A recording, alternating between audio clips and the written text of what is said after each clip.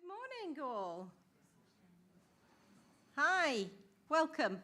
My name's Ali Aries. I'm chair of the Physiotherapy Research Society, and it gives me huge pleasure to welcome you here today for our PRS conference, which is titled Creating a Culture of Change. This is the 40th PRS conference, which I think is a huge achievement over the years. So physiotherapy research has been ongoing for quite a long period of time, and it's a great pleasure to chair the committee at this present time.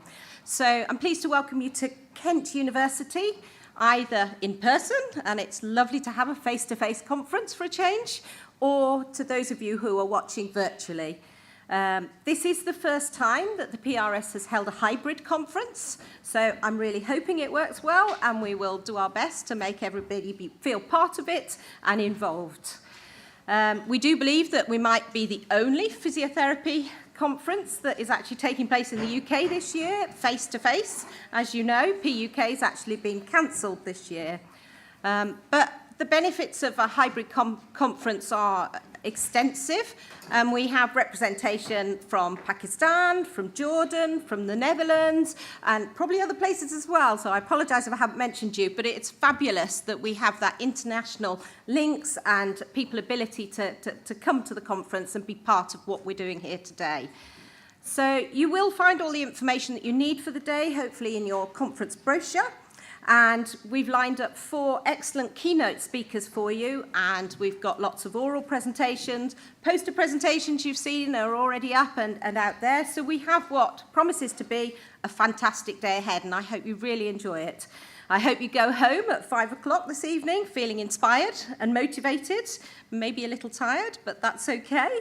And we have tried to build in breaks to enable you to enjoy that and also have lots of networking. So we've tried to keep like the lunch break long so you can see the posters and you can network and talk to each other, because that is so important, and obviously enjoy the lunch as well. We are conscious that we're in Ramadan and that some of you might need to take additional time out from the conference. Please feel free to come and go as you need to.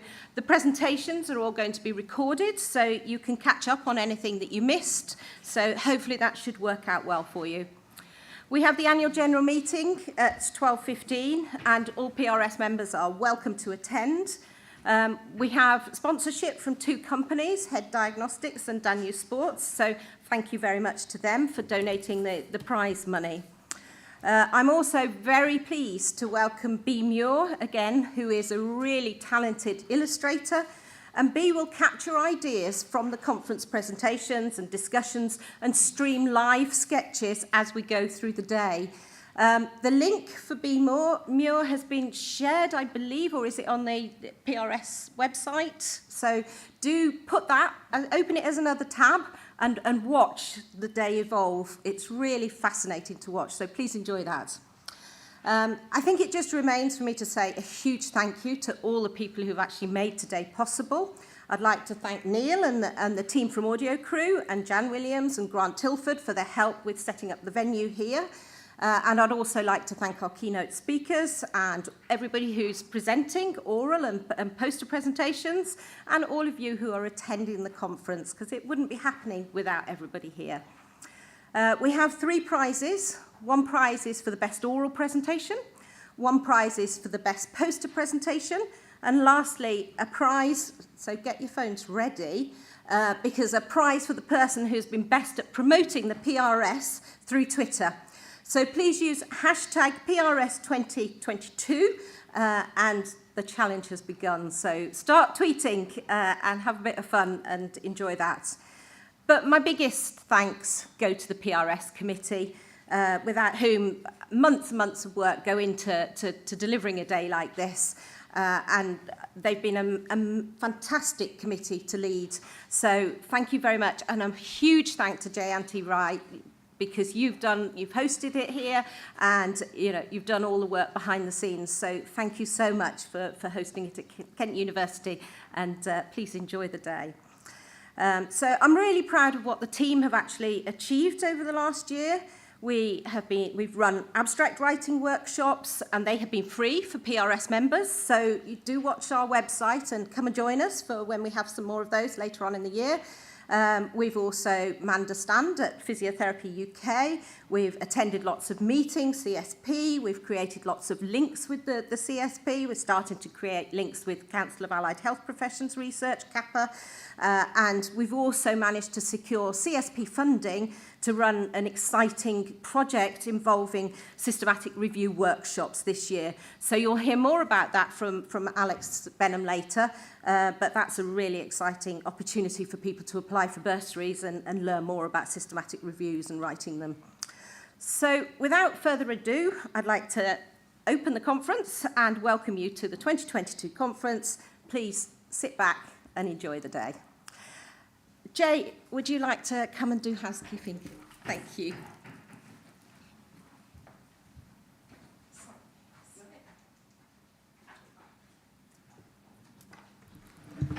Hi everyone, welcome to Kent. I'm really happy and pleased to see that everyone is here, whoever has signed up for the conference. A huge thank you to the University of Kent and audio crew for hosting and supporting this conference. It's been a long journey because 2 years we didn't have any face-to-face conference. And the reason why I hosted this conference, because this was supposed to be in 2020, but COVID didn't allow us to happen. So we thought this is a great opportunity for us to ensure that in Kent, we invite the people who are into research and see what they're doing in their own organizations and create a culture of change or improving or increasing the research capacity in the Kent. So before I start anything, I just wanted to tell a little bit about the housekeeping. There is no fire alarm testing plan, so if you hear a fire alarm, that's a real one. Fire exits are just behind you and 2 fire exits right and left. There are ladies' toilet on the right-hand side on the first floor and the left-hand side on the first floor, and there are 2 toilets downstairs as well. And there are water bottles behind. K Lounge is open for you if you get tired and want some peaceful time downstairs. You can go and sit down. There is another room for you next door if you want to go and do some kind of private work or just relax or you want to read something. So there's enough space for you. Try to meet people. Try to network as much as you can. And if any concern, do let us know. We have volunteers here today, Shubhra and Honey John. So if you have any questions, ask them. So I'm going to briefly tell about my research journey in Kent. I have been in Kent for the last 12 years. And all I have started, when I started, I think it was about 2013. I started my MSc, and since then, I think it's been a huge learning curve. I started with doing portfolio studies, so doing national studies and hosting in my organizations, then done some fellowships and internship, and now I'm doing pre-doctoral clinical academic fellowship. I worked in the 3 or 4 NHS organizations in the Kent, right from the band 6 to band 8. And what I felt was there is not many organizations which has a proper research structures for AHPs to develop. So now AHP strategies for AHP has been launched, and what we're trying to understand is that where we can find the best architecture and how we can drive that forward. So one of the things, creating a culture of change is changing and shifting the attitude within the profession as well as within the organization and the departments to ensure that they become more friendly and supportive, and also see what the professional networks can provide. So my role at the moment with NHS England and Chief of Allied Health Office is looking into the strategies and see if we can use our experience to lift the research profile. And Andrew, if you can just move the slide a little bit more. I couldn't have done all this without David Stevenson's help, who is Deputy Director of the East Kent Hospital. And David has been with me since my NIHR internship and till today with my pre-doctoral clinical academic fellowship. He chairs multiple international societies for research. He's also Deputy Director of East Kent Hospitals. And he has been a leading example of the research leadership in the region. Within the 3 NHS organizations in the Kent, he has managed to influence the policy and strategies. And I'm really pleased to invite David Stevenson for his presentation.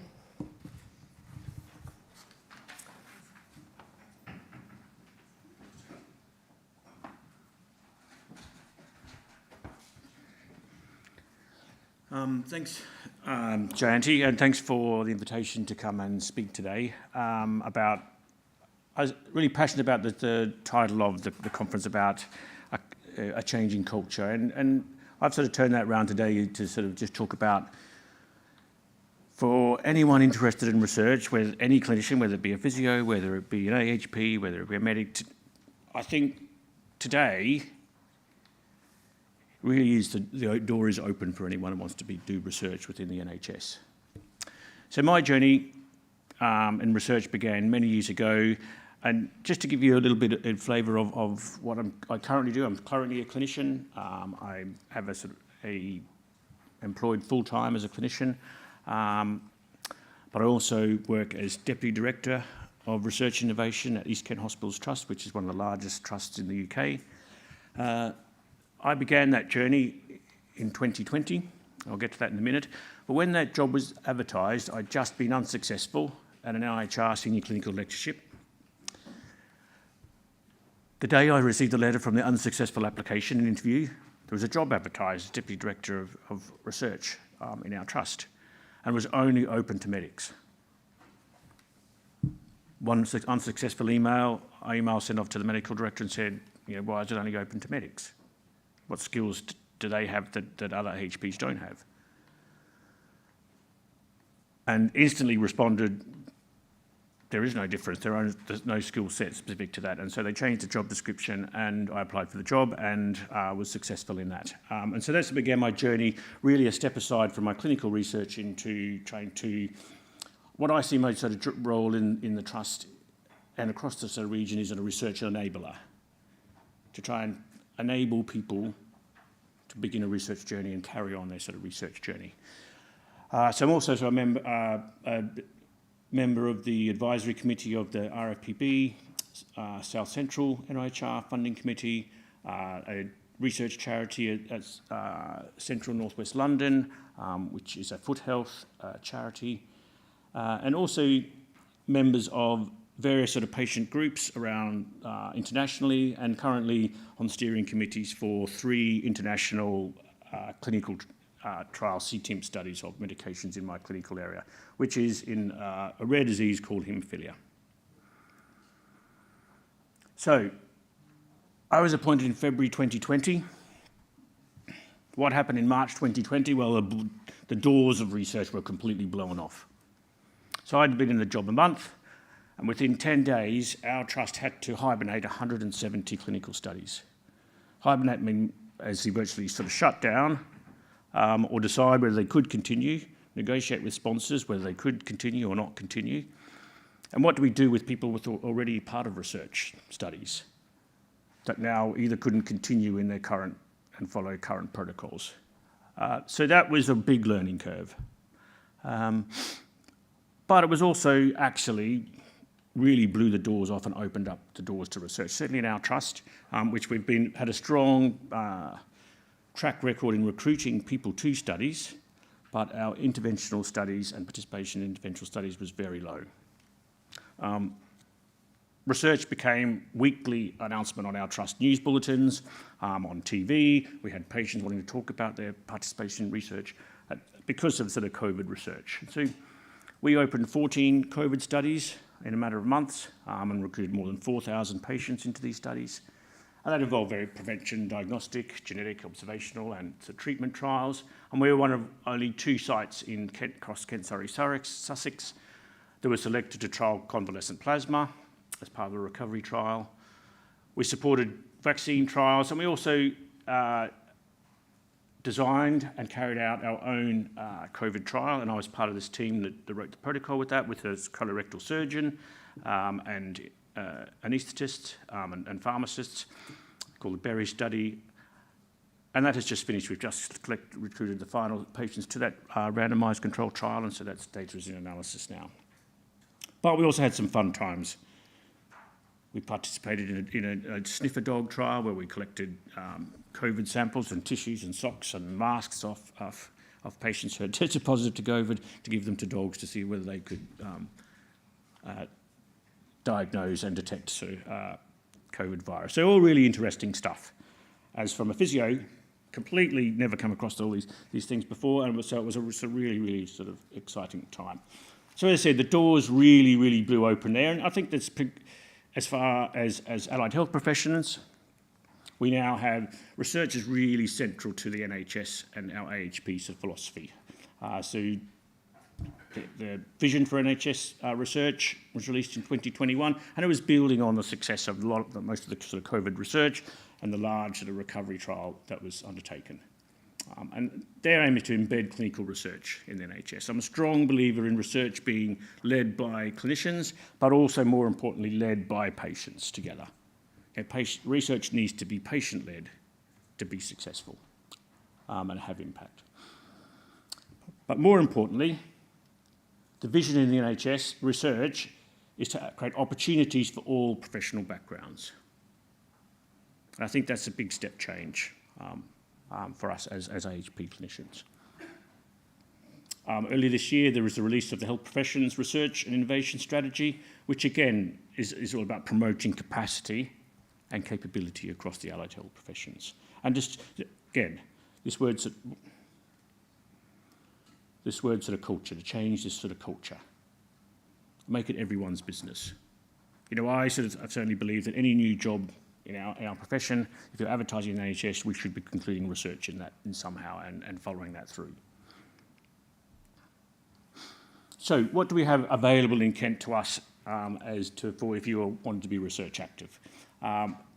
We have recently established in 2020 as a result of sort of COVID and all collaborating together, the Joint Research Collaboration, which is a collaboration of primary and secondary healthcare organisations and university institutions, multi-professional organisation, with the aim of increasing research capacity, attracting large funding, attracting collaborations and strengths and identifying strengths in the region.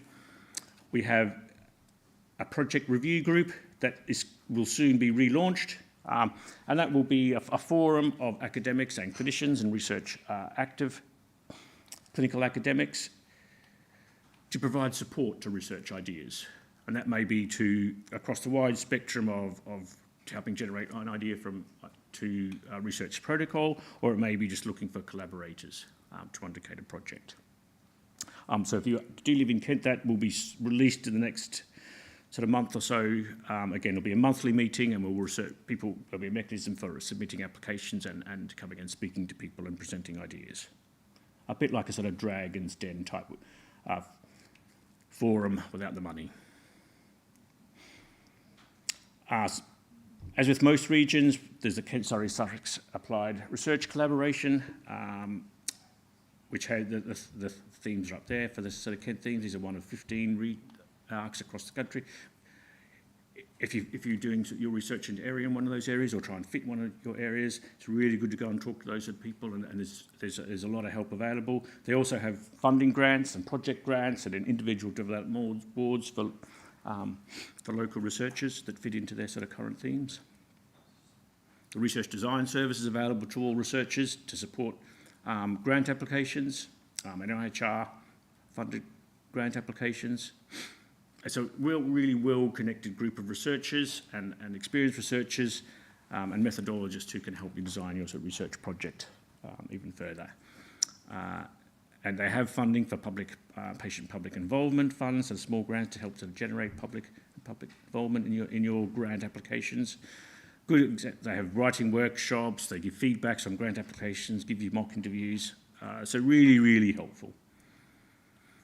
The University of Kent, the Centre for Health Service Studies here runs the ICAP program and bridging scheme available to nurses, midwives and non-medical allied health professions. Again, the university here has been running that for 5 concurrent years now, and we've had many AHPs sort of run through that. And an example in the room, Helen Oakes here is a local clinician, went through that program and is now sort of doing a PhD. And I think we've had three interns from the cohort over the last 5 years go on and get to do their PhDs, and also I think 2 have gone on to get NIHR funding. So I think that's a really sort of good, successful program. So, and then also that we have CAPA, which is across the Kent, Surrey, Sussex region. So what about at East Kent? What about my organisation? What do we sort of have in place? Well, we've got to create a new vision in that trying to put research at the heart of everything we do, trying to embed research in every sort of clinical practice. We know research active organisations have better health outcomes for their patients. Even those patients that are not in trials have better outcomes if the organisation or the department is research active. And if you ask patients, more than 80% would like to participate in a research study. So why is we as clinicians not offering all our patients that opportunity? We have to embed research as part of our clinical practice. We currently support 135 studies across 23 diverse disease areas, and 50% of those studies are interventional studies. The shift change in moving from observational studies to more interventional studies, trialling new treatments or therapies. And as a result of our activity in COVID, Jess Evans, our director, and myself were successful in bidding to the Trust for £1.6 million to develop a new clinical trials unit based within the NHS and a research facility, and that's currently in development now. So it's if you're a clinician in East Kent wanting to do research, a really, really, really exciting time. So we offer some research innovation catalyst funding. We have a Dragon's Den program that runs 2 or 3 times a year where we offer small pockets of money, £7,500 to develop a little pilot study or some seed funding, pump priming. We also write development awards for some skills training. We employ a statistician at an ad hoc basis. We have established a new data manager to help set up databases for research studies, homegrown research studies, and working with the RDS as part of our new sort of clinical trial sort of setup and structure. We'll get protocol and methodological advice. And one of the key actually posts we've put in place in the Trust is what we call a research facilitator, who's employed to support people from their initial ideas and point them in the right direction. And that has been a real step change in assisting people to move from their idea to actually getting something in writing, something down, and the protocol and ethical applications and collaborators in place. So my journey, like most people, has evolved. You've got to persevere, you've got to show resilience, but actually you've got to be flexible and adaptable. The path you think you might take might not happen, but there will be another door. Closing one door means another door will open. And my journey over the last 2 or 3 years has changed drastically from where I was if I had gone down and was successful at a clinical lectureship area. But actually I've been able to do most of the things I set out and wanted to do in that sort of process without that. So I'm a absolute fan and believer in the NIHR family, but there are other ways, and don't ignore those. Always collaborate, always ask for help, but also show your appreciation for the people that sort of help you. It's really so grateful for that. So if anyone sort of has any questions, or have we gone over time on speaking, please do. Any questions for David? If you do, we do need you to use the microphone. So don't be hesitant in coming forwards, but just so that it will stream properly, we will need questions on the microphone, even though we can hear them within the room. So any questions at all? I personally thought, you absolutely hit the nail on the head. It is about finding a way forwards, and it isn't always the way forwards that you are expecting. And we do get setbacks along the way, and I can absolutely understand that. I'm in that situation right now, so I'm going to find a new way forwards as well. But I think you're right about the networking, the collaboration. You can't underestimate that. And actually building what we're building within the AHP field is fabulous. And we hope as a society to be able to support young researchers coming through, just like you have, and find those opportunities so that we can get those steps on the ladder and move forwards. Any questions at all for David? So this is going to be a fast-moving space in terms of, research is forefront at the minute, and if you want to get on that train, it's already moving. Yeah. So be flexible, be aware, have your pitch ready, because it'll come when you don't expect it. And if you want to get on, you need to, the door will close pretty quick. Anju. Hi, thank you so much, David. My question was around the next level, where we're obviously developing this talent, we're giving them the skill set. Have you got any ideas or a vision going forwards on how we help retain some of that staff when they come back? So following their sort of NIHR fellowships, what can we be doing as managers, or if there's any ideas or concepts that you might have there? Is it just about grant funding, or are there other ways we can try and keep them within a clinical service and not just into academia? That's my question. We need to support them, and we need to give them space to develop. But we have to do that in a way that supports, clinical practice as well. And I sort of firmly believe that if you're treating a patient, there's no reason why you can't be participating in research and collecting data for a research project in the same way. Yeah. So it's giving people the space to explore their ideas. There might be 2 steps back in time and resources, and I know where the NHS is full on if you've got targets and performance, but actually, if you play in the long term, performance and outcomes will improve if you give people a space to learn and explore what they've learned already. They've got a vast number of skills. Anyone, we all know if you've done research, you've done a doctorate, or you've done a fellowship, you have a very adaptable skill set. And it's giving people the opportunity to sort of find what their skills are. Not everyone will have the same skills, so it's actually supporting them to find those. And that's what I sort of truly believe in, enable them to find their path. Thank you. Any other questions at all? Well, perhaps it just leaves me to say thank you very much. I'd like to give you a little something for joining us today. And thank you so much for your talk and inspiring us to find a new way forwards and be successful in research. So thank you.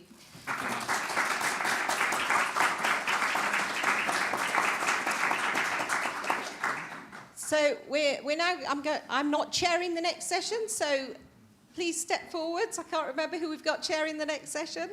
So Caroline, do you want to take this microphone? And Sam? Okay, so yes, yeah. So it's David Keene. So it's your talk. Sorry, my mistake. And who's introducing David? So we did think about Leanne last night, but I don't think you actually know. So we haven't communicated that very well, have we? Give me the brochure. Sorry. I could introduce myself. It's going to be you, Nathan. I should make you stand up and do it, Nathan, shouldn't I? So it gives me great pleasure. It wasn't supposed to be me, but it's now giving me great pleasure to introduce Dave Keene, who joined us last night. So it was nice to have you at the meal with us last night. David is a clinical academic physiotherapist specialising in the development and evaluation of complex interventions to improve the management of musculoskeletal injuries. You're a university lecturer, aren't you? And an advanced practitioner in trauma and orthopaedics at the Royal United Hospitals Bath NHS Foundation Trust. You've also got experience of holding an NIHR postdoctoral fellowship. I've got the doctoral fellowship experience. So between us in the room, there's a lot of people with a lot of experience. So pick our brains in the networking, in the breaks and things to find out more about how we can move forwards with some of these ideas. Dr.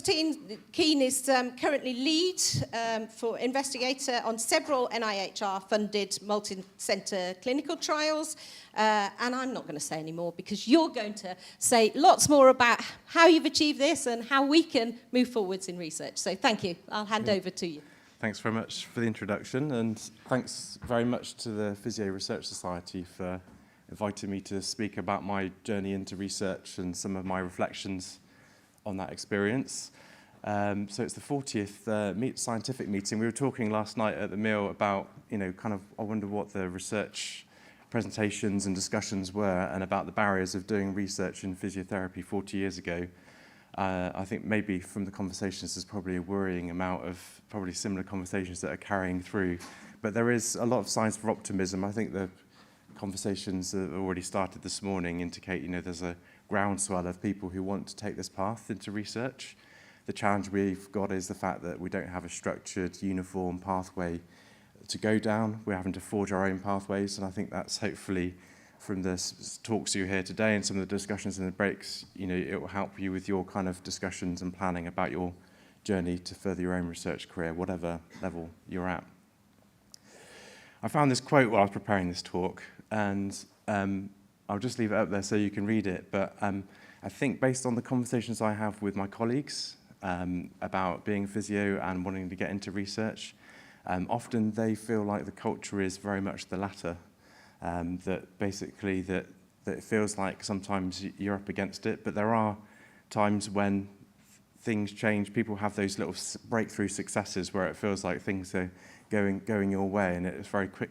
You can quickly build up momentum when that happens, but it's a question of, do you have to wait for the culture around you to change, or do you have to kind of find your own way through it, or most likely a combination of those things? I'll come back to that at the end. So for my personal journey into research, the seeds were planted really at my undergraduate degree. Some of the lecturers that really inspired me also seemed to be keeping a pipeline of their own research going, and I always found their lectures really inspiring. The fact that they were sort of highlighting the fact that they didn't know everything, and that they were trying to find out the answers to some important questions. And I went off to practice then. I did about 7 or 8 years as a physio at the Bristol Royal Infirmary, a big teaching hospital, lots of training. But I think probably what drives a lot of people in research, was certainly my experience, was that I kind of would go to different seniors with a problem patient or an idea for how I might treat a certain condition. And I would always be met with 2 very certain answers on how you should approach something, but the 2 answers were sometimes like polar opposites. And I was like, how do I reconcile that? And I had these rotations where I'd have split mentoring, and in one session someone would say, well, you need to approach it this way. And then I'd do it by being watched by another senior member of the team who was like, that's absolutely the wrong way. And I started to think, well, how can we can't all be right all the time and be doing completely different things. So I did start it fueled my interest to look at research, and I kept on seeing this kind of, we had these journal clubs where we would get a paper, everyone would trash it and say, great, I can move on now, I don't have to change my practice. And it really made me think, well, actually, the research, some of it isn't all bad. There's actually some really good stuff out there, but there's always going to be limitations. And I felt like to have those conversations and to further my practice, I needed to go and do a master's degree. That wasn't something that was very easy to get into, and in fact, I almost didn't go down this path because a lot of my senior colleagues had done their masters very much at an advanced stage of practice, and they were saying, well, why do you want to go off to do that? They were all sort of did theirs when they were sort of 10, 15 years qualified. And I'd had some advice when I was about 2 or 3 years qualified, where it was like, you need to wait till you're really experienced clinically before you go and do a master's. It was seen like a pinnacle of way of going in your clinical practice. And I took that advice on board because I very much took everything from my seniors as being sound advice. In hindsight, I wish I'd kind of gone down that pathway a lot earlier, because it very much provided the foundations for me to think critically about my practice, and it also was where I got triggered into that interest about getting into research as a career. Before that, it didn't seem like a career option to me. There was no one around me that was doing research as a job, if you like. It didn't seem like a career pathway.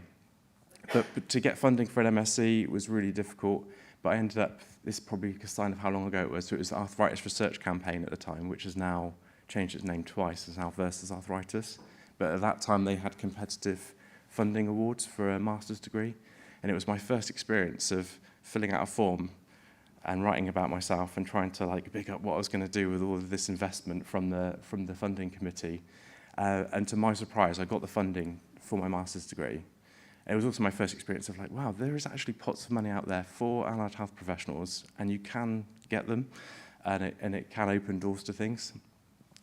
So I did my master's, and it was very quick into that where I started to sort of become aware of some of the big scale research that was going on in physiotherapy that I just was not on my radar at all.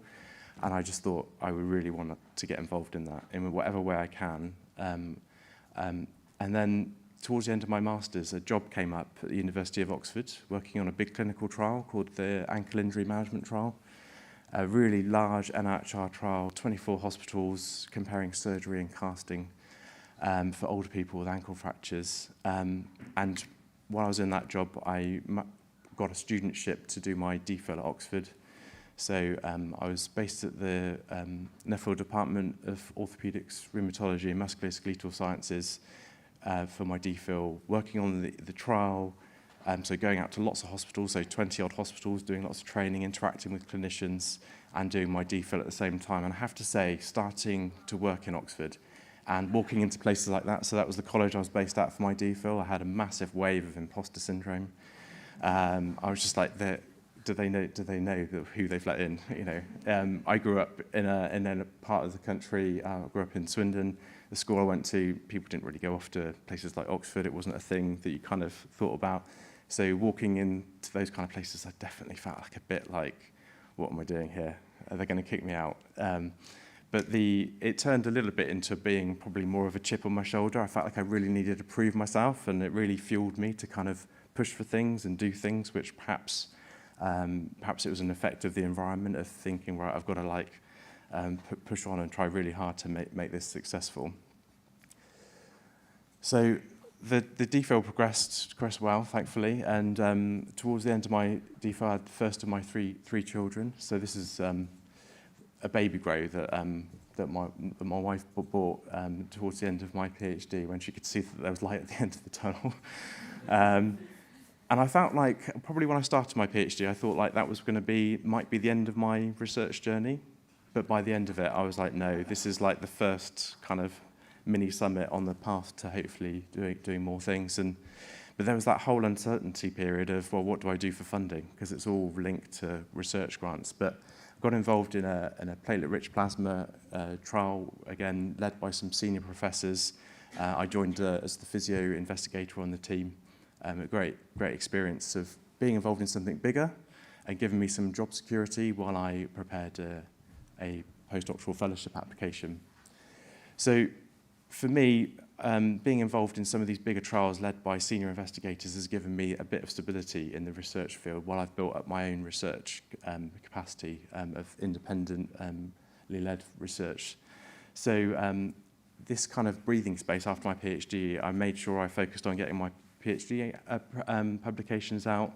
I was involved in disseminating some of the trials I've been involved in, which were great opportunities to learn how to write and get lots of feedback, a lot of feedback.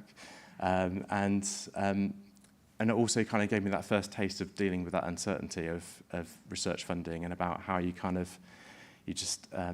it's really tricky, because at that point I was thinking, well, maybe I should go back into full-time clinical practice, because it felt like a more secure job pathway. But I thought, I don't want that to be an active decision. Maybe it'll be something that happens that I don't have a choice. But I thought I just got to try and make the pathway as successful as possible.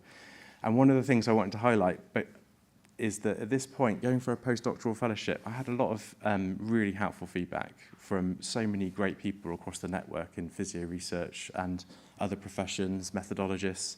But I also had some, what I think is pretty bad feedback. You know, I had genuinely very senior people saying, so you're going to go for the research fellowship pathway, which is open to all professions, like the doctors and the dentists, as well as everyone else. Why don't you stick to the one which is more for the nurses, midwives, and AHPs? And I was like, okay. And they were like, you know, and other people would say things like, well, you want to do a trial on exercise for older people? It's not very exciting. We're like, okay, very senior person who'd like to be like someone who's on the panel. But I have to say, it did change the way I wrote my application. And when I got to interview, it was probably out of body experience, trying to push forward how important it was that we invested in rehabilitation. Maybe if I hadn't had that slightly awful feedback that was a bit disconcerting, I probably wouldn't have pushed so hard to make the case for why we needed to invest in research in our field. But it was also a sign, and something I share with people, to say, like, you can't listen to all the naysayers and the difficult feedback. You're always going to get some critical feedback you have to respond to and absorb and respond to. But there are others where you'll just have to use it, and hopefully to fuel you, to prove that you can still do it. So I got my postdoctoral fellowship. So this was the game changer for me to build my independent research. So I started an ankle fracture feasibility trial, got to work with a big network of clinicians to develop an intervention, and then worked with colleagues. And this was also one of those first experiences where I realised some of those barriers that are going on for everyone trying to get into research as an AHP. So one of the 6 centres that took part in the feasibility RCT, they'd never, in that trust, really big teaching hospital, never had a non-medic as a principal investigator for a multi-centre study. So I had to phone the head of R&D and kind of try and negotiate that it was going to be okay it was safe hands. Physios can lead trials. We can deliver successfully, but it also meant that there was a lot of pressure that we recruited well in that trial at that hospital.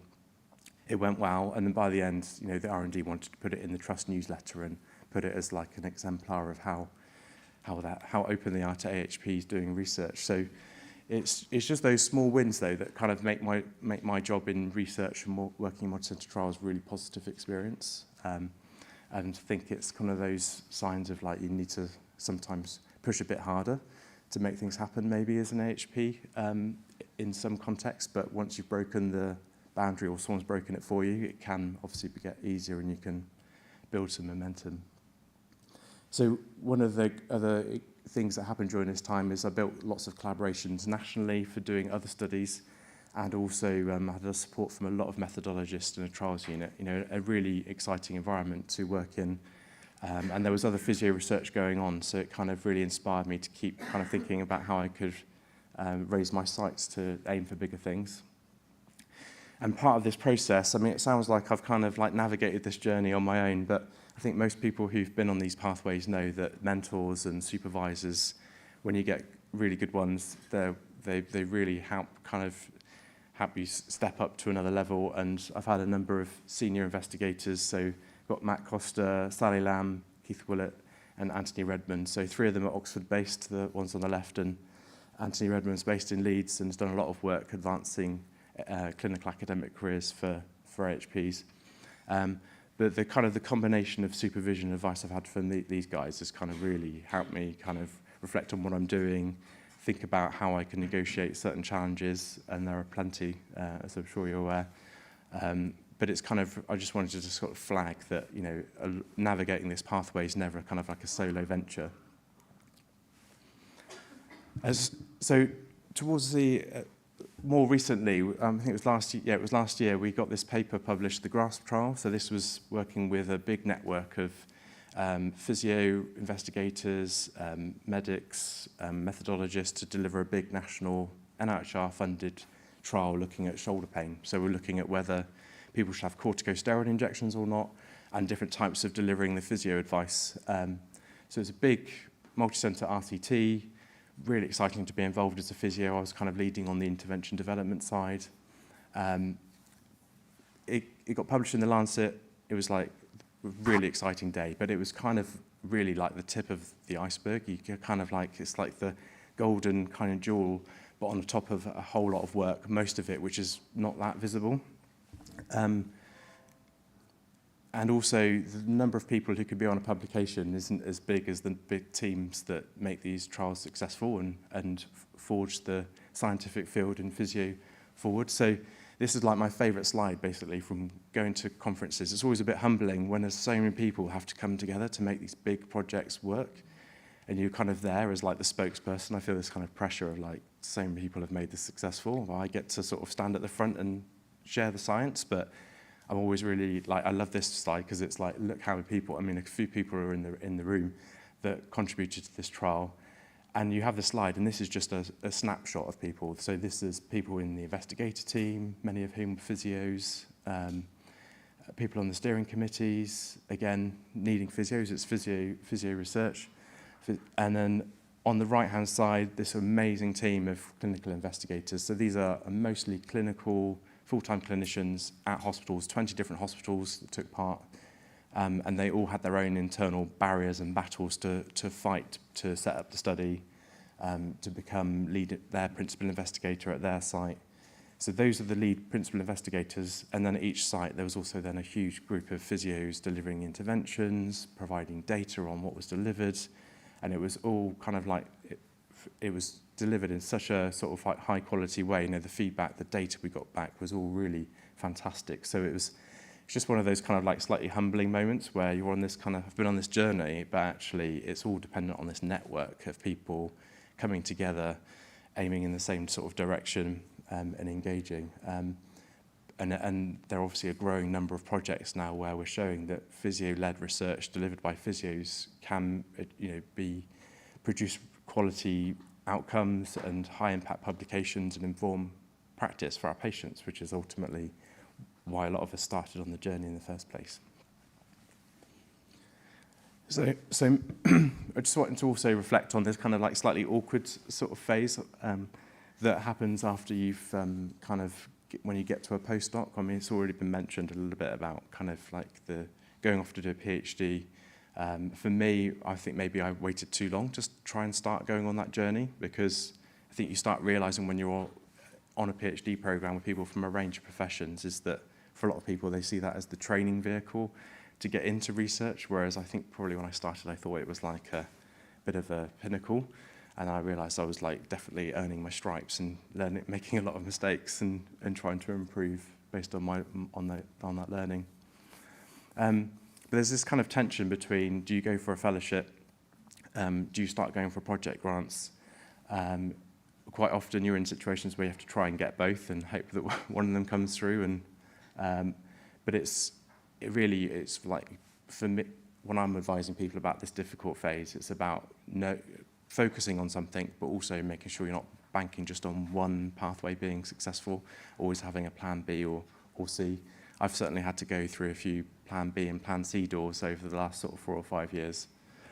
There's also this kind of uncertainty if you're in research about the contract side of things. So like quite often as a postdoc, you're on sort of like 1 to 3 year contracts usually. If you get a fellowship, it might give you 4 years, but there's always this looking to the next project that's going to keep the momentum going in your research career. And I think that can drive a slightly unhealthy focus on, oh, I've got to just like keep working all the hours. I've had conversations with some people last night already about kind of like that challenge of, you know, the more time you put in, the more you'll produce, the more you'll write. So there's this kind of like, it's not like, for me with clinical practice, I do take home kind of like difficult patients home in my head, but it's kind of like in the background, whereas sometimes with like research stuff, it can be like, oh, if I work on this evening, I'll move that forward a bit more. So I kind of have to, over the years, and I've not always been good at this, but I've tried to now get into a much healthier routine of like trying to set times when I will and won't work, protecting my weekends, family time, making sure I don't work late evenings. But there was times when I was in a bit of a negative cycle of thinking, I've just got to keep working more. The more hours I put in, the more I'll get. And then the problem is then if something doesn't go right or you get a rejection, it can be a bit like, what am I doing? So for me, to maintain my resilience to the knockbacks and the declines and rejected grant applications, I think getting that work-life balance right for you, and I can't tell you what's right for you, but I've had to sort of work out over the years kind of where my balance is to keep it all in sync. It doesn't always work consistently, as people around me will contest. And I've also tried to maintain some clinical work. So I work in the University of Oxford full-time pretty much, but I have a session on a Monday where I work as a clinician in the local hospitals where I live, the Royal United Hospital in Bath. And so I've got quite a focused clinical role. Well, I research, I do a range of traumatic and musculoskeletal conditions, lots of different types of trial. But for my clinical work, I work in foot and ankle clinic. So it's quite a focused role. So for me, because I'm not working lots of hours clinically, I quite like the fact I've got quite a focused role working in the orthopaedic clinic and in the physio department. And there's a little bit of an overlap. So when I started in the trust a few years ago, there was no research physios in the trauma orthopaedic or MSK rehab space. So one of the first things I did was start filling out application forms for getting a research physio post funded through the R&D department, which we got funded for a year to start off with, and now it's being maintained because we're now recruiting to a large number of portfolio studies. And it's kind of like also now started that momentum building. So now people are starting to see research as a career option in the trust. So now people are starting to apply for fellowships and get on that pathway. And it feels like I just sort of started the ball rolling because people wanted to get involved in the trials. Not completely selfless, I run trials, and now we're recruiting to some of the trials I'm involved in and lots of others that colleagues around the country are leading. And you can kind of see how now it's kind of they're feeding off of each other quite naturally. I'm not there most of the time, but we're starting to build a research strategy, and it feels like the momentum. It feels like I just sort of did something quite small about filling out some forms, getting some funding in, supervising someone, but actually it's just starting to grow and get bigger on its own, which has been really exciting to watch. So coming towards the end, so at the moment I feel like it's taken a long time, but momentum is starting to build. So I've got 3 RFPB grants funded now. So the feasibility study I did in my postdoctoral fellowship's now running as a full trial in setup, and I've got 2 other feasibility trials that I'm leading. But also, I've been talking about physio research, but ultimately I've benefited a lot by working with surgeons and medical colleagues. I'm a co-applicant as like the physio investigator on a number of large-scale randomised controlled trials, working with a number of different surgeon investigators. And I really like that work of being involved in that multidisciplinary team and working with the trials units and the network of clinical investigators and clinicians around the country to kind of make these big trials work. And I also increasingly am now shifting my focus of trying to make sure that the next generation is supported, and so I kind of try to contribute to the community of support that I've experienced and benefited from.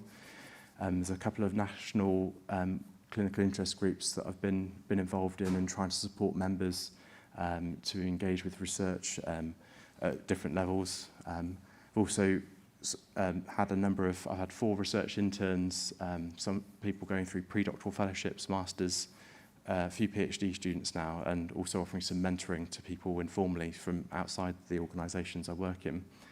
It sort of keeps, obviously, things really busy, but this sort of work, I really enjoy it, and seeing people come through the system and getting NIHR fellowships and things like that is one of the really rewarding parts of my role now as I become a bit more senior.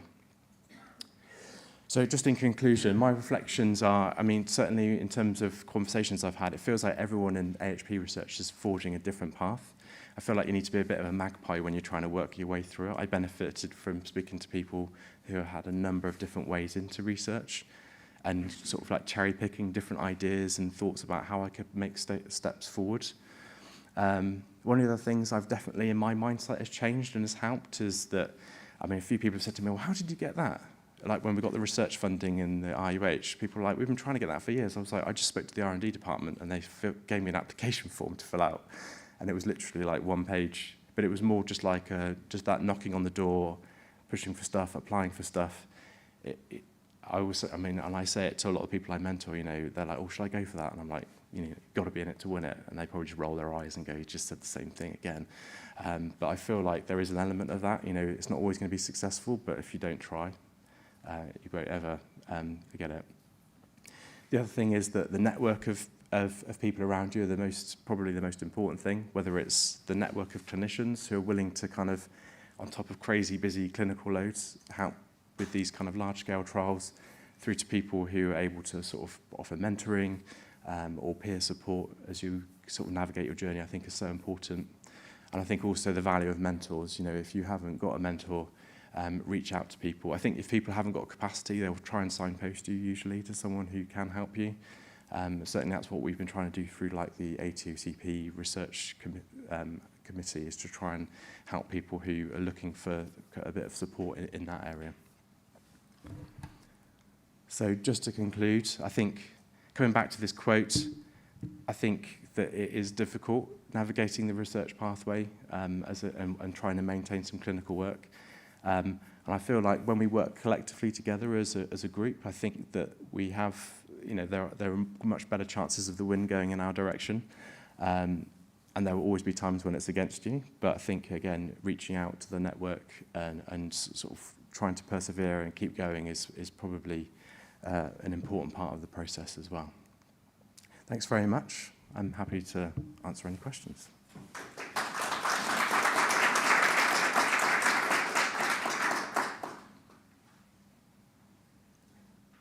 Does anyone want to kick off with a question?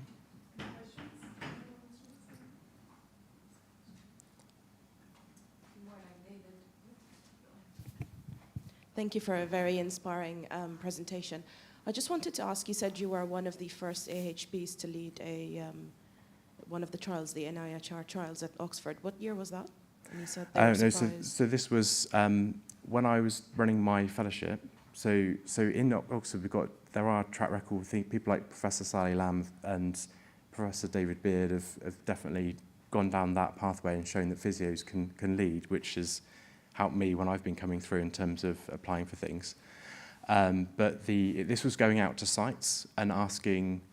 So clinicians would come and say, this is great, yeah, we'd love to take part in this trial, but we haven't done a portfolio trial before. I'd like to be the principal investigator. The whole physio department's on board.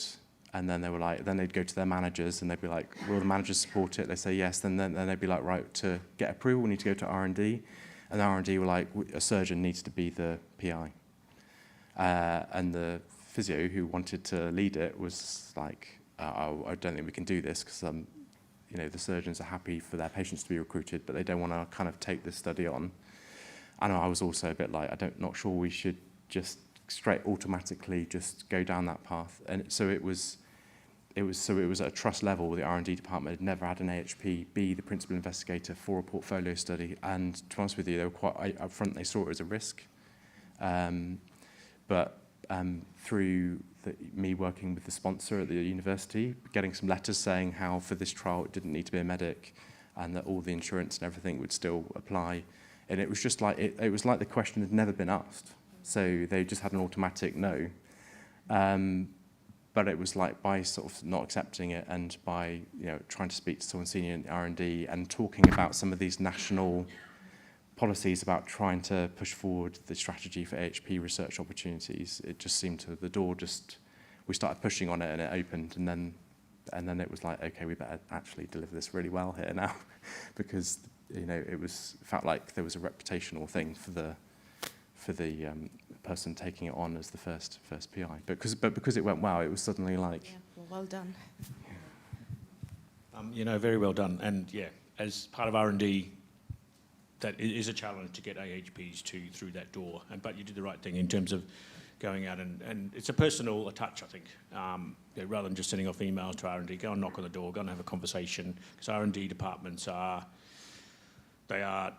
neck high in governance, and that's the way they operate. But they're just in terms of helping other clinical researchers, there's the associate PI scheme that's now available through the NIHR. So if you're participating in a portfolio study, you can apply for the study to be on the associate PI scheme, and the local PI, the clinician collecting the data and running the study on that side, can get a certificate, and some add to their sort of CPD to sort of verify that they were supported by the lead clinical team to be a PI. And I think that those sort of things will sort of grow, and making sure that people get those is really important.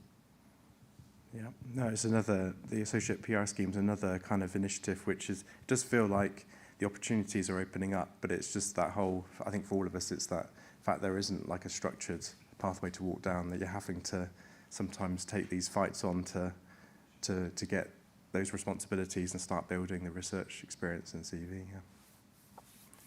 Any other questions? Hi, thank you so much for that. It was really insightful to hear your journey through research, and it talks about the various paths that everyone's travelled to get there. I just wanted to ask you talked about MDT working and collaborating with different members of the MDT in research, and I just wondered if you had any pointers or insights on that to help people who are looking to work more in developing research with other members of the MDT? Yeah, so it's a good question actually, because I think that probably before I started on my DPhil journey and working in multi-centre trials where they're run by a team of people from a range of clinical backgrounds but also research backgrounds, you start to realise how kind of in research the dynamics are very different to the clinical setting. So I came very much like in a hospital where there was definitely that very established hierarchy clinically and that power imbalance, and I was sort of like, I found that kind of quite tricky to negotiate, and I thought when I started working in that environment with these sort of very eminent professors of surgeons, I thought, wow, that's going to be a power imbalance that I'm going to find really difficult. But actually, in the research field, I'd say that reaching out to some of the people from other professions, medical professions, actually been where I've received some of the best support and advice about getting on to the next level. So I would say the main thing is don't feel like, if you see some very kind of leading person in medicine or surgery in your field, that's doing a lot of interesting work related to what you're interested in, don't be afraid to reach out and contact them. And don't be worried. I mean, the worst case scenario is their inbox will be so full that they don't ever respond and it just like goes into the ether. But actually, I've found most people will respond, and it's amazing how much time people will give you to kind of help you get onto the next stage in your planning and in your journey. I remember one experience of Ian Chalmers, the head of the Cochrane, set up the Cochrane collaboration. Someone who I just saw as being like out of my sphere of being able to speak to, and someone just mentioned that he'd written a book about testing treatments, and it was all about ankle injuries. And I was about to do a systematic review, and I just wrote a random punt email saying, I saw in your book that you were talking about ankle injuries and the fact that why aren't we doing trials and these types of things. And he got me down to his offices, the Cochrane Centre, and I spent an hour and a half talking to him about evidence-based practice and systematic reviews, and he signposted me to like 3 other people who were then really helpful in my research.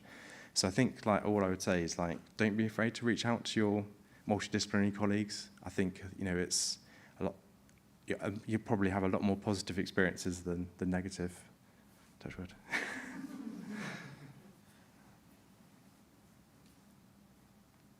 Okay, any others? No, I think. Any other questions at all? It's off.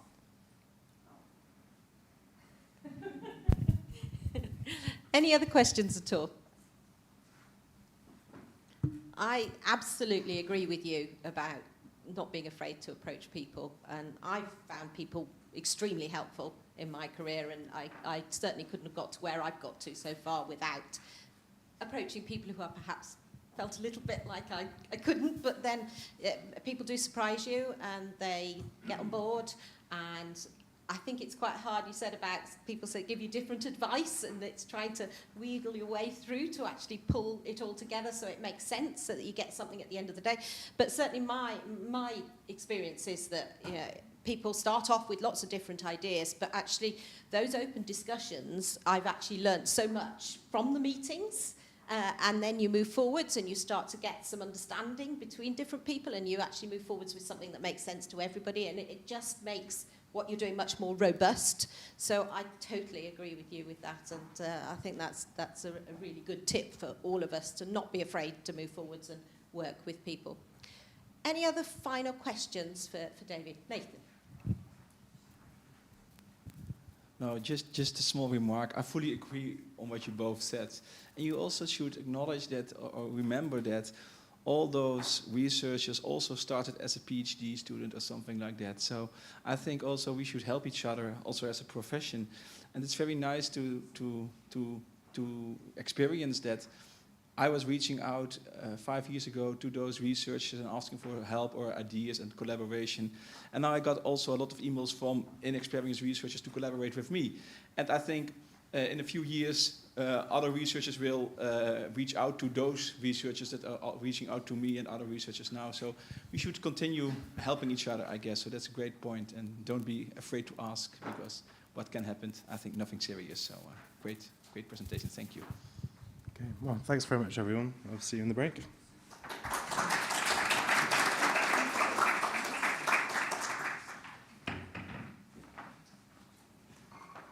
So, you've run away.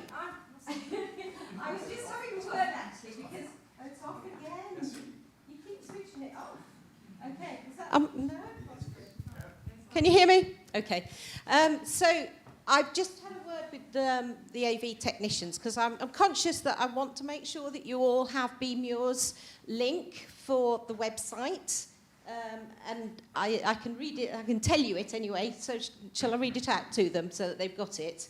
And then we're going to put it on screen, and you can actually watch the illustrations developed for the day. So if anybody's quick enough, it's the HTTPS, obviously the colon and the / bit, Picarto, which is PICARTO.TV, that's in a last TV, / B as in a B, just as in B for What's the B in the alphabet? I don't even know. Beta, there you go. BMURE, which is MURE, / capital PRS conference. And the guys are going to hopefully show us some slides during the day of the work that B is doing. But if you actually go there, you can actually follow the illustrations, and already there's a fantastic page of illustrations. So it's great fun to watch the development. And I have put it on Twitter too, haven't I? Leanne? Ooh. I will, could you not view it? Yeah? So Lee's managed to get it on what I've just said, so.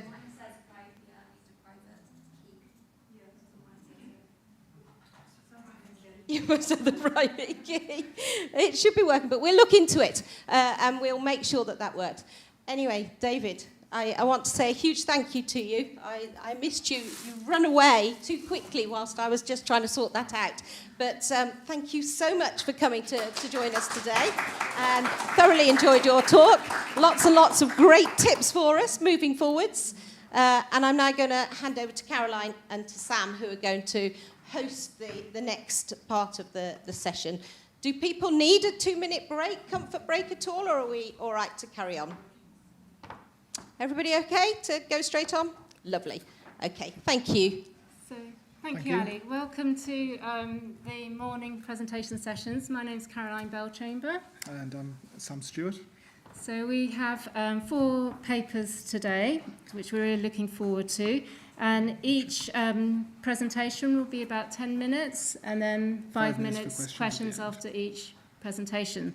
So I'd like to warmly welcome Tina Hagigi to start with, and she's doing her presentation on physiotherapy students' experiences during practice placement in the United Kingdom. Is she here? Tina's coming. Tina, yeah. I think that'll be awesome. I think there's a clicker on here for you, Tina. Okay. Can I do a test? Perfect.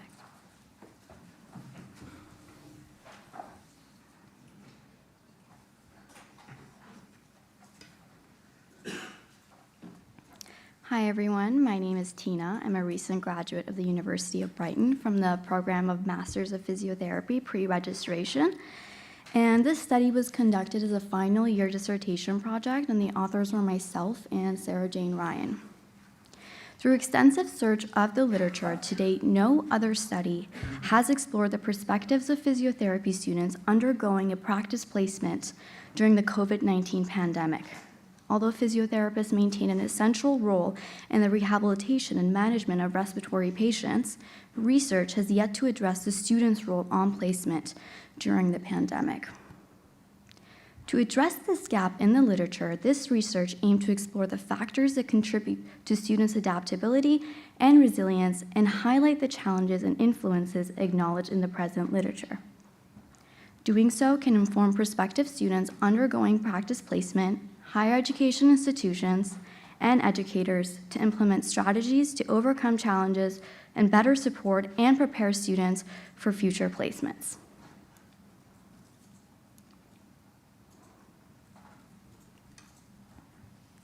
Following an ethics approval in October 2020, a qualitative approach was used to meet the aims of the study due to its in-depth exploration of the subject from the participants' perspective. The inclusion criteria of the study consisted of participants who've had experience working with at least one diagnosed symptomatic COVID-19 patient during their practice placement. 4 MSc pre-registration and 2 BSc physiotherapy students responded to the recruitment announcement to participate in this study. Purpose sampling was used to ensure that the participants had knowledge and experience regarding the phenomenon of interest. Semi-structured interviews were conducted and recorded on Microsoft Teams. The interviews consisted of 7 open-ended questions. Inductive thematic analysis was the approach used to analyze the data. Stages of coding and analysis were utilized, and a color-coded sticky note system was adopted to categorize the themes and the sub-themes. A reflective approach was also used throughout the study to develop reflexive awareness of the researcher's own assumptions and acknowledge the decisions made in the methodology process that have influenced this study.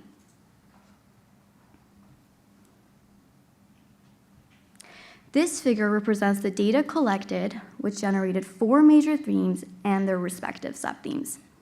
The first theme, adaptability to the unknown, included the subthemes of adaptation, frontline anxiety, and comfort and personal safety.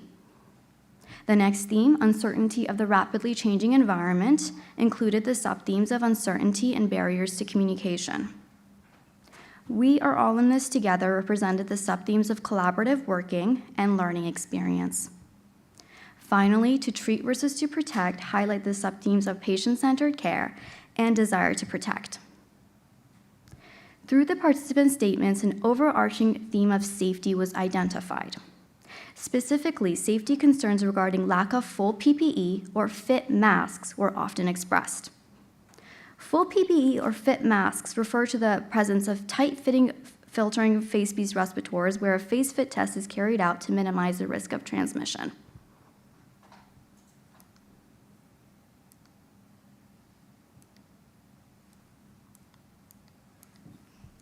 Adaptation was a prevalent theme in all the students' experiences. Initially, most students reported feeling anxious regarding treating COVID-19 patients and infection control protocols. However, those feelings were said to have subsided once they progressed in their placement. Students reported that resilience and flexibility were facilitators in this process. Uncertainty surrounding the constant changes of infection control protocols resulted in the students feeling anxious, frustrated, and overall concerned for their safety. Specifically, most students described seeking mandatory guidelines for PPE to feel safe due to the constant changes of protocols. Most students expressed feeling supported by their higher education institution and practice placement setting. They also described a sense of belongingness that had not been experienced on previous placements. Physiotherapy students were frequently challenged between the desire to protect themselves and to provide the best treatment for patients. They expressed a vast concern to protect their friends, family, patients, community, and themselves. Students took active measures such as wearing double PPE to ensure their safety.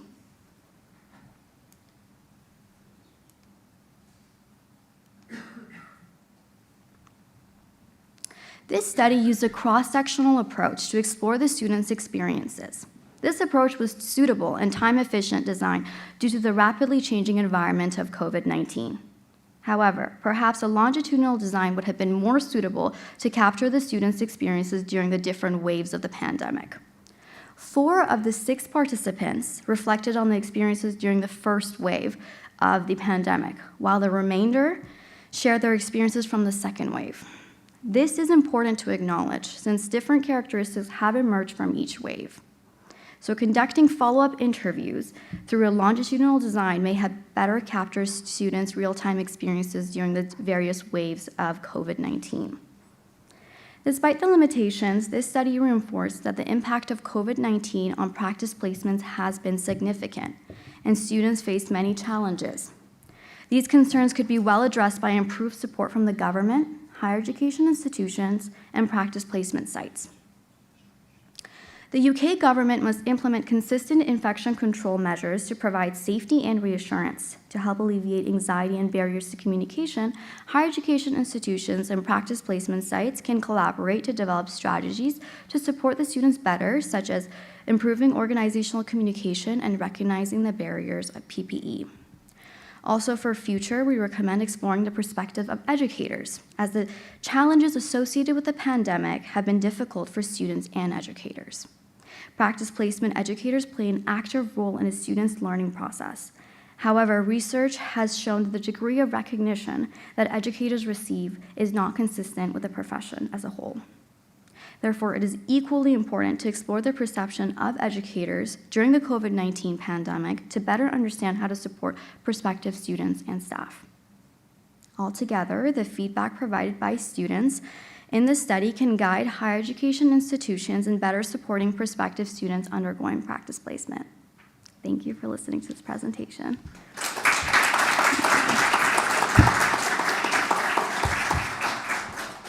Thank Tina.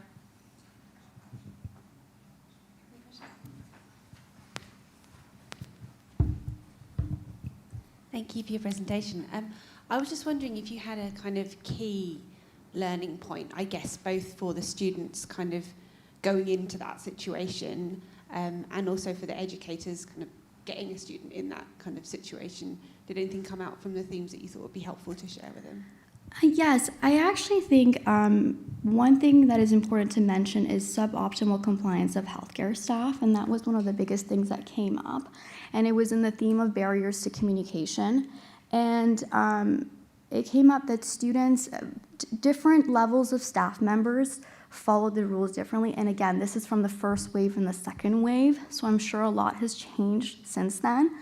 But that led to the students feeling anxious and not being able to communicate this with their educator or their placement supervisor. And I think just being able to kind of, I believe this stems possibly from hierarchy of power, which we discussed in the paper as well. And if we can kind of open the lines of communication more and reassure students that you're not going to fail if you feel uncomfortable and if you want to speak up, because it did come up a lot that students saw certain things and regarding the PPE protocols, and they did not feel comfortable speaking up because they thought that they would get the person in trouble, they would be in trouble, or they would fail their placement. And it personally happened to me as well. So just being able to open that line of communication and making sure everybody follows the rules and it's consistent, and certain staff members, aren't wearing different PPE compared to other, and yeah, just being consistent and providing reassurance. Thank you.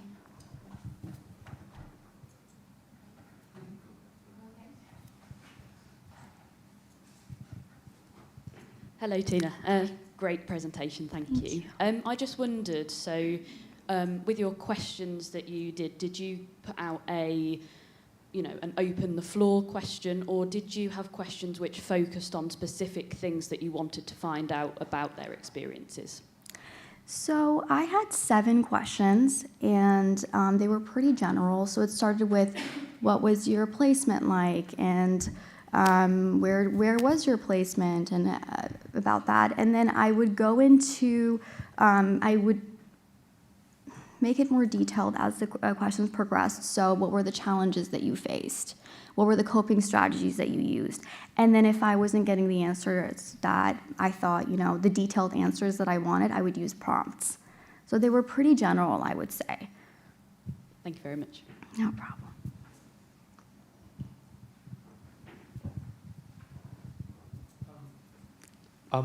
Can you hear me? Yes. Cool.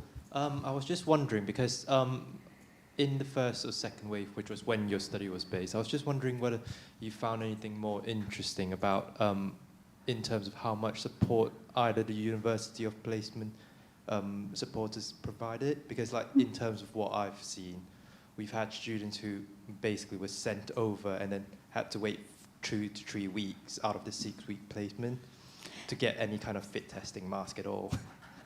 And was that during the first or second exactly. wave? Yeah. That's exactly what we saw as well. So 4 of our participants were from the first wave and 2 were from the second wave. And I really saw that from the participant statements that the support grew from the first wave to the second wave, where the first wave there was so much uncertainty for the placement setting, for the educators, for the higher education institutions, and for everyone. And for the second placement, for the second wave, we knew more. We had more information, and there were, for example, there were PPE seminars that were held in the placement setting and in the higher education institution, whereas in the first wave, the students didn't receive that. So they were really confused by the PPE that were being provided and why certain students had just a surgical mask and others had fit masks. So I think from the student statements that yes, the support grew from the first wave to the second wave. Very much so, I think, because I was actually in the first wave. So my last placement was in the first wave, so I actually had to cancel my placement because they didn't know what was happening at all. Oh, wow. Just as the first started. Yeah. Right.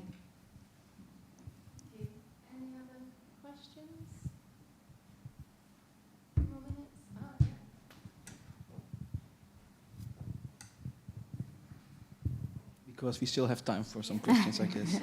So maybe I have two questions. Yeah. One a little broader question. So these experiences of students, do you know if they are comparable with the experiences of physiotherapists, so who are already graduated? Do you know something from literature about that? And the other question is more methodology. The number of physiotherapy students you interviewed, did you choose that number on purpose, or did you consider data saturation? So to answer your first question, which was... So are these results comparable with the experiences of physiotherapists who already graduated and working in practice? So in the literature review and in our discussions, we did use literature supporting. And honestly, at the time, the literature that was present was more about physiotherapists, radiographers, nurses, rather than students. So yes, it was heavily reflected upon rather than the students themselves. So yes to that question. And the second question about methodology, you had asked me So we wanted 5 to 7 participants. We had 6 with a pilot interview.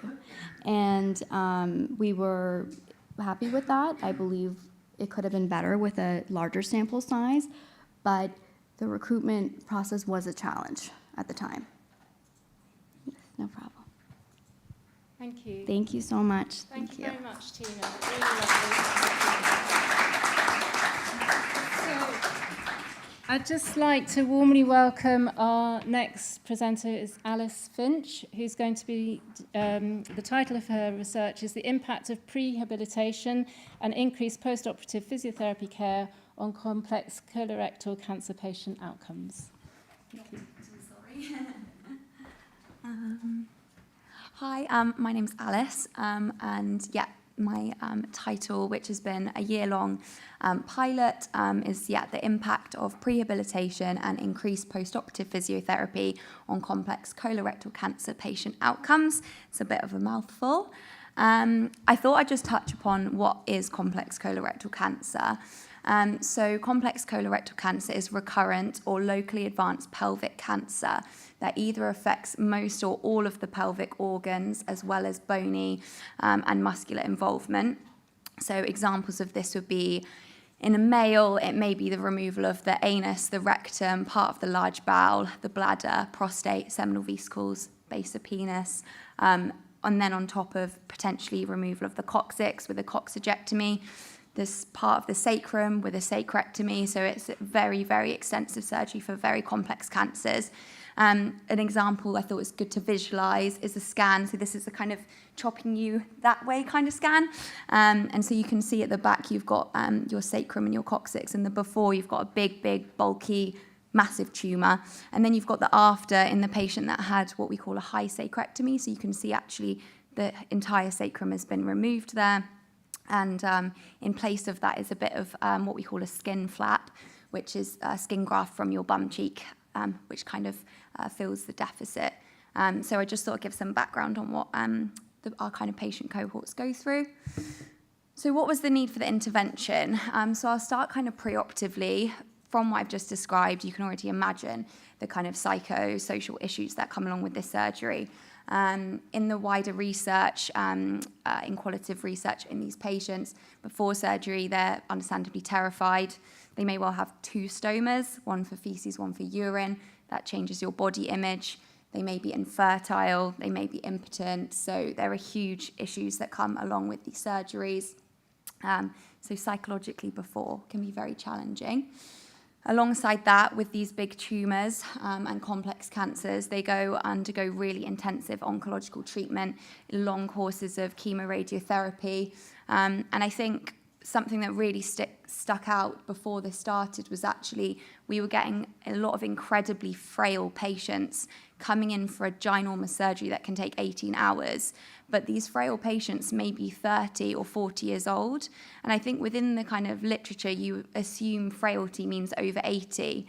But if you think of what chemoradiotherapy does to your body, you are actually becoming frail at a kind of a younger age. So it causes sarcopenia, weight loss, you've loss of appetite, you're not eating properly, you're not as physically active, you may have chemo-related fatigue. It's just this whole host of issues. And a study looked at kind of the muscle quality and quantity in colorectal cancer patients and found, comparing to just the general population, it was significantly worse. So these patients are coming in underprepared psychologically, having a whole host of issues from chemoradiotherapy. And that led to, my little picture at the bottom, the bed. So we were having really extensive length of stays, 70, 80, 90 days. These patients can get incredible complications, and actually you can imagine with the kind of removal of part or all of the sacrum, you lose your nerve root. So if these patients have already got, poor muscle quality and quantity before, they're weak, they haven't been physically active, and then you're taking that whole area away, it is kind of, teaching someone to function again. And we were finding that, my little picture on the far right, that patients were actually leaving hospital at a much worse kind of physical function than they were before. And actually the community support was really sparse from physio, because these patients come from all over. Some patients might go home and have physio within the first week. Some were waiting for 3 months, which it was just a really kind of, the disparity for the care for these patients was quite variable. And then finally, the one in the middle, we were finding that these patients were getting, when we look back at the data, about 3 times weekly physio intervention, which I think for post-operative surgical patients, that's quite normal within the NHS. But actually for these patients, we kind of felt that they should be treated more as like a neuro patient, that the standards of 45 minutes, 5 days a week of intensive rehab. Because if, some of these patients end up having a unilateral sciatic nerve excision. So, their entire sciatic nerve on one side is taken. So it's very complex. So we thought they needed more physio. So the intervention, it was very kindly funded by Macmillan for a year-long project, which was myself as a Band 6 and then a Band 4 physiotech to basically set up and design what we thought would be good for these patients. And we had really wonderful support from the complex cancer MDT, so the surgeons, anaesthetists, nurse consultants, to basically try and put something together. So we're about 10 months into the year-long project now. So I'll go into a little bit more detail in a second, but the first part of the intervention was providing preoperative physio that optimised patients for surgery. The second, increasing the amount of inpatient physiotherapy the patients received. And then the third was following them up after discharge home to make sure that they were still receiving input from physio. So I'll start with the first part of the intervention, so the prehabilitation. Prehabilitation is something that's been around for a long time, but is getting a lot more traction within the colorectal cancer kind of population over the last few years. They haven't set out a core set of outcomes for the prehabilitation in colorectal cancer patients yet, but a study is under the way at the moment to find a core set. But the ones we decided to go with was the Duke Activity Status Index. We chose that as a really nice functional outcome measure. So it may be, can you wash yourself? Can you walk a short distance, etc. We chose it because lots of different professions understand it. Anaesthetists understand it, surgeons understand it, they've used it before. So we thought it would be quite useful when we're feeding back this data to kind of different professions. The God in Leisure Time questionnaire, so that's a patient-reported kind of question on how much activity they do within a week. So that's away from kind of functional activity to more to exercise. Then next we chose the 30-second sit-to-stand test to get a bit of a functional idea on how fit this patient is. Ideally, I think the 6-minute walk test we would have loved to have do, but unfortunately, because our patients come from everywhere, all of our video appointments are virtual, and I didn't fancy setting up, trying to get someone walking up and down for 6 minutes on video. So to try and make that kind of as repeatable, we made sure that the patient sat in the same chair every time. We watched them do it, weren't allowed to use their hands to help, etc. So to try and make it as standardised as possible. We use the European Quality of Life Cancer Patients Questionnaire.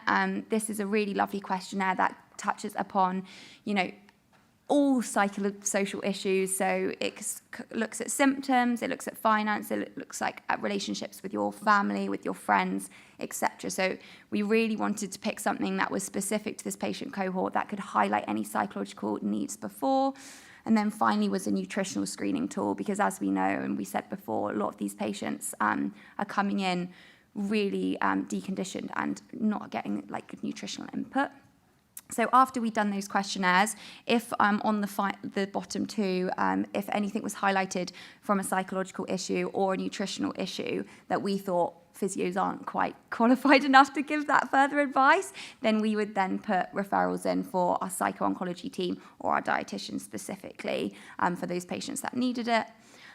If not, we provided kind of generic advice, and our clinical nurse specialists are trained in level 4 psychological support, so we could give them support that way too. So what we did is we psychologically try and prepare the patient for what their stay is like as an inpatient. I'm sure you've all experienced when patients are the day after surgery and you're like, I'm here from physio, and they're like, oh God, please leave me alone. But we try and get them really prepared before. We'll talk about the long-term mobility issues that they may come into. You know, some of these patients will have an ankle foot orthosis for life. They may be on a walking frame for life. They may not go back to their job. So it's counselling those patients about what to expect, but about also what to expect in hospital. You know, when you're on intensive care, it will be scary, but we will be getting you up and standing and walking immediately. So just preparing them for what to expect. And then we provide a strength and cardiovascular training program. In the kind of wider research for colorectal cancer prehab, they're kind of the desired areas. What we did for the strength training side is we set out, just so it could be repeatable, we set out a basic, intermediate and advanced training program that everyone got, and if it needed to be tweaked to suit the patient, then it was, because I think I quite often see, like in research, like exercise was prescribed, and it's like, well, what exercise was it, you know?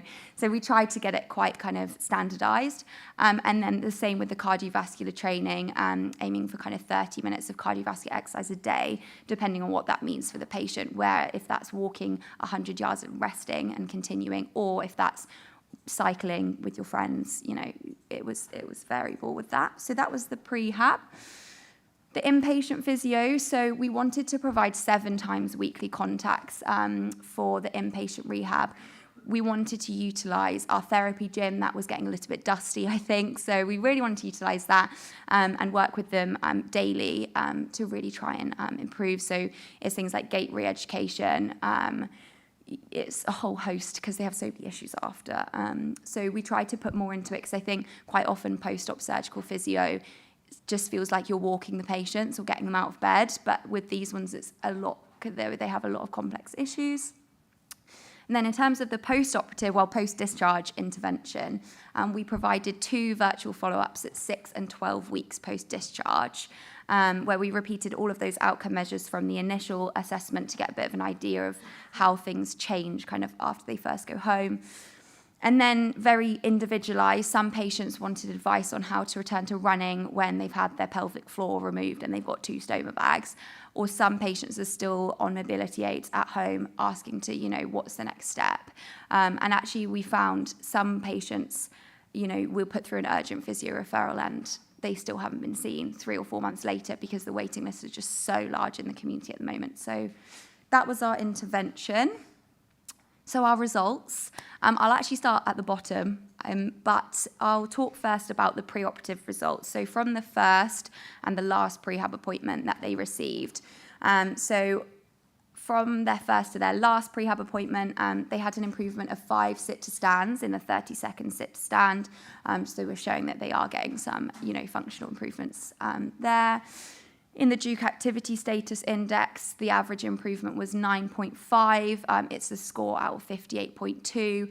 And that was getting kind of 92% of our patients were having a score of more than 34.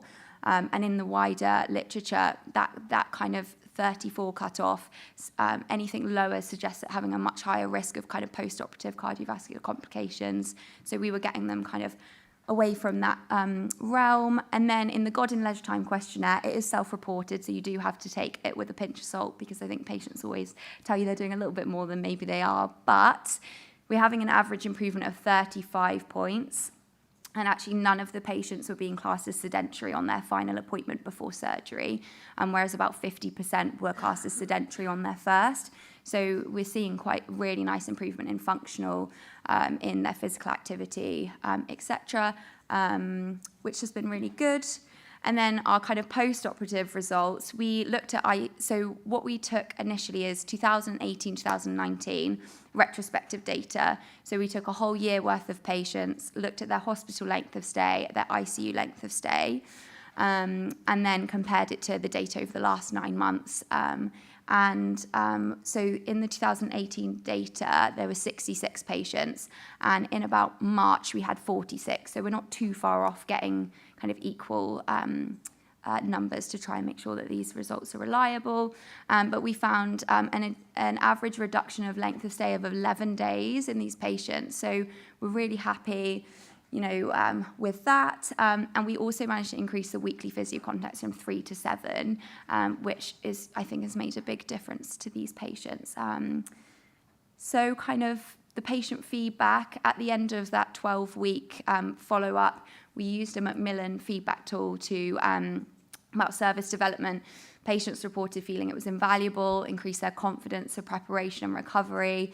It gave a sense of continuity because we saw them before, during, and after, which I think is a really important thing for these patients.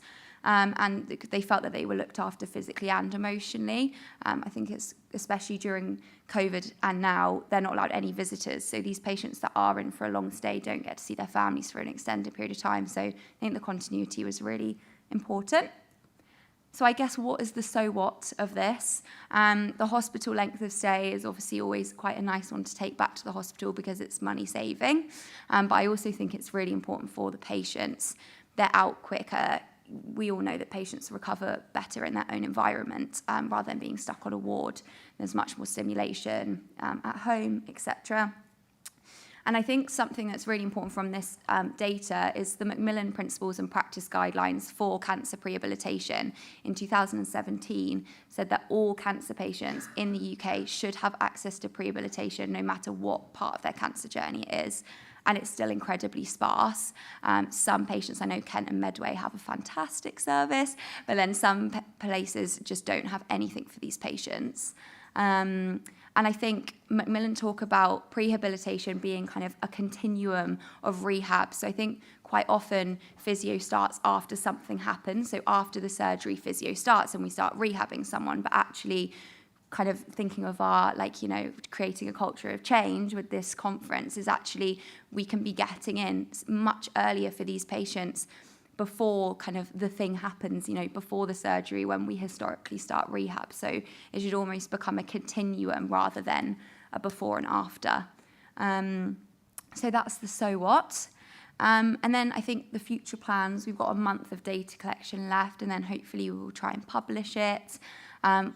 We're putting in a business case for long-term funding to continue because the funding finishes in June, so fingers crossed. And we'd also then really like to expand this service to primary colorectal cancer patients, to non-cancerous colorectal surgeries, because at St Mark's is quite a tertiary area for colorectal surgery, but then to also push it to all cancer patients that we have in the trust. And I also think increasing the size of the team, recruiting more AHPs. I know Kent and Medway have some really lovely exercise specialists that work within the communities with these patients and things. So I think the grand plans would be to extend it in the future if we can. But yeah, there are a few references. But I'm more than happy to answer questions if anyone has any.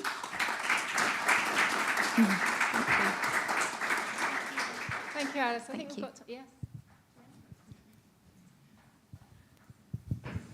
Well done. Thank you. That was a lovely talk. My first question is to say, how did you secure the funding for it? And the second question would be to say, do you have any plans to go further with research?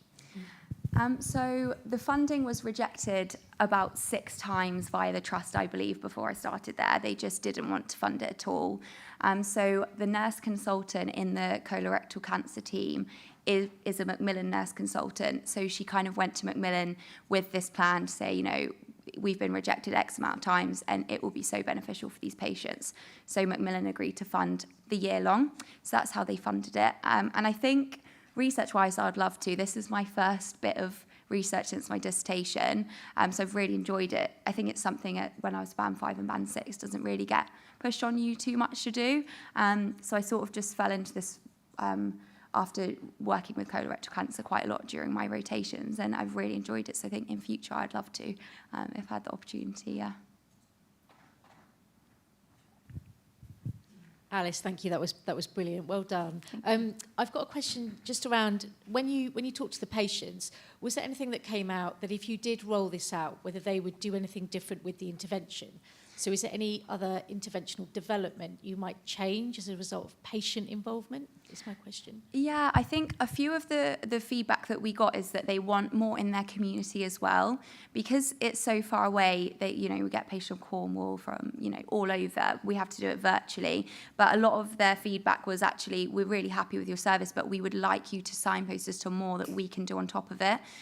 Because most of these patients are incredibly engaging because it's their sort of last-ditch attempt at life, really. So they want to do anything they can to better themselves, to recover from the surgery. So I think actually it'd be really nice along the line if we get funded to sort of form a database in certain areas to try and have kind of a map of local areas, what they can offer in terms of exercise support, psychological support, nutritional support, which I think was feedback we've had from the patients, which would be really nice, because I think it's always hard via video, or some of the elderly patients who don't have video calls or have to get their daughter to come around and set up the iPad every time, you know. So I think that would be really nice to do in future as well.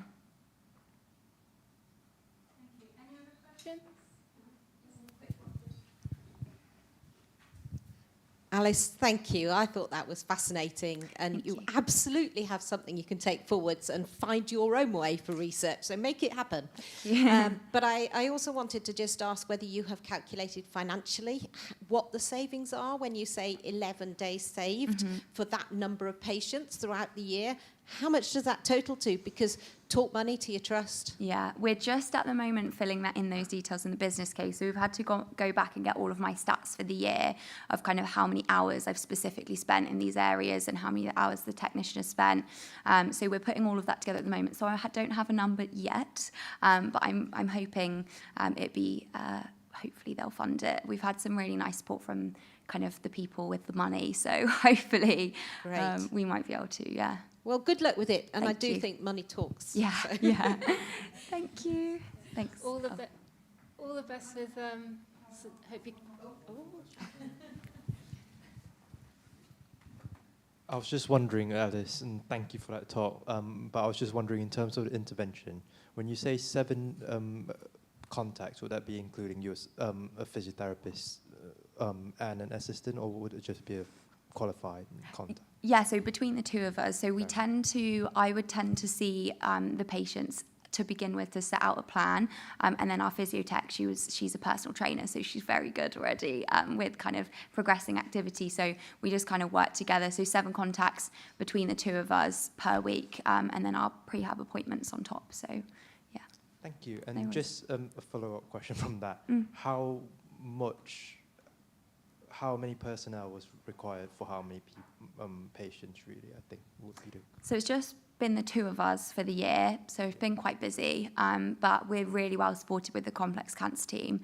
So in terms of anything like, you know, helping data collection, which I hadn't done since my dissertation, or, you know, helping write abstracts and things, we've been really well supported from that side. So we've been very lucky with that. But yeah, just the two of us in terms of that side. Yeah. Thanks a lot. It just provides a lot of operational insight into when I want to try to bring this back as well. Yeah. Thank you. Thank you.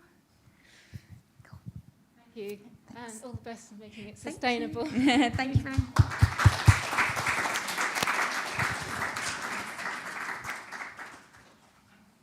The next speaker that we're hopefully going to load up a video for, because I'm going to introduce Lisa Newington, but she unfortunately wanted to be here but tested positive for COVID a few days ago.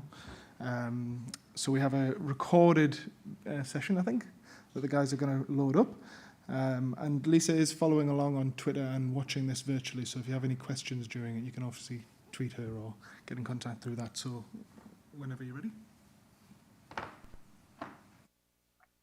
Hi, I'm Lisa. I'm a clinical hand therapist and postdoc researcher based in London. Unfortunately, I have COVID, so I can't be here in person, but I'm going to present the findings from a programme of research looking at return to work after carpal tunnel release and what we should advise our patients. I'm very grateful of funding from the NIHR and the British Association of Hand Therapists to support this work, but just a disclaimer that the views expressed are not necessarily endorsed by these organisations. So carpal tunnel release is a common elective surgery used for the treatment of carpal tunnel syndrome, which is compression of the median nerve at the level of the wrist. And despite the frequency of surgery, there was no clear evidence on when patients might expect to return to work and function after their surgery. And this has potential financial implications for patients if they don't have access to sick pay. It might also have clinical implications if they return too soon and experience complications. It's also important for us to be able to provide evidence-based care. So we developed a programme of research to explore practice and create guidance for clinicians and patients, and I'm going to briefly summarise this today. First, we conducted a systematic review to identify what was currently known about return to work times after carpal tunnel release. We identified 56 relevant studies, and you can see from the graph that there was very wide variation in average return to work times reported across these studies. And this ranged from a mean of 4 days at the top to 168 days or 24 weeks at the bottom. And importantly, there were no standardized definitions of return to work, and occupational factors such as the type of work were really poorly reported, and it was unclear what advice participants had been given about when or how they should return to work. Next, we surveyed clinicians to find out what they recommended for their patients, and we had more than 300 responses and a good response rate across the professions. One question asked, what is the earliest time point you recommend for return to 3 different types of work? Desk-based, e.g. using a keyboard, a mouse, writing and using a telephone. Repetitive light manual work, such as driving, delivery, stacking. Heavy manual work, such as construction. And you can see there was 6 to 12 weeks difference for each in the responses for each job type, suggesting that patients are receiving very different advice from their clinicians. Next, we conducted a prospective cohort study, recruiting participants before their carpal tunnel release surgery and following them up 4 and 12 weeks after surgery. We recruited more than 250 participants from 16 sites and received follow-up data for 200. And this Kaplan-Meier graph shows when they returned to work. The top of the y-axis is the day of surgery with no one at work, and the x-axis shows the time of return. The median was 20 days. And there was a lot of variation, but the large majority had returned by 6 weeks. So we used a Cox proportional hazard model to look at a range of demographic, clinical and occupational factors to see whether any were associated with return to work time. And we found that having surgery in primary care and working in a computer-based job were both associated with earlier return to work, whereas being female and having sick leave entitlement of more than a month were associated with longer work absences. Now, interestingly, the expected duration of work absence reported by the patient before their surgery was strongly associated with their actual work absence, suggesting that patients were influenced by any advice that they had been given preoperatively. Importantly, earlier return to work was not associated with poorer clinical outcomes. I also interviewed a purposive sample of participants from the main cohort based on location, gender, age, and occupation. And this was to find out more about their experience of the surgery and returning to work. And 3 key themes were identified from the interviews. The first was that carpal tunnel release was not experienced as a minor procedure, despite it often being referred to as such by clinicians. And this led to a mismatch between expectations and experience. The second was the need for a valid reason to be off work. And the sick note, which was never referred to as a fit note, provided this justification, but also acted as a barrier to earlier return to work because participants didn't think it was acceptable to return before the time period stated on their note. And the final theme explored how to handle the return and included discussion on grading activities. So based on the findings from the previous studies, I developed a Delphi study to create consensus recommendations for patients returning to work and driving after carpal tunnel release. We recruited 31 expert clinicians, and consensus was defined as 75% agreement. We had 2 Delphi rounds and achieved a response rate of 82%, so really good engagement. And I don't have time to go through each item, but these are our findings for advice about return to driving. The green box shows agreement that the item should be included in advice for patients. And this was largely based on the patient making their own assessment of their functionability, with caveats for situations that might take longer, such as bilateral surgery or post-operative complications. And the red box shows agreement where the item should not be included as advice. And this focused on clinical factors where there was considered to be no difference for driving, such as the type of incision or suture material, and personal factors, including hand dominance and level of driving experience. And the grey box shows items where consensus wasn't reached. And there was roughly a 50-50 split on these, so clearly areas for future research, and particularly whether it's safe to drive with sutures in situ or while wearing a splint. And the median recommended time for return to driving was 14 days, although the Delphi panelist and patient advisory group agreed that this should be presented as the interquartile range of 5 to 14 days. And we also asked about different occupational activities, and there was agreement that these 7 activities should all be included. And the grey bar shows the interquartile range for times to return to these activities. And there was agreement that this information should be included as advice for all patients to enable them to discuss with employers and make decisions about their own work situation. And this was viewed as really beneficial by our patient advisors because so many had been advised to return to light duties, but didn't really know what that meant. So what next? I plan to share the Delphi findings for individuals and departments to use in their practice and for patients to access independently. And I'm currently writing the manuscript for publication and linking in with relevant organisations. But if you have any other suggestions, that would always be very much appreciated. So thanks very much for listening, and thanks to everyone who's been involved in all the various aspects of this research. As you can see, it's been a real team effort. So thanks to everyone. Thank you.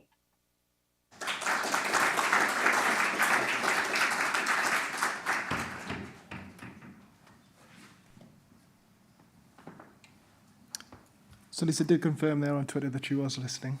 So if you have any questions, feel free to tweet her on there. Or she did have her email up there at the beginning if anybody took a picture of that. So we don't have time to do any questions for Lisa, but so we'll move on to the next speaker. So it's my pleasure to introduce Tisano Innocenti, who's going to come up and he's going to give a talk around a topic which I think is very relevant to some of the speakers that we've been listening to all around RCTs and the level of bias in them. Thank you, and good morning, everybody. My name is Tiziano Innocenti. I am an Italian physio, and I'm very excited to be here because this is the first time that I travel abroad after the beginning of my PhD and the beginning of the pandemic, unfortunately, situation. And I'm attending my PhD at the Vrije University in Amsterdam. I'm doing an external PhD. And my research topic is the meta-research, that is the study of the research itself and the research methods. Yes, I would like to start introducing our research line and giving you some brief overview about the meta-research and the reporting issues.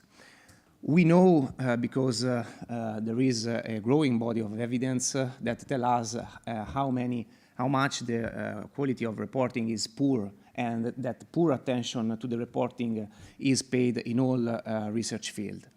Unfortunately, there is a lacking of evidence in rehabilitation field, so we would like to investigate this topic. We know also that the consequence is that many reports cannot be used for the reproducibility, and one of the problem of the poor reporting is also that it may affect the reproducibility of healthcare intervention.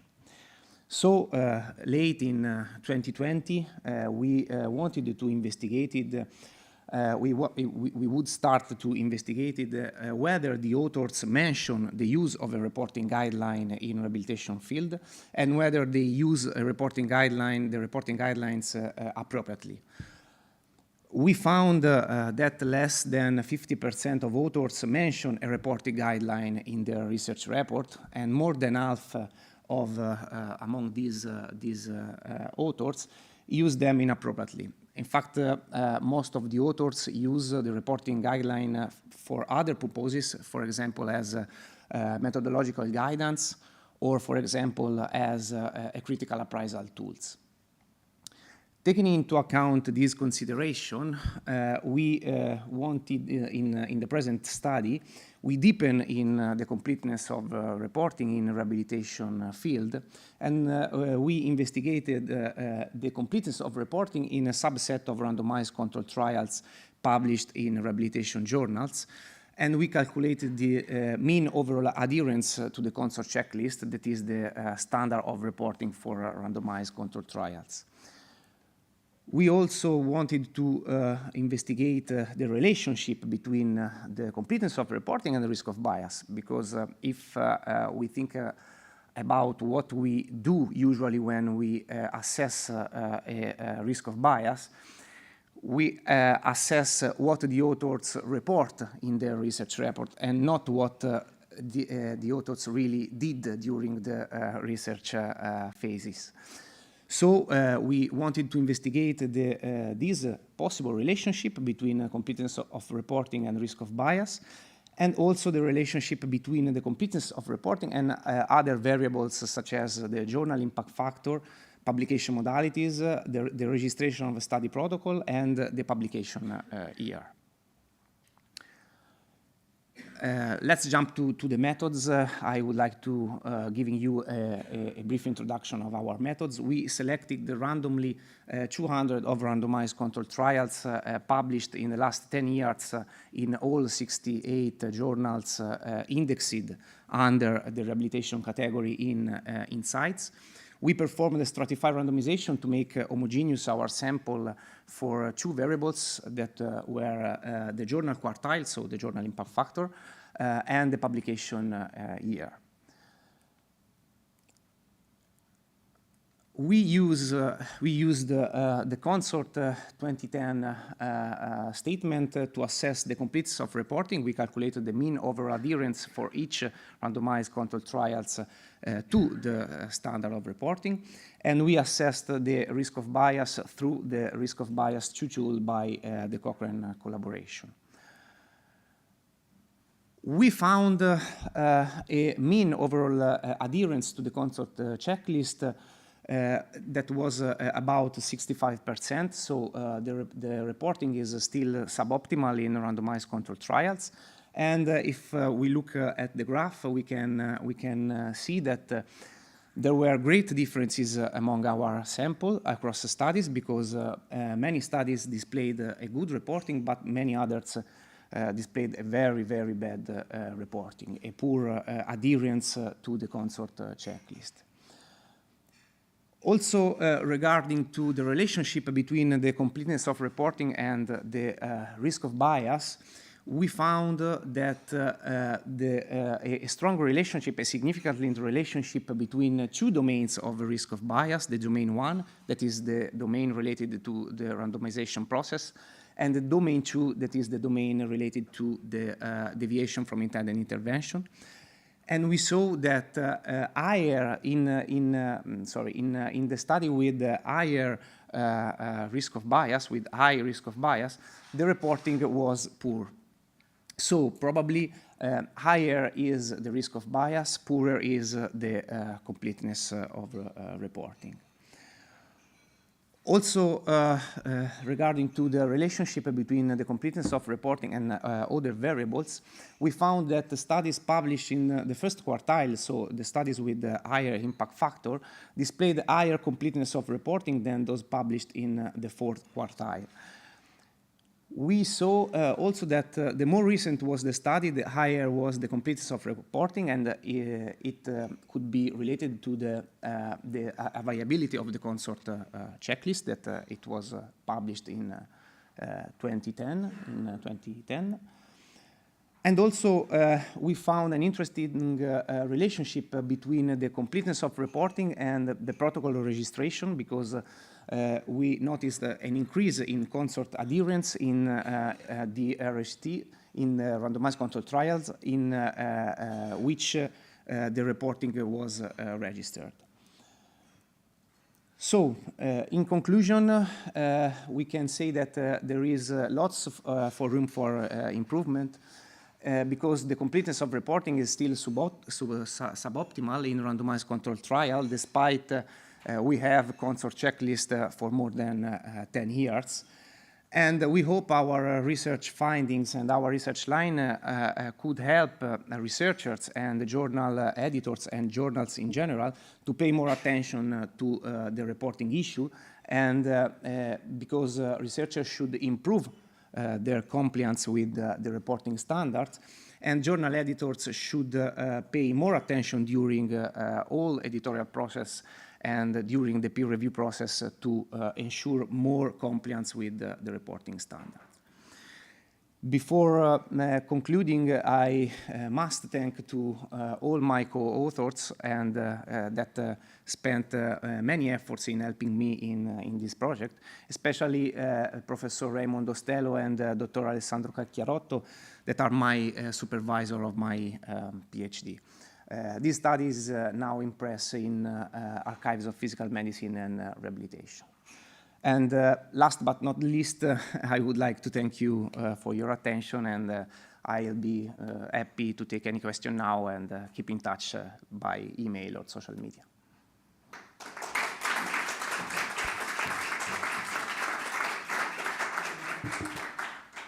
Thank you very much, Tiziano. I think we'll open the floor to any questions then. David's got some questions. Thank you. That was a really interesting presentation. It also kind of one of those moments where you think, oh, this doesn't look so great. Is this unique to physio and rehab research, do you think? Or from your reading of the literature, is this a broader issue? No, it's a broader issue because there is a growing body of evidence that tell us that the reporting is poor in all research fields. In our research line, we are focusing on all rehabilitation fields, so not only on physios, but in all rehabilitation professionals.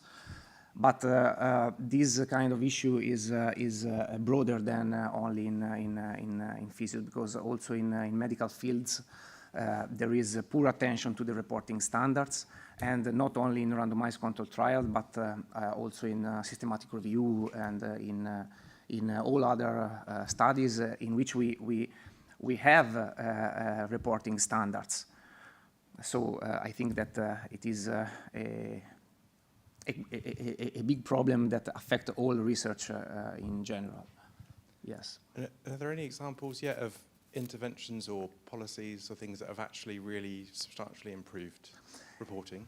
This is a good question, and this is what we are trying to do in one study during this year, because we are carrying on a survey among journal editors to try to implement new strategies, for example, through the artificial intelligence or machine learning to automatically check, for example, the adherence to the reporting standards during the peer review process or during the submission process. Thank you. That's great. You're welcome.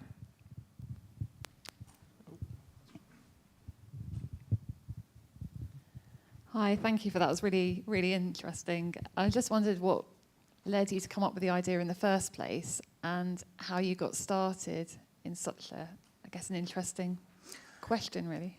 Yeah, this is a very good question, because when I usually when I talk with I speak, I talk with my colleagues, and I say that I'm interested in meta research and research methods.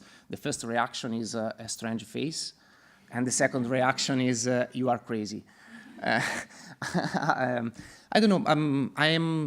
I'm very interested in research methods, and probably in Italy I am a clinician.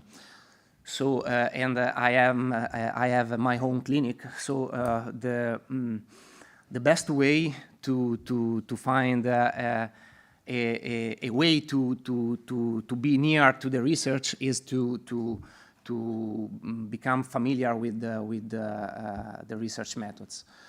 And I am very happy because also during this year we have other ongoing studies in collaboration with some international reality. For example, we are carrying on some study investigating the relationship between these variables and the effect sizes in meta-analysis with the G. Leiden and the group of back program of the Canadian University. So I'm very happy to carry on this not familiar topic. Great, thank you. Thanks.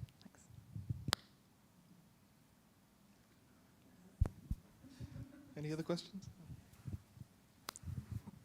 Thank you. I just wondered if you had looked at whether the journals that were being submitted to had any kind of guidance on their submission pages as to that they had to report with the consult guidelines, as to whether that was some sort of confounded factor, as to whether the more recent ones, for example, were better. You said they had better reporting, and whether that would be something to try and press for all rehabilitation journals, if you think that might be something that helps. Yes, thank you for this consideration. We also collected, but I didn't report it, these variables. We also collected how many journals make mandatory the use of reporting guidelines during the submission process. And all rehabilitation journals, or quite all, it was about 80%, make mandatory, or I mean, there is written in the submission guidelines that the use of reporting guideline is mandatory. But the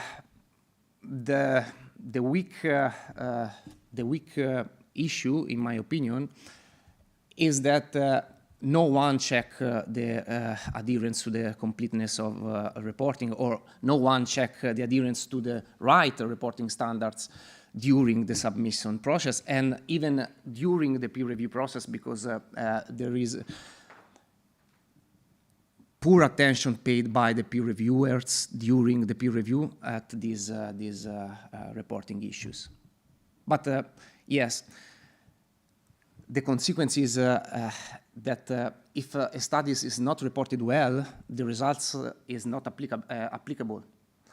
And the results even is not reproducible. So I think that it is a problem. So what's your next steps with moving forwards? Yeah, thank you for this question. Our next step, and we are carrying on two studies this year.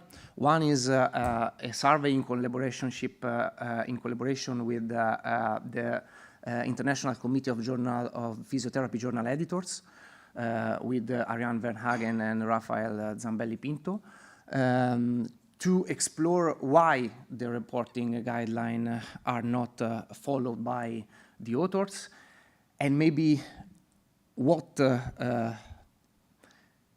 should the journal editors do to improve the adherence to the reporting standard.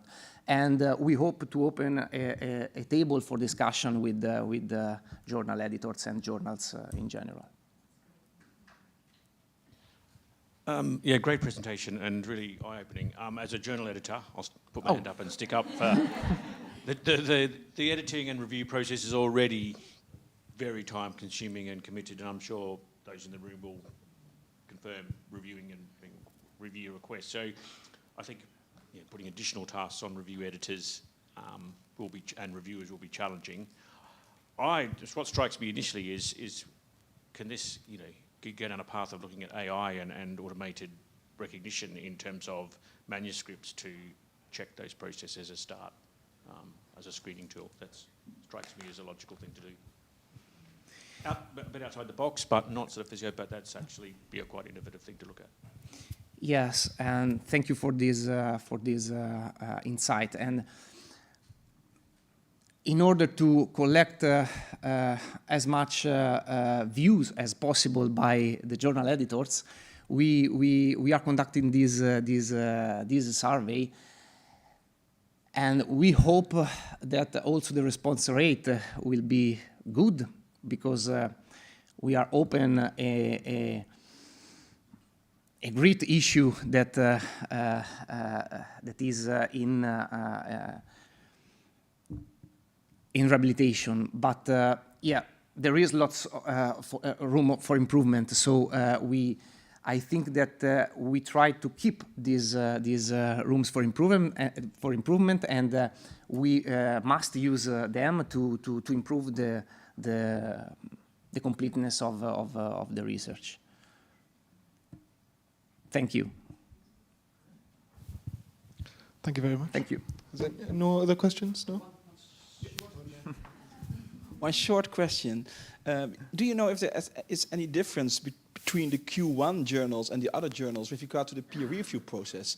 Because we could conclude that maybe the peer review process of Q1 journals is better because they scored higher. Do you know if there is any difference? No, but this is what we hope to find from our survey, because we are trying to collect also this kind of stuff to better understand what really happened during the peer review process. Yes. Excellent. No other questions now? Well, thank you very much.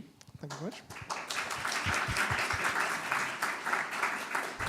So now is going to be our morning break, I believe. I'll just ask them to put B's illustrations up as well. I don't know how many of you are following this on the link, but it's amazing what can be created in a very short space of time, listening to what we're doing. So you all should have access. I have double-checked, and quite a few people seem to be able to access it, so I don't know what that was going on first thing this morning. I apologise about that. But, you know, do watch it as you go along, and I just thought it would be nice for you to see what has been done so far. And I think there's some great representations of some truly fantastic talks that we've already had this morning. So yes, we're back in here at 11:30, but do take time to have a cuppa and a biscuit, hopefully, and we'll be back shortly. Did you want to say anything else? No, that's fine. I just wanted to make sure that we did this. Yeah. Okay, thank you. Teas and coffees outside.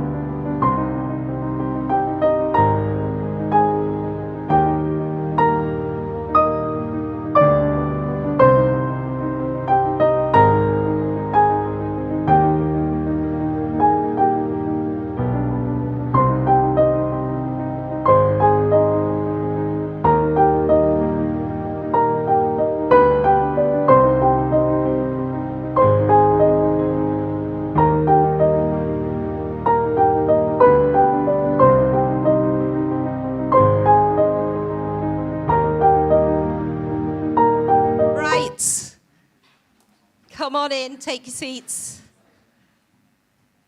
And we'll start our next session. So it gives me huge pleasure to introduce Professor Rebecca Kearney, who is Professor of Trauma and Orthopaedic Rehabilitation and Associate Director of Warwick Clinical Trials Unit. She holds a joint appointment between the University Hospitals of Coventry and Warwickshire NHS Trust and Warwick University.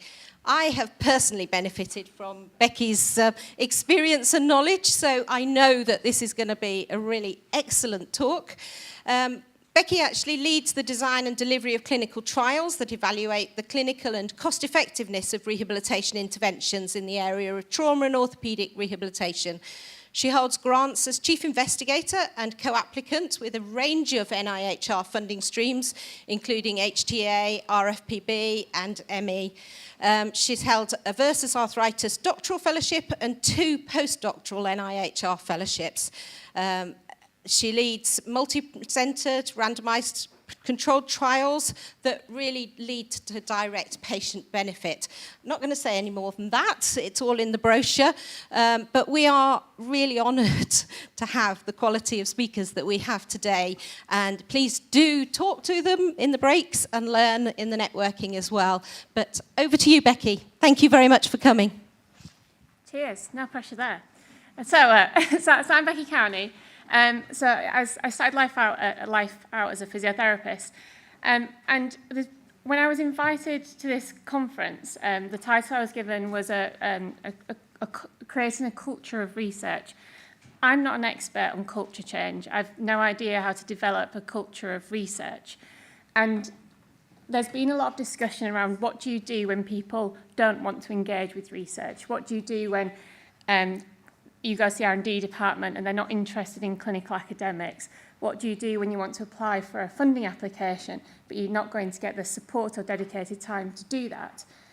And I reflected on my career to date, and I think a turning point for me was to change the conversation. So what motivates me, and the reason I get out of bed in the morning, is not to write a paper. I hate English. I was terrible at it. It's not to write that funding application. It's certainly not to write the fund reports. They're definitely on the bottom of my to-do list. The reason I get up in the morning and the reason I do what I do is to make lives happier. I see patients at their most vulnerable points, and I know that I can create change. The reason I became a physiotherapist was because at an individual level, I could see how you could see this profession called a physiotherapist, and these nervous people come in and happy people would walk out.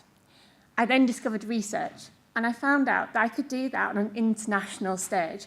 I could not just affect the lives of one person, but I could affect the lives of millions of people globally, and that's why I do research. And I think if we change the conversation so that we are all working towards a joint vision of let's make lives happier, let's have a healthy, wealthy nation.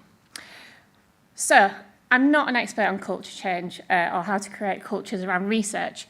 What I am going to give you is my personal journey into how I got into research and some of the obstacles that I faced throughout my career. And hopefully in sharing those personal insights, you guys can take away a couple of snippets of information to perhaps help you during your journeys. So first of all, if you're going to choose a professor at a leading university, you would not choose this kid. This kid grew up in a West Yorkshire village just outside Leeds and went to a school where 19% of the students got grades A to C. The national average for schools is 66%. I'm from a working class family. I didn't know anybody who'd been to university.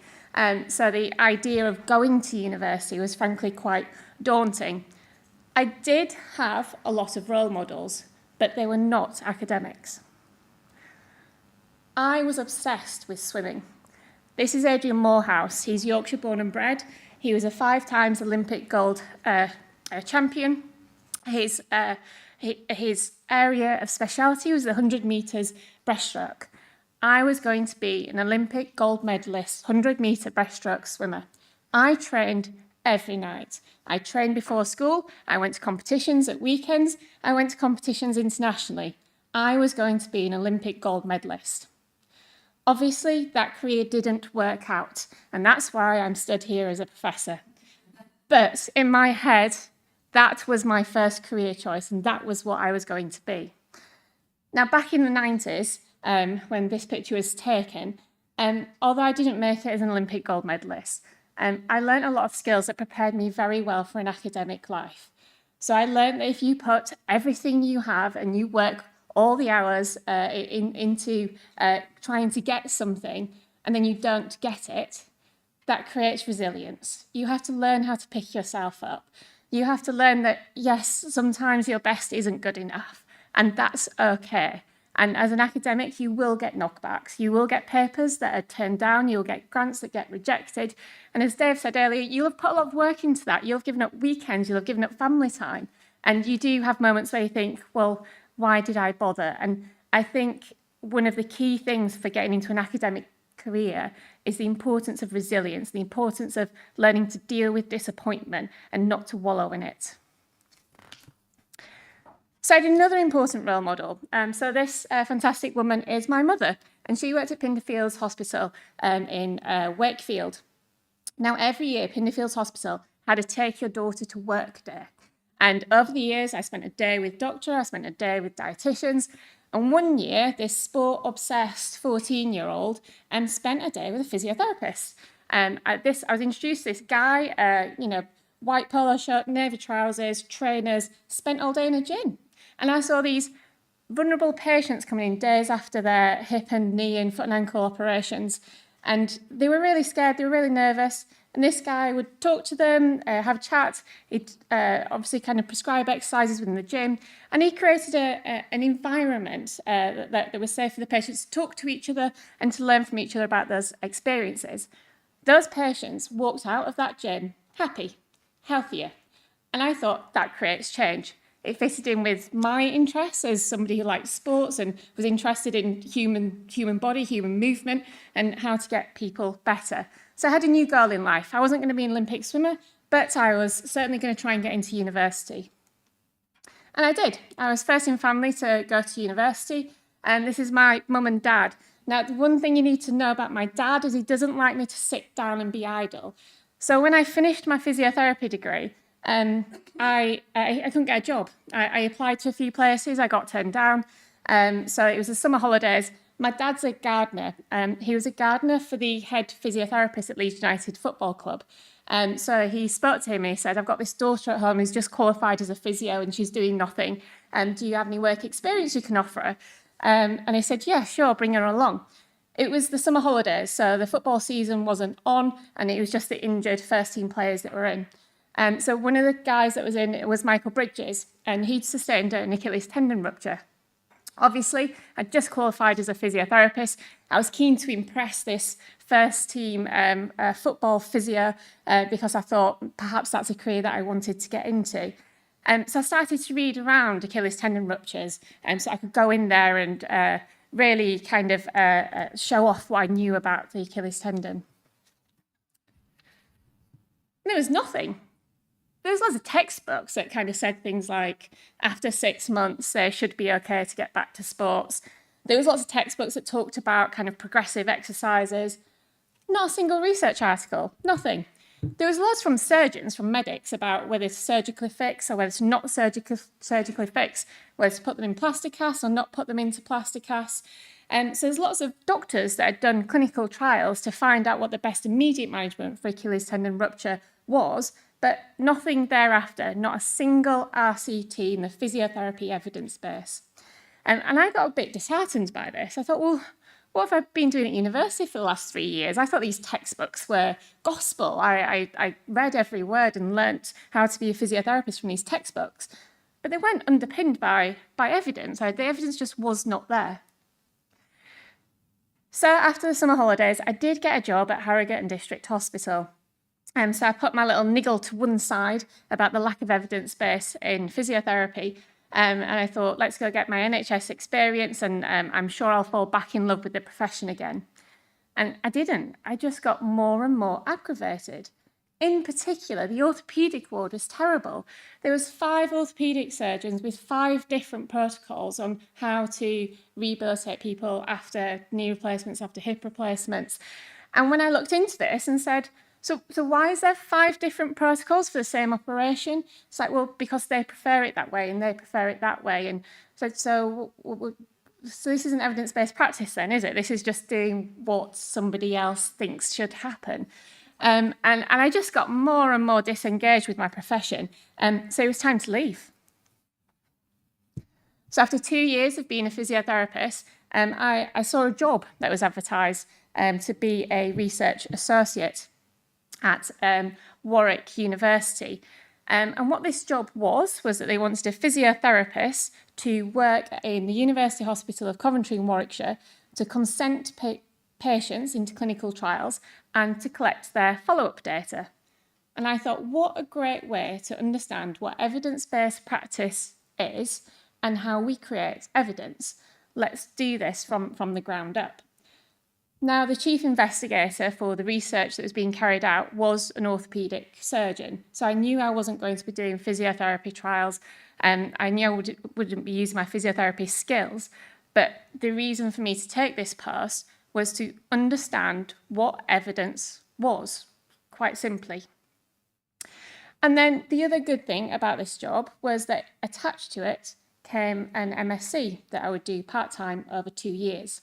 So my grand plan at this point was to do a part-time MSc for 2 years, then go back to Harrogate Hospital and tell all the orthopaedic surgeons what they should be doing and why.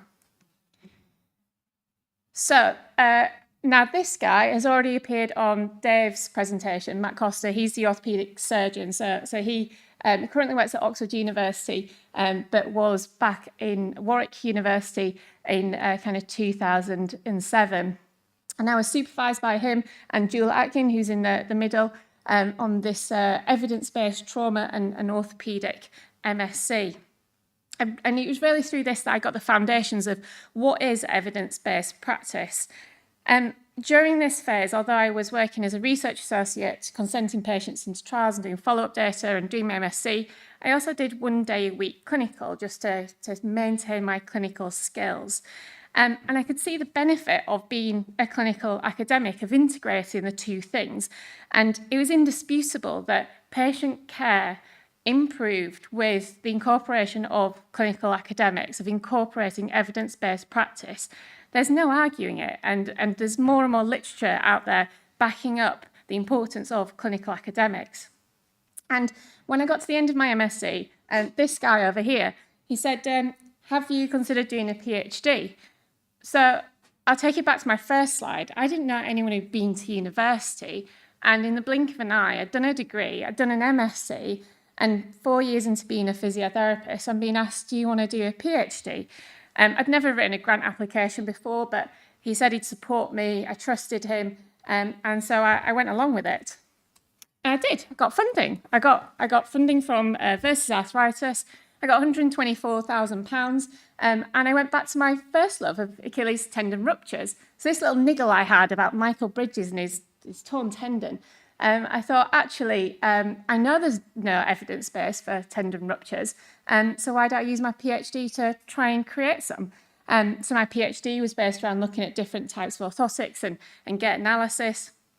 And again, throughout my PhD, I maintained a day-a-week clinical, and these are my supervisors. So Dave's also mentioned Sally Lam as being a leading professor in physiotherapy rehab trials, and then so there's Matthew Costa and Jewel Atkin. So once I'd done my PhD, there was always that question of what next? So I did find that with friends and colleagues, I was a little bit intriguing because I was this physiotherapist that had very quickly and very early in her career gone into an MSc and done a PhD. And there was always that question of, well, what are you going to be when you grow up? What job is there for you after your PhD? And I didn't actually have an answer for them. And I must admit, one of the most common questions was, well, what band will you be on? Like doing a PhD, what band does that get you in the NHS? And obviously there was no answer to that because NHS pay scales don't take into account, or they didn't then, things like having a PhD. And I was a little bit lost when I came out my PhD. I knew I had this passion and thirst for research and clinical academics because I could see the value it had on patient care, but I just didn't really know what to do next. Around this time, NIHR had launched this new scheme called the Integrated Clinical Academic Programme. And this was a new programme that was a pathway from internships all the way through to senior clinical lectureship. And for the first time, this gave me a pathway into a career. I could point to it, and when people said, "What are you going to be when you grow up?" I could say, "Well, I'm going to do that, and then I'm going to do that, and then I'm going to do that." And so I went to this lovely lady, Kerry Jones, who's our R&D director, and I said, "I want to apply for this clinical lectureship. It's 50% clinical, 50% research. They'll fund me for 3 years. What do you think?" She said, "Fantastic, go for it." So I spoke to the physiotherapy department because obviously I needed a 50% clinical job. So I spoke to the physiotherapy department, and they just said no. They said, I don't know what clinical academics are. I don't know why we need them. We're not going to give you a post. So I went back to this lovely lady and I said, you were really supportive and you told me I could go for this, but the physio department, they're just not buying into it. And I don't know what to do. I don't know how hard to fight. And this guy, Matt, between the two of them, they said, don't worry about it. They said, apply for it. If you get it, we will make it work. Okay, blind faith. Applied for it, got it. £150,000 for 3 years. Our workaround was that Matt got me a job with the doctors. I was put in the trauma and orthopaedic department, and they employed me 50% for my clinical time. So I ended up sitting under the line management structure of the doctors and completely separate from the physiotherapy department. And that worked. And because of that arrangement, that then dictated what my clinical role would be, because I couldn't be a physiotherapist in a physiotherapy outpatient clinic because that sat with the physios. So I ended up being an extended scope practitioner in a fracture clinic because fracture clinic sat with the T&O department. So at that point, my career was being carved out a bit more by what I could do as opposed to exactly what I wanted to do, but we made it work. So that's how I got into being a clinical lecturer. And at this point, I was very dedicated to the idea of being a clinical academic, but that did change. So alongside this period in my life, doing my first postdoc, the importance of networks and partnerships was becoming really clear to me. So I think Anju already kind of asked a few questions about the importance of the patient voice. I think initially when I started out my research career, I was doing things that I was interested in. I was interested in the Achilles tendon. I was interested in how to rehab it. But actually, the James Lind Alliance, for those of you that haven't heard it, that's all about the patients, the carers, the stakeholders. What do they want? What are the research questions that they want answering? And so my research now evolved to be not about my pet likes, but what is it that the patient community want answering? And I'll work with the patient community to answer those questions. The Association of Trauma and Orthopaedic Chartered Physiotherapists have been a fantastic network for introducing me to other people nationally that are in exactly the same position as me. So although I felt quite lonely and isolated at Coventry Hospital and Warwick University, I was introduced to other people who were also alone and isolated in their hospital trusts. And we just start to make these connections. Dave mentioned about GRASP and how they had physiotherapy PIs. I'm a chief investigator for a trial called Artisan, which is looking at shoulder dislocations. And one of my key objectives was to get physiotherapy PIs. So you could only take part in Artisan if there was a physiotherapy PI. We set this up in 38 hospitals across the NHS. We finished recruitment in January, and we'll have results later this year. And the work that I was doing was beginning to get recognised. So NIHR included me as a case study in their Moving Forward document around clinical academic careers, how to develop them, and what you can do after your PhD. So Dave also talked about the importance of having plan A, B, and C. So I'd done my PhD, I'd done my clinical lectureship, and then I needed to plan the next thing after that. So I had plan A, B, and C. What I didn't plan for was A, B, and C all happening. So I went for a postdoctoral NIHR fellowship to do a multi-centre RCT looking at ankle fractures, which I was awarded. My PhD on Achilles tendon ruptures, we applied to NIHR HTA to do a multi-centre RCT, which was Plan B. It was awarded. And I'd also planned for a project grant with Versus Arthritis to look at Achilles tendinopathy, and that was awarded. So I very quickly found myself sat with 3 multi-centre RCTs alongside a 50% clinical job, and I was also a course director for an MSc at this point, and something had to give. So I mentioned earlier that I was dedicated to a clinical academic career, but for me, the academic side just took over, and what eventually ended up happening was I reduced to a 60-40 split, and I reduced further to an 80-20 split, and I've now gone 100% academic. So I think at different periods in your clinical academic life, you may want different proportions of clinical time depending on what's going on. But during this period, I did find it very difficult to maintain my clinical workload. I had good mentorship again. Dave mentioned Anthony Redmond at Leeds, who was also a mentor for me, huge support. Jonathan Young was the trauma and orthopaedic clinical director and was my clinical line manager. And so when the physio department said no, he stepped up and said, come and join us. And Martin Underwood was the director of Warwick CTU at the time, who helped me put together the fellowship. So very briefly, I was a study looking at cast versus brace. And I love this study because at the time, NIHR hadn't funded a multi-centre RCT under a fellowship badge. And I was told multiple times I couldn't do it, which just made me more motivated to do it. And we did, we got it funded and we were able to deliver it. The ATM was looking at Achilles tendinopathy. It was looking at platelet-rich plasma injections and whether it's any good, basically. So PRP versus placebo. UK STAR was across 39 sites, and that again was cast versus brace for Achilles tendon ruptures.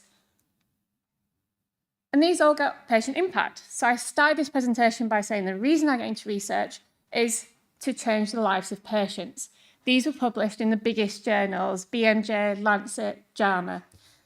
And what I also found is that when you start to bring in millions of pounds, and then your articles are published in the most internationally recognised journals, you start to get noticed. So I started to get wheeled out to do presentations for the CEO of the hospital.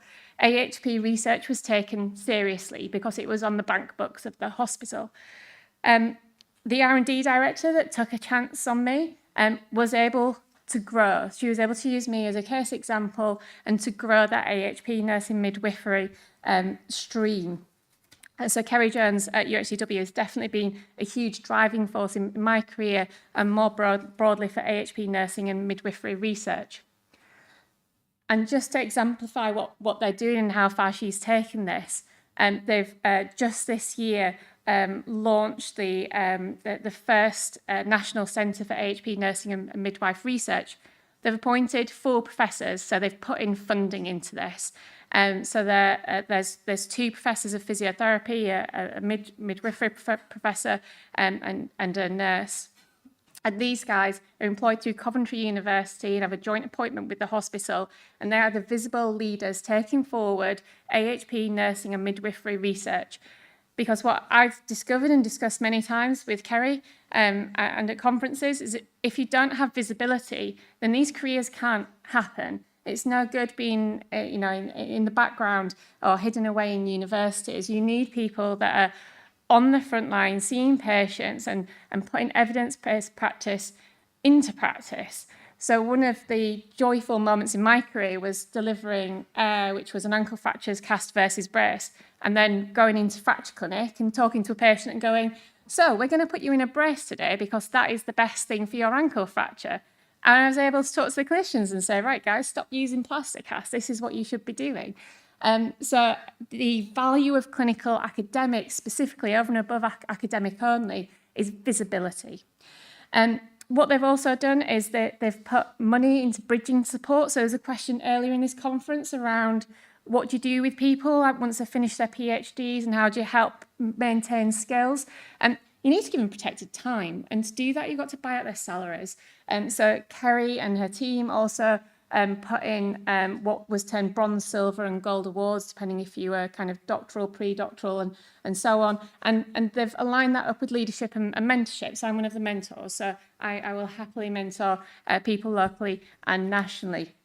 So that's what's happening at the hospital I work at. I've also been doing some work with the a Clinical Research Network West Midlands. This guy, Matthew Brooks, has been fantastic. So we've just published an article actually on the impact of this scheme. So we worked with the CRN to say, look, one of the biggest problems with clinical academic careers is protected time. So you're either pre-doc or you've just finished your PhD. You're trying to work out what to do next, whether it's to apply for fellowships, whether it's to apply for project funding. What you need is time to work that out. And you also need to be aligned with another institution. So he got the CTUs in the local area, Birmingham, Keele and Warwick. And then what we do now is every year we have an interview round just for the West Midlands region where people can apply for a pot of money to support them for 2 years to help them onto the next stages of their career. We did this for a few years and we noticed that it was predominantly doctors that were coming through. So this year, for the first time, we've set up a separate interview round and pot of money specifically for AHPs, nurses and midwives in recognition that they weren't coming forwards. So the driver behind it was if we made it very clear that AHPs are welcome, then they will come forwards. And they came forwards. We got so many applications this year, more than any other year from those disciplines. So I do have some statistics. So from cohort 1, which was in 2019, of the 10 scholarships we awarded, there were 40 grants that came out of that. 10 were research grants, 5 were health technology assessment grants, each over £1 million. So the hospitals got something out of this, the individuals got something out of this, and the CRN, what they get out of it is creating CIs in their patch and increasing the portfolio of trials that and the portfolio recruits. So it's a system that works for everybody. In 2018, I made a slight change. So I was a clinical academic up until 2018. And then I started to take up a management post and I became Associate Director of Warwick Clinical Trials Unit. I got more involved in the inner workings of delivering trials across cancer, emergency care and maternal health at a strategic level and operations level. And really my next steps are taking this forwards further. So I'm about to start a new post in July as Director of Bristol Trials Centre, alongside continuing my portfolio of research and my national network and mentorship activities. I'm often asked, something comes up, I don't know if it's because I'm a woman, when I've spoken to male colleagues, I don't get asked this question, but do you have children? And yes, I've got 3 children, they're 8, 7 and 5. I do work full time. I do try and integrate work and family life as much as possible. So this is a picture of them out in Australia.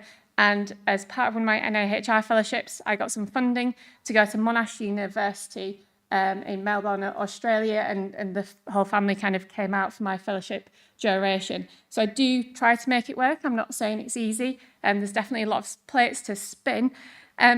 But you can do it. You don't need to have come from a privileged background. You don't need to have gone to Oxford or Cambridge to be a professor. You can have a family life and still work full time.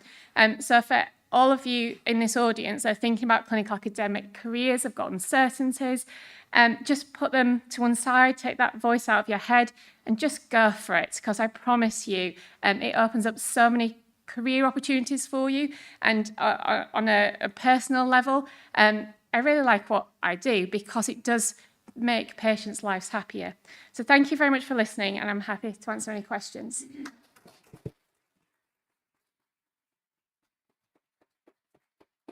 I'm quite sure we've got questions, so come on, this is your opportunity. I'd like to say that I'm actually on the 2nd year of the clinical trials scholarship scheme, so that has allowed me to have time to develop my applications and things and pull some of my publications together. And it's really valuable to actually be part of that. So that's been really useful. 1 day a week for 2 years is a big chunk and well worth considering. Questions then for Becky. Absolutely inspiring, that was Becky. Anju. Thanks, Becky. I've heard that talk, but it was just so good to hear it again. It comes from the heart, and I think it's very brave of you to open up like that. The question I have is, if you could go back in time, is there anything you would have done differently? As you've probably gathered, I've not planned any step of my career. Everything's happened just because I decided it was a good thing to do at the time. So I'm a great believer in less planning and more doing. So don't think too far ahead. Just think about what you want to do tomorrow. What do you want to get out of that day, and work towards that. I think Dave mentioned about the contracts. I think as an academic, you can get so hung up on, I've only got job security for 1 year, for 2 years, for 3 years. Up until 2018, my whole career had been fixed-term contracts for 3 years at a time, because that's the chunks that they come in academia. And I had maternity leave periods during that, which did make me nervous because I thought I might not have a job to go back to.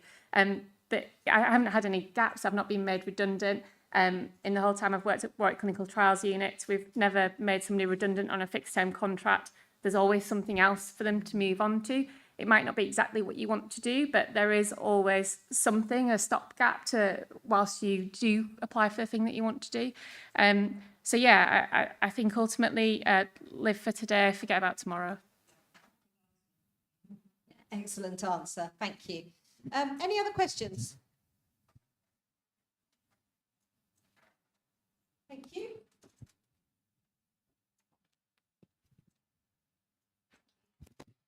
I just wondered if you had any advice for kind of junior physios in terms of getting into kind of that research side of things, because I mean, I don't know how other people feel, but it's never really spoken about in the physio world since I've been qualified really as a 5 and into a 6. So I just wondered if there's any insights or tips. Yeah, I think for people who are already qualified, the key is mentorship. I think I would have not done what I've done had I not had Matt Costa in the wings pushing me a little bit, saying, have you thought about, have you done this?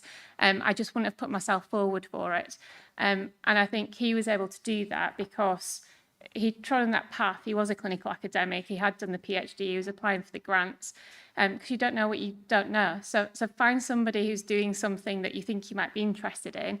And as Dave said, just drop them an email. And, you know, Ali said at the beginning of this talk, you know, we've had chats. I've spoken to so many people just ad hoc as a once off for an hour, just to give them a little bit of insight or mentorship into what they could do, what options are available.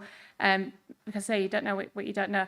But for those that are pre-registration, I think there's a huge amount of work to do, and I think the work that they're doing at Coventry University is key to that. So they've appointed these 4 professors, and as well as being visible clinical academic leads for those who are qualified, they're also going to feed into the pre-registration courses to educate at that point that research is a career that you can get into and what it looks like and what it involves. Because I think a lot of the reasons that I perhaps might not have gone into this career was because I just didn't know what these things were. Like the first time Matt said, do you want to do a PhD? I'm like, what is that? How big is it? How many pages? How many words? I don't know what a PhD is. And even when you start doing it, I spent half my time in the library looking at other people's PhDs so I could get my head around what a PhD was. Complete imposter syndrome. I think we just need education at pre-registration level. And then for those of us that are already out in the working environment, just talk to people who are doing it and they'll put you in contact with 2 or 3 other people. Networks is the other thing. So I mentioned the ATRCP. So myself and Dave, we're stepping down this year, but we were the research leads for the ATRCP. So in that role, people get in touch with the network. If it was about research, it'd come to us, and then between me and Dave, we'd triage out, put people in touch nationally. So it's a big world, and there will always be, because I know the thing you presented on, obviously quite a niche area, there will be other people that are doing research in that area. You just need to get out there and make the networks and find who they are. can I also add to that the Physiotherapy Research Society, as a committee, we are very happy to support people. We have a peer mentorship subgroup, so please do contact us, and if we can help as well, we will. And also to add that at Kiel, we've completely changed. We don't actually have a BSc course now. We have a 4-year Master of Science course, and within that is very much embedded modules on service evaluation, on auditing, I'm leading one on research skills and funding for our Year 4 students. So hopefully, as we move forwards, we will have people coming out who have the skills that can move faster within the research field arena, hopefully. Any other questions for Becky?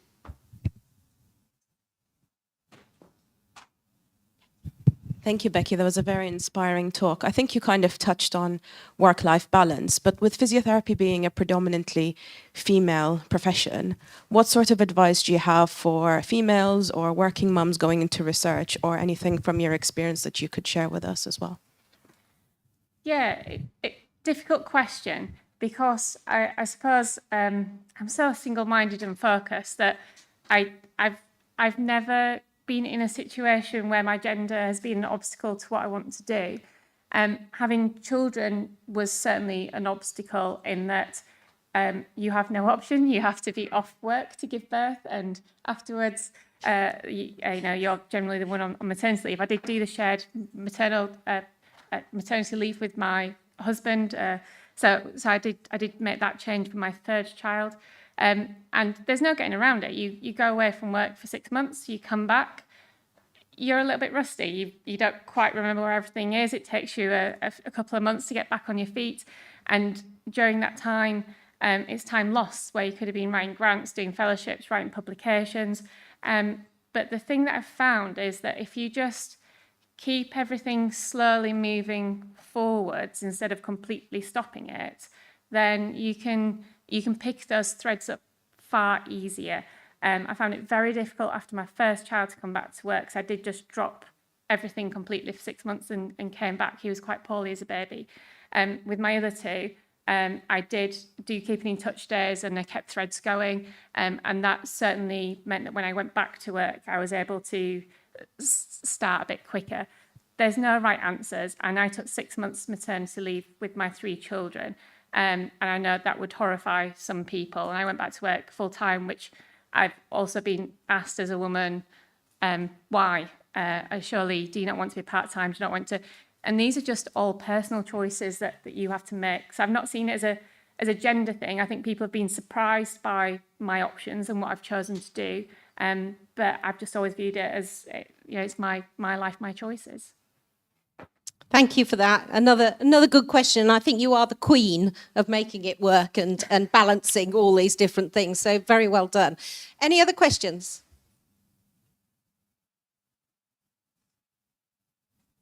No? Stunned into silence.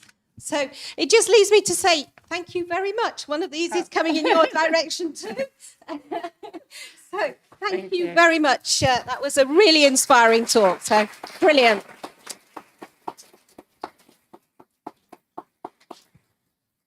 We now have the annual general meeting for the PRS, and you are more than welcome to stay for it if you would like to, but if you want to go and have a longer lunch break, you could do that too. I just need my bits and bobs so that I can share it. Over the lunch break, I think, Jay, you've taken some photos of the, I don't need that here. You've taken some photos of the posters, haven't you? So I think the posters are going to be shown over lunch, is that right? So we can put those on the screen so that the people at home watching on the hybrid, the online version, you'll be able to see all the posters over lunch so that you can be part of enjoying that as well. So.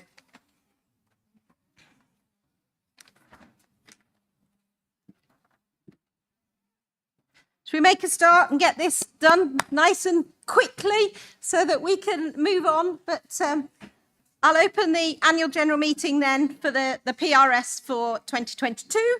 I'm chairing the meeting.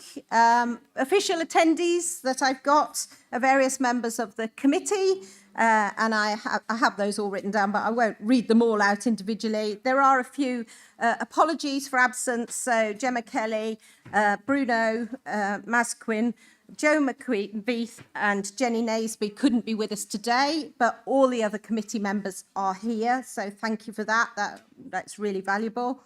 The minutes of the last meeting have been circulated to the committee, and from the minutes, just very quick summary were things like there was no AGM in 2020 due to the COVID-19 pandemic. We had updated the constitution and we highlighted the changes and all were happy to accept it. There was obviously a financial report, a chair's report, and we elected our new committee members last year, Caroline Bell-Chamber, Alex Benham, Nathan Hutting, Wajida Perveen, Sam Stewart and Leanne Wood.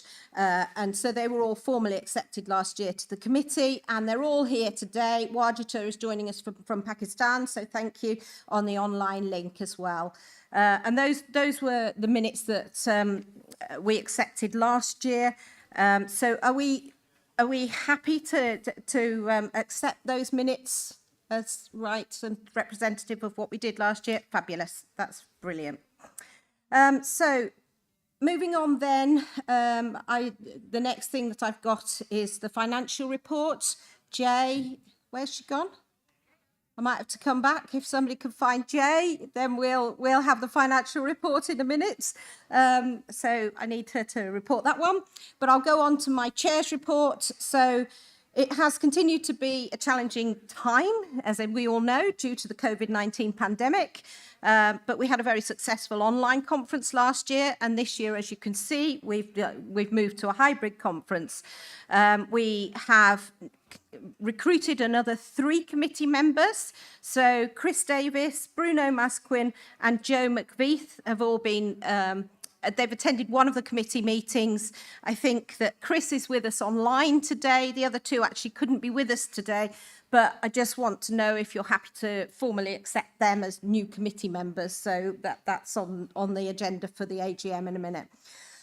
We still have international representation on the committee. So we have Nathan Hutting, who is from the Netherlands. We have Wajida Perveen, who is from Pakistan.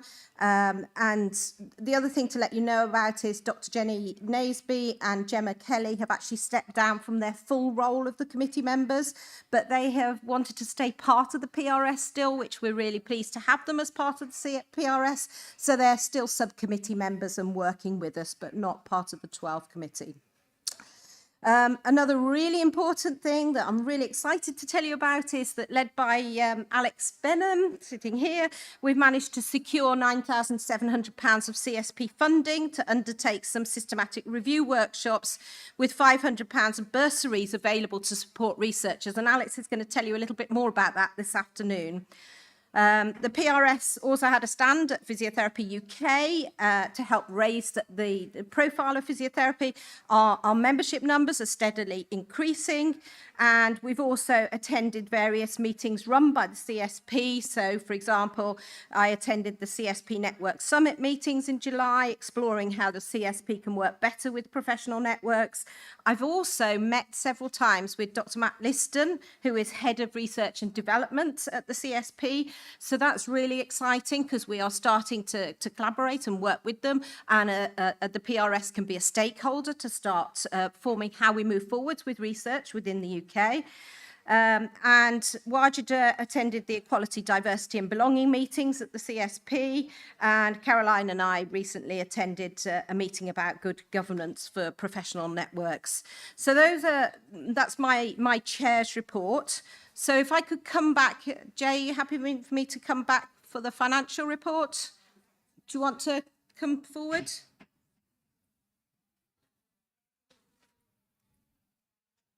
So we have 10,000 in the account, me being treasurer for last 3 years. We have an external auditor and accountant.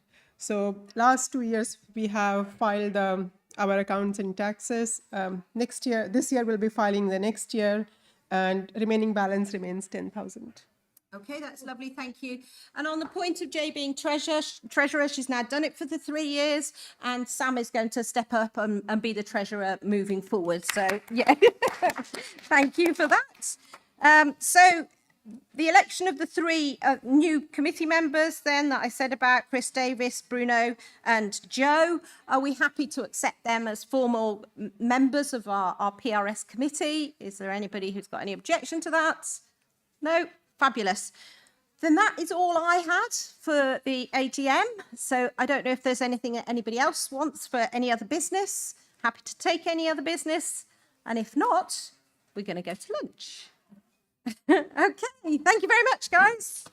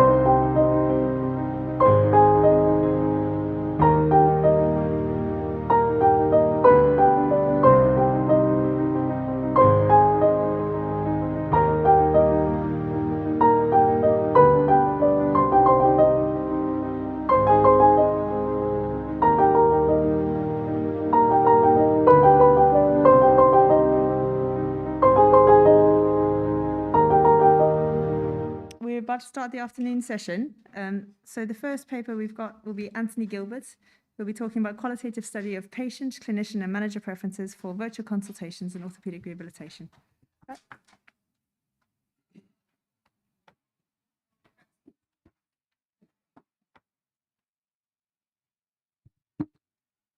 Thank you. The dreaded first slot after lunch. Just before I get started, I'm just interested, has anyone used virtual consultations at all in clinical practice? Okay, so quite a lot of us. Cool, that's interesting. I might come back and ask you some questions later on if I see you slumping off after lunch. So yeah, I'm Anthony Gilbert. I'm a clinical research physiotherapist at the Royal National Orthopaedic Hospital in Stanmore.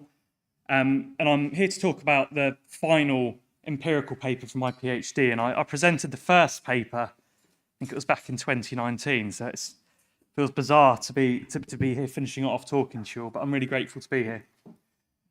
So just a bit of background to start off with. I've been researching virtual consultations for several years now. And initially I got into this. I work in a tertiary centre, so a specialist centre in London. We saw patients coming from all over the country and thought, oh yeah, virtual consultations, that's got to be the way forward. And we had a look into it and we found that for about half of patients, virtual consultations was acceptable. For the other half, it simply wasn't. So I thought I'd look at this in a little bit more detail. I feel as a PhD, I need to make a nod towards the philosophical approach I took. So it was underpinned by American pragmatism, and I used abduction as the approach for this. Fantastic book on the left-hand side if anyone's interested. I'm happy to talk about this more later on. So I conducted 5 empirical papers for my PhD, and I think I presented the first 4 at this conference over the years. But essentially what I found from the early research is that virtual consultations changes the work of being a patient, so it changes what patients need to do. Preferences are situational. Patient preferences are dependent on resources, and actually COVID-19 does influence preference. So we found that before COVID, a lot of people wanted to have in-person consultations, but when COVID came along, that changed. And we found during COVID, actually, virtual consultations was really acceptable. But as COVID has sort of changed, we think that this might return a little bit back to normal. And I'm here to talk about the phase 4, which is the 5th and final study. So this was a qualitative investigation. It was an investigation into patient, clinician and clinical managers' experience of the accelerated implementation of remote consultations during COVID. So we interviewed 20 patients, we interviewed 20 clinicians and 15 clinical managers, and we're asking them questions about their experience of using virtual consultations during COVID. So I mentioned before that there were 4 previous studies that we did, and the way we managed this, we did a integrative analysis of all the data, so we considered this new information in light of the previous phases of my PhD research. And what I've got here is I don't have time to go into too much detail, but a simplified model that hopefully explains the construction of patient preferences. This is one of the key outputs from my PhD. So what we find is that a patient may come into clinical care at some point in the pathway, and they arrive with a situation. So a patient will come with a set of expectations. So those will be normative expectations. Could be a patient who has a back problem and they think, back problem, physio, I'm going to get a massage or manipulation. I know people don't actually think that. This is just an example. They have relational expectations. So it may be that, I'm in pain and I want to have a certain type of interaction with my clinician. They might feel that over a telephone, for instance, you don't get that empathetic connection that you want. So you've got normative relational expectations, and then their clinical status. This is about the problem they've got. Is the problem an acute thing? Has it just started? Is it a long-standing thing? Are they in a flare-up? Things like that. So you've got their expectations and their clinical status, and this informs the patient's situation. Depending on where you work, a patient may be offered a number of alternatives. So this could be a telephone call, or it could be a video call, or it could be an in-person consultation. But a patient will be presented with these, and they will decide between themselves what is going to be the best option for them. And to do this, they go through an implementation process. So a patient will need to make sense of these alternatives. So, what is a video call? What is a telephone call? What does that actually mean? Is that going to work for me? From there, they will invest commitment into the alternatives. And depending on what it is that they decide is going to be best for them, they're going to have to do different types of work. So that could be traveling in for an in-person consultation. That could be logging in to attend anywhere and listening to that wonderful music that we all know. It could be a number of different things depending on what it is they choose to do. And based on that, they will undertake an evaluation to determine whether or not it's worked for them. So that's the implementation process. And that sort of forms patient preferences. So when we say preference, was saying a total subjective comparative evaluation. So it's total because they compare all the information to hand. It's subjective because it's a cognitive process. It's comparative because they're looking at the different options available to them, and the evaluations they are determining based on those options what is going to bring them the most utility or benefit. And so they'll then go through a process of decision making, and rational choice theory would suggest that a patient is going to choose the option that is going to bring them the most benefit. They'll make that choice, there'll be consequences, and that in turn will inform the patient's situation. But as we all know, patient preferences and patient choice doesn't take place in a vacuum. There are other things we need to consider. And during COVID, this became really apparent, actually. So we know that clinicians have all got preferences. So I ask you, a lot of people in this room say they've got experience of remote consultations, and that's fantastic. But a question I'd just like you to consider is, what do you like? Do you like doing it over video or over telephone or in person? Because undoubtedly, the preferences that you will have that will be informed by the alternatives that are available to you, your own implementation process, your own preferences, that will shape patient decision-making. And then again, we've got the organisation situation, the organisational processes, preferences. We know that there are metrics, there are things in policy that say we should be doing certain things. At my hospital, the Royal National Orthopaedic Hospital, we set a target of 80% virtual consultations during COVID. And this is because we didn't want people coming into our hospital. We're a green site. We wanted to limit the flow and the transmission of COVID. But there are things that the hospital says we must do in order to be able to deliver care safely. So organisations have preferences as well. So these clinician and organisation preferences will mediate what a patient will want to do. Okay, and I think that's something that we all must really consider, whether it's in virtual consultations or whether it's in anything. We're talking about culture change, but it's actually how do we address that imbalance of power between organisations and clinicians and patients? So this is just a basic model that hopefully illustrates and explains how patient preferences are constructed and how they're situated. So I suppose the key messages, and this is sort of like zooming out more towards my research in general, but I found, and this is a key message for myself, I found the use of abduction, which is a qualitative approach, was really helpful. And what that enabled me to be able to do was to integrate 3 separate theories. So normalization process theory, burden of treatment theory, and preference theory. So they all have very different philosophical underpinnings. 3 different methods. I did a qualitative systematic review, 3 qualitative studies, and a quantitative discrete choice experiment across 2 very different contexts. So for the pandemic and during COVID-19. So I was able to use all of that information to develop a theory of patient preferences. We know that virtual consultations can be burdensome. We know that preferences for virtual consultations are dependent on the individual situation. COVID-19 influences things, and that we have been able to theorise the construction of patient preferences. We know that patient preferences are situated amongst organisation and clinician preferences. And what this work has led to is we're thinking about now about how we can develop this work to inform shared decision-making. So based on the constructs of the empirical work that I've done, there's some sensitising questions over there on the right-hand side. We can start to think about the questions that we as clinicians or as organisations or managers or whatever it is, we can start to ask questions that might help patients to determine and inform their preferences. On the left-hand side, we've got some examples of some decision aids or some information that can be provided to patients to help them determine what the best thing is for them. So we can ask them set questions around what they have available to them, what they need to know, what the work it is that they might need to do, so that they can have informed conversations with clinicians about what the best option is for them. And so we can practically apply this to care as well. So I'm very much been talking about the theoretical side of things, and the paper has been published in Health Expectations. It's a very sort of social sciencey, theoretical type paper.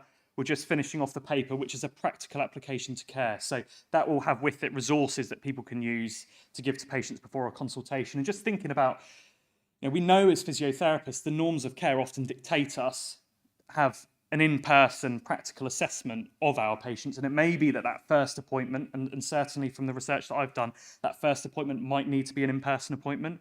But then we can start to think about how we might employ shared decision-making across a pathway and the sort of questions we might want to ask patients, because we know ultimately if a patient prefers one particular modality, that's because they believe it's going to bring them the most benefit. And you could speculate that if a patient has the option available to them that they prefer, that may yield better outcomes. And then again, thinking about that final appointment at discharge. Could be an in-person, could be a face-to-face, but these are the sort of things that we need to be thinking about. So this is actually impact. So I've got some of the references up on the screen. I don't know if you can actually see them, but I'm very proud to have been involved in a large body of work around virtual consultations. I'm really proud to be able to come here and to present the final phase. It feels like, you know, one nice box ticked. But here's some of the work that we've been involved with. And, you know, you can't really see, but there are a lot of colleagues within my trust and my supervisors who've contributed towards this.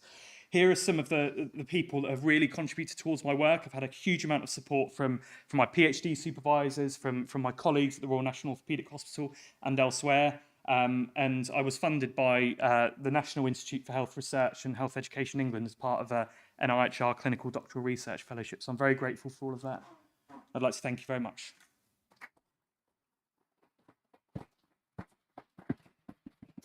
Anyone have any questions?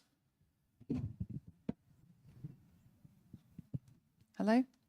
Can everyone hear me through this? Yeah. Yep. So, any questions for Anthony? Yep. Thanks, Anthony. That was really interesting. It's great seeing it all. I've watched presentations over the years all coming to sort of fruition. And two questions. One of them is about the methodology of abduction, because I've not come across it. So it's just not to catch you out or anything, but in terms of, can you expand on what that is and why it was so versatile for this? It's quite different to the qualitative researchers I work with, the approaches they use, I think. Yep, okay. So should I start with that, or do you want to ask a second? Okay. So I think when we think of qualitative research, we often think of induction or grounded theory. So that is when you've got the data available to you and you're going through that data and you're drawing conclusions based on the data that you have to hand. What abduction does is it allows a level of interpretation based on that individual there. So for me, as a researcher, I'm a white male physiotherapist, I'm a clinician, I'm talking to people about clinical practice and their experiences of that. I'm arriving at those interactions and semi-structured interviews with my own sort of thoughts and processes. And so I won't bring it up. So it's underpinned by a semiotic triangle where you have the object, which is the thing that you're trying to discover, the sign of that object, and then there's the role of the interpretant, which would be myself. So somebody says something to me, that is the sign of the thing that they mean. I am interpreting that information based on everything that I have to hand. So it's not taking it at face value, I'm interpreting and I'm theorizing that, and then coming out with what I believe is going to be, you know, the fact at the other end of it. So, and the nice thing about pragmatism, it doesn't say this is the absolute truth. This is saying this is my personal best guess at the outcome and of that truth. So whether it's qualitative research or I mentioned I did a qualitative systematic review and some quantitative stuff, there were insights that were there and I was plucking those insights and thinking, this is what I think it means. And that's sort of been reported. So it's a very sort of subjective, I mean, obviously that comes with some flaws. You could look at it in a very quantitative positivist sense. And you can think, well, you know, the results that this person's coming out with will be very different to that person or that person. And that's fine. Abduction embraces that. I think the challenge with something like grounded theory is that you say that this is based on the information here. It's almost impossible not to interpret that at some level. So I suppose it's a response to some of the criticisms of grounded theory. But it has been around since like the 1800s. That was really helpful. So I could just about understand a little bit of that. Sorry. You are sounding more like a sociologist, which is a compliment because your training. It's just over the years, the way that you can kind of convey this stuff, you can see it progressing. It's really awesome. Do you want me to clarify? No. Okay. I was just. This is more a comment on my lack of understanding. I don't know what I just said there. I mean, that came out of nowhere. I just woke up. It's almost like you're fresh out of a PhD viva. Yeah. Who would have thought? The second one was more about what you're planning to go forward with next, because obviously with COVID, everything, you know, it's very timely. But so what's the next move? Yeah, so I'm in that post-PhD transition period at the moment. So I'm really fortunate. I'm in a research physiotherapy role at the moment for 2 years, which is absolutely fantastic. And I'm very fortunate to be in that role. I think one of the biggest challenges around the implementation of virtual consultations is that question around safety and effectiveness. It was rushed in during the pandemic, and you know we've got a legacy of that. And I don't know if it's a good thing, I don't know if it's a bad thing, I'm not going to comment on it, but we know that the way it was brought in. I was trying to get virtual consultations in my trust years ago. There were information governance issues, there were commissioning issues, there were just issues everywhere, you just couldn't do it. And now it's commonplace. but there is still a lot of resistance and a lot of hesitancy around it. And I think anecdotal evidence and feedback is really important, but I do think that question around whether or not it's safe and effective. And so I am looking to sort of channel my work down towards doing a clinical trial of remote consultations in rehabilitation and physiotherapy. So that's what I'd like to do. But as we've all heard today, and I've had my own setbacks with this myself, I'll maybe come back in 5 years' time, like, you know what I said there? Complete nonsense, didn't work out. This is what I'm doing instead. So that's what I plan to do, but yeah. Okay, thanks very much. And one thing I just add, actually, there are some trials of remote consultations before the pandemic. I just think it's such a different context then to what it is now, and I think it's really needed now. And the stuff, it's not that it's outdated at all. I'm not saying that. Some very good trials of remote consultations, but I think we're just in a new era now, and we need to look at it a bit more critically. Thank you for that, Anthony. Any other questions? Got a half hand, sort of went up and then down and then up. So I'm actually relaying this question from Lisa Newington. She says, what's the role of the clinician in directing patient decision making, i.e. how can we be neutral in the decision? Oh, if Lisa was here, I'd say, how can we be neutral? Because we talk about power imbalances. I mean, one of the definitions of power are exerting your own preferences over somebody else's. Can we go from you could argue quite a paternalist, healthcare is fairly paternalist. We have people coming in, we tell them what to do. We say, do your exercises, do your 10,000 steps, eat your 5 fruit and veg, whatever. Or it could be, around virtual consultations. If I, as a clinician, genuinely believe that a patient will come to harm if they have a remote consultation, how do you manage that? I mean, I don't know the answer. I think that's a very important philosophical question that I'm certainly not going to try and answer it. I think one way to try and contribute towards that is to try and see what patients want.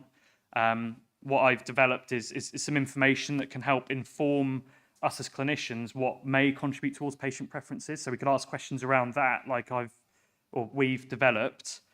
That might be a useful starting point. I mean, I personally think it might be, and that's something that we're looking to implement within my organisation and do more. But can you ever have true shared decision making?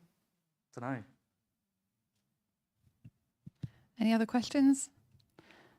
I just had one, Anthony, about, well, first of all, I just really like how you went from doing your PhD around the virtual consultations and then turning it into the kind of theory and looking at patient choices and how they make their decisions. I thought it was really clever, and like David was trying to do, just trying to understand how you got to that level of thinking and how you're sort of been working that out. I wondered whether you've applied your patient choice or the way patients are making their decisions to any other aspects of healthcare. Well, I've been thinking about this a lot, actually. I mean, I don't know how you can apply it, but you think about, I mean, Anju and I have worked together for years, and we've had lots of fun conversations around surgery or not surgery, or rehab or not rehab, or does a patient want to have an exercise prescription, or do they want to receive what we might call more passive treatment? I mean, so without getting too theory, I mean, what we've developed is, you could argue, is moving towards like a middle range theory. It's context independent. It's based on empirical data. The nice thing about this is it's not just about virtual consultations. You could pick it up and put it anywhere. So I think around expectations and around the sort of work that patients need to do and what patients might value, with actually lots of different things, not just remote consultations. That might be a paper that I could write, actually. That would be quite good. But yeah, I think you could transport it to other areas. And so I do think more around what patients expect from their care. I don't know if that answers your question. No, it does. Great. Thank you. Any other questions? No, thank you. Thanks, Anthony.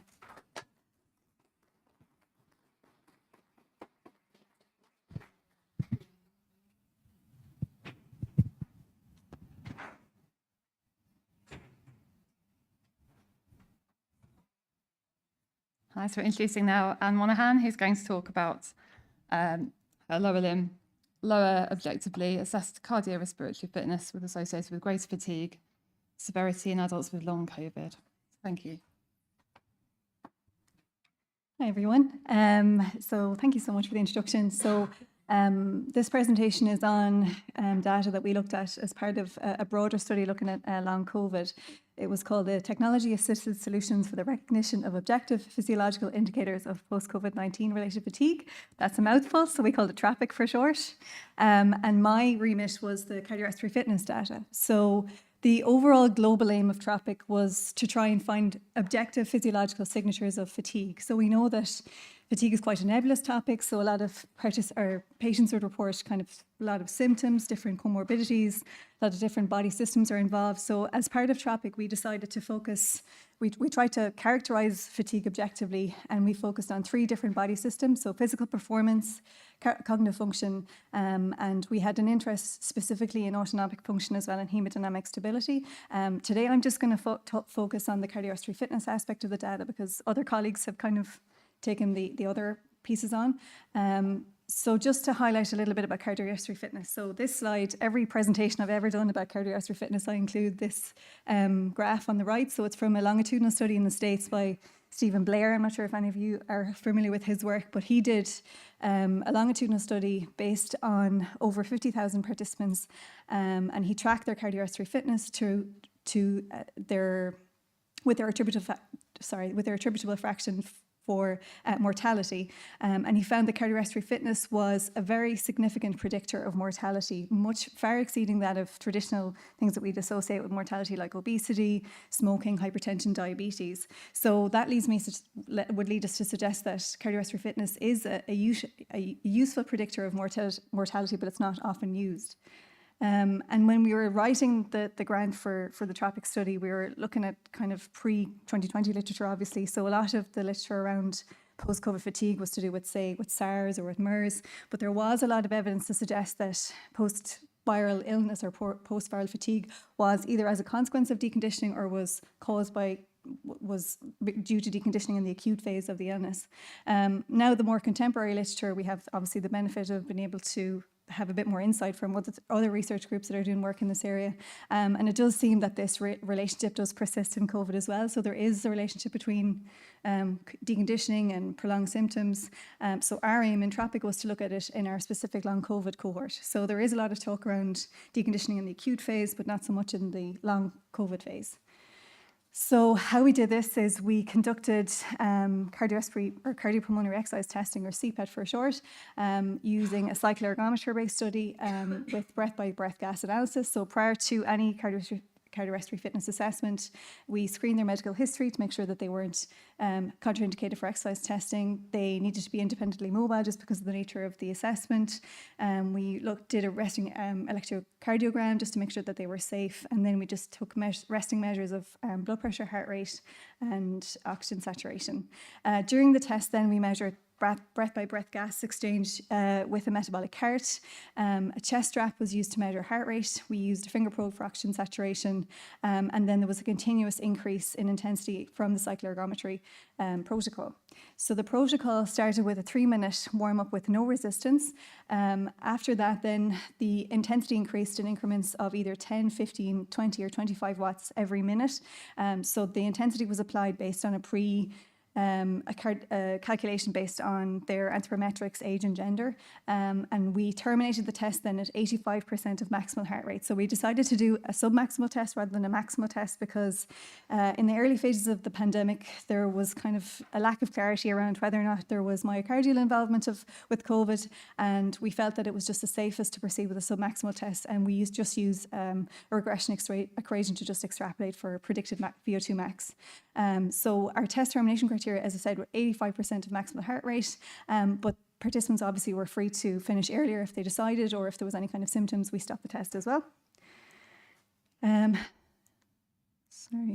So our eligibility criteria for the study was adults, obviously aged 18 or over, that were able to give consent. They had to be experiencing prolonged symptoms of COVID-19. They had to be able to mobilise independently, as I said, and they also had to be free of contraindications to exercise testing. So our recruitment was from various clinics in St James's Hospital in Dublin, so where our PI had collaboration. So he's a consultant physician in the Falls and Syncope Clinic and in the Robert Main Day Hospital, which is a facility for a day facility for older adults. We had links with the post-COVID clinic, and staff who had contracted COVID and who met our eligibility criteria were also free to participate. By far our most successful recruitment avenue was online support groups for long COVID, and I'll talk about them in a little bit. So just a little bit at the demographics of the participants. So between early May and early November, we assessed 108 participants. So our entire assessment protocol, between the cardiorespiratory fitness testing, between the autonomic functioning testing, the cognitive testing, took over 3 hours. So I think that's pretty good going to get 108 people who are willing to do this.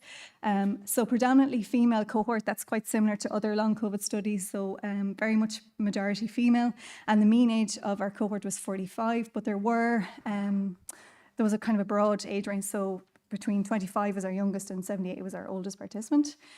So the median days post COVID-19 diagnosis was 332 days. Now, as I said, we did have a very broad range of days post-COVID, and we were capturing people, I suppose because we were doing our assessments in the summer of 2021, we had captured predominantly the first wave of participants and the second wave. So you can see the kind of two waves there in the days post-diagnosis. 22% of our cohort had been admitted to hospital in the acute phase, and four of our participants had been admitted to the ICU as well. Then we figured that it would be interesting to look at bed rest in the acute phase or low activity. So we asked our participants to estimate how many days would you feel that you were on bed rest or you were very physically inactive because you felt so unwell. So the median days that participants estimated that they stayed in bed was about 14 days, and 87% of the cohort estimated that they were in bed for less than 28 days. So that was just an interesting predictor, I suppose. So this is a lovely Pareto chart that my colleague did out of all the symptoms that our participants reported. And as you can see, there's a very, very broad array. So every body system was involved. So fatigue, shortness of breath, gastroenterological symptoms, hair loss, skin issues, hyperhidrosis. The most frequently reported symptoms were fatigue, shortness of breath, sleeping issues, headache, and dizziness. And obviously headache and dizziness were interesting for us as well for the autonomic testing that we did. So just to talk a little bit about how we looked at fatigue. So we captured fatigue with a self-report questionnaire, the Chalder fatigue scale. So it's a 11-point questionnaire with a Likert scale of 0 to 3 for each response, giving a maximum score of 33. So as you can see in our respondents, there was a skewness towards reporting more severe fatigue. So a good proportion of the participants reported maxed out the scale essentially. So they reported 33 out of 33. And our median score for the CFQ was 26. Now, there would probably be a little bit of recruitment bias with that because we were looking for people with symptoms. And I think we might have mentioned fatigue and shortness of breath in our poster. So maybe that might have caught people's eye. So then to just look at the demographics that we assessed pre-CPET. So the resting blood pressure for the participants, the mean resting blood pressure was 129/80. The resting heart rate was 67. The resting oxygen saturation was 98%. Over 40% of the cohort were either current or previous smokers. We had a small proportion of participants who were either on antihypertensive medications or on beta blockers. So 88 of the participants were able to undergo the exercise testing, so that's a good portion of the participants from our sample. So 8 were contraindicated. The predominant reasons that people couldn't complete the exercise test was because they were very hypertensive at rest. So we didn't proceed, just for safety reasons, we didn't proceed with an exercise test if their systolic blood pressure at rest was over 160 or if their diastolic was over 110. One participant, after being with us for 3 hours, decided that she was just too tired to do the fitness test, which is absolutely fine. And then for anyone who's worked with a metabolic cart, I don't know if you are aware, but they're extremely temperamental. So we had equipment issues with 11 participants, which meant that we couldn't proceed with the test. So just to look a little bit at test termination criteria. So 46% of our participants reached our target termination criteria of 85% of maximum heart rate. Another 46% decided to terminate early, and predominantly this was because they reported in-test exertion. A small number of participants, we terminated the test early because for 2 participants, they had pre-existing osteoarthritic knee pain that they wanted to just stop the test. And for the remainder of those participants, they were on beta blockers and it was artificially dampening the heart rate. So we decided to just discontinue the test just for safety reasons. And we had 1 test that had equipment issues as well. Importantly, there was no adverse events during the exercise test and there was no evidence of desaturation in any of the participants. So in terms of immediate feedback to the participants, that was very positive because a lot of them were very concerned about if they overexert themselves, would they desaturate? So we were able to give them kind of in-person feedback about that no one had any kind of evidence of desaturation. Then to just look at the outcomes by gender, so we obviously separate by males and females because of the inherent difference, intergender difference between in VO2 peak and predicted VO2 max. So between males and females, so the peak heart rate in the test was very similar, so 137 for males and 138 for females. The in-test peak VO2 was 1.7, I can't read there, and 17.5 for females. So very low in terms of population norms. The vast majority of our participants were classified as either poor or fair aerobic fitness when we compared to age and gender norms. So these are Cooper Institute norms from a study that was done in the States. So this would be kind of indicative that overall the cohort had quite poor fitness compared to their peers.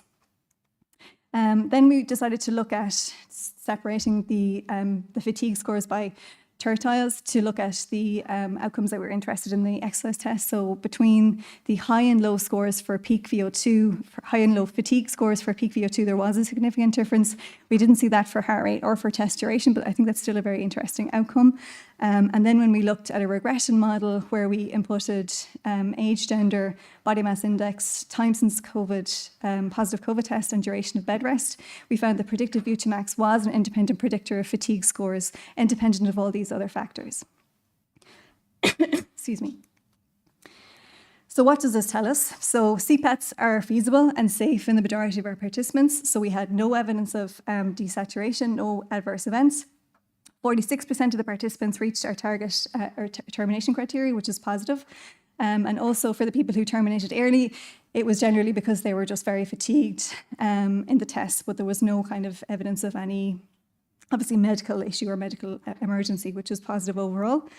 In terms of then the more kind of nuanced findings, we can say that exercise testing show that people with long COVID generally, in this cohort in specifically, have quite poor fitness. And there does seem to be a relationship between low cardiorespiratory fitness and increased fatigue scores. And we do see that maybe this indicates that there is a rehabilitative potential for fatigue in long COVID. Now, I know there's a lot of contention in the literature that perhaps graded exercise therapy is not the best strategy for fatigue, but we thought maybe some sort of a low to moderate exercise program for increasing aerobic capacity might be a better strategy. And then this obviously also important, this underscores the importance of objectively assessing fatigue so that clinicians can direct their target resources with more rigor and precision overall. I'd just like to thank my colleagues on the TROPIC team. We had a very diverse team, bioengineer, a psychologist, myself as a physio, and 2 doctors. And I'd also just like to thank our funders, Science Foundation Ireland, our collaborators, and most importantly, our participants who are very generous with their time. And I'm happy to take any questions now.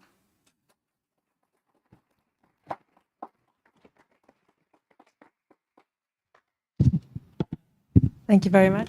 I think we might have time for one question. We're a bit over time, but.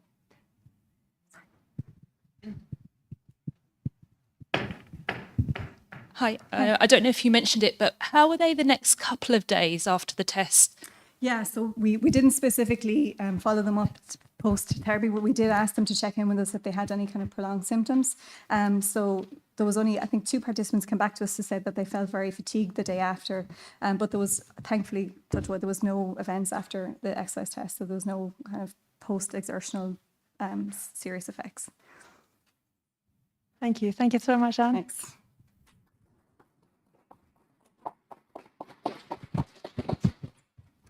All right, and so for our next talk, we've got Caitlin Bailey, who'll be talking about the efficacy of platelet-rich plasma injections and the conservative management of lower limb tendinopathy. She's doing a systematic review.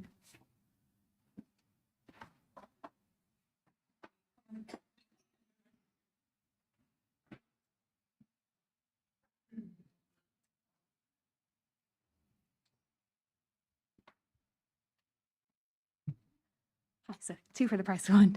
Hi, afternoon. My name is Cara Donnelly, and myself and my research partner, Caitlin Bailey, conducted this study as part of our pre-reg MSc Physiotherapy in UCC, or University College Cork. So the study that we're presenting today is a systematic review looking at the efficacy of platelet-rich plasma injections in the conservative management of lower limb tendinopathies. So just a quick introduction into tendinopathy, and particularly lower limb, and the role of PRP. So as we all know, chronic tendinopathy carries a highly complex and quite heavily debated in the literature etiology. And that kind of really adds to the complexity around treating chronic tendinopathy across a wide spectrum of populations. The histological data has showed us that it's largely degenerative processes that are at play over more inflammatory. But it is a highly prevalent condition. It's reported to affect up to 30% of musculoskeletal complaints, and as well as it can be very debilitating to patients from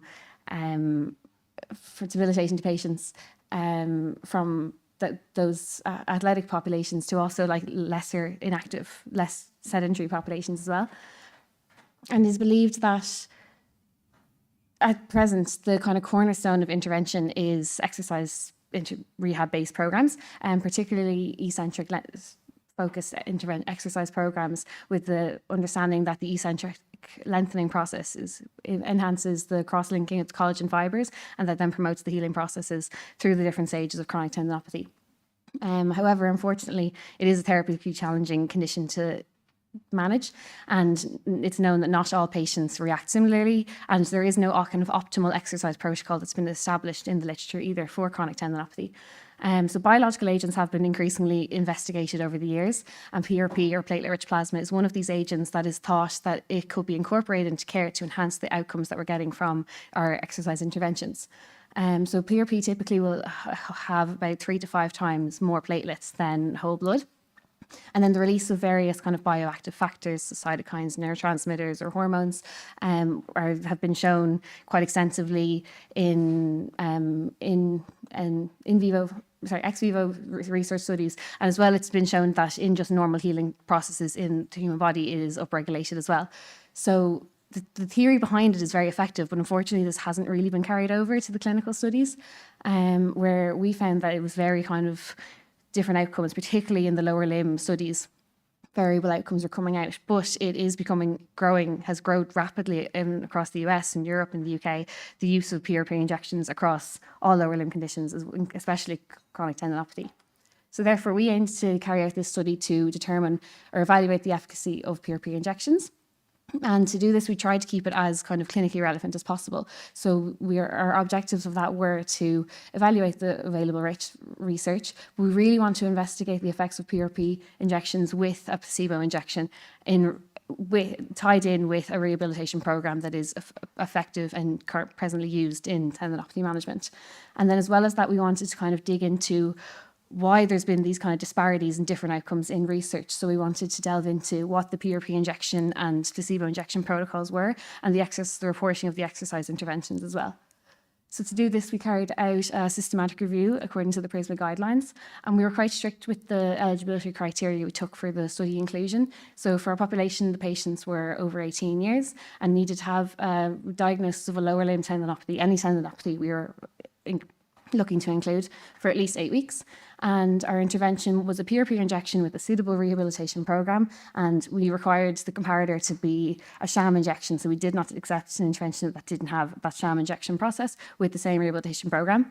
Our outcomes was the Visa Institute of Sports assessment for the relevant tendon, with a minimum follow-up of 12 weeks. And then secondary outcomes we took were for pain, ultrasonographic outcomes, any self-perceived changes, and the occurrence of adverse events. And you can see that kind of stricter eligibility criteria did result from our PRISMA flow diagram that we did have to exclude quite a few studies in our full test analysis.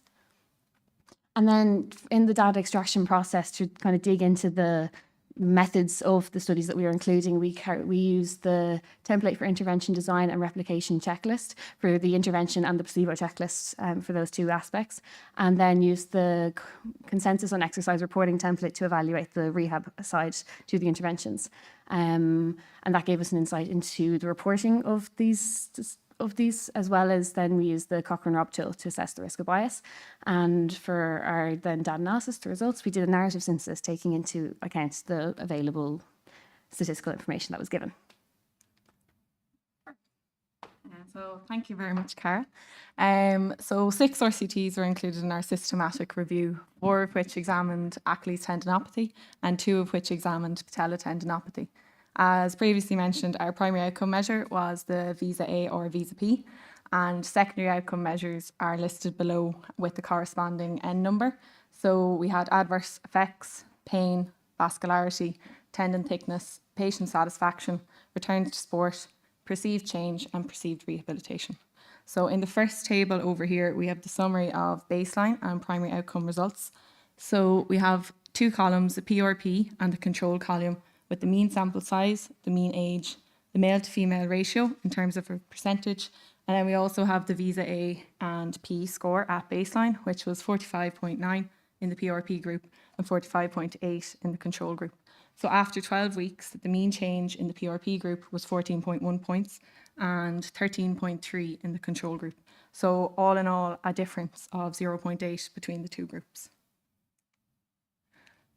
In the second table here, then we have evaluation of the study quality. So as Cara mentioned, we have the TIDIR and the CERT consensus. So the TIDIR examined the quality of the intervention injection and also the placebo injection. So this was ranked out of 12, with 12 being the highest quality of evidence, and the CERT consensus again ranked out of 19, with 19 being the highest quality evidence.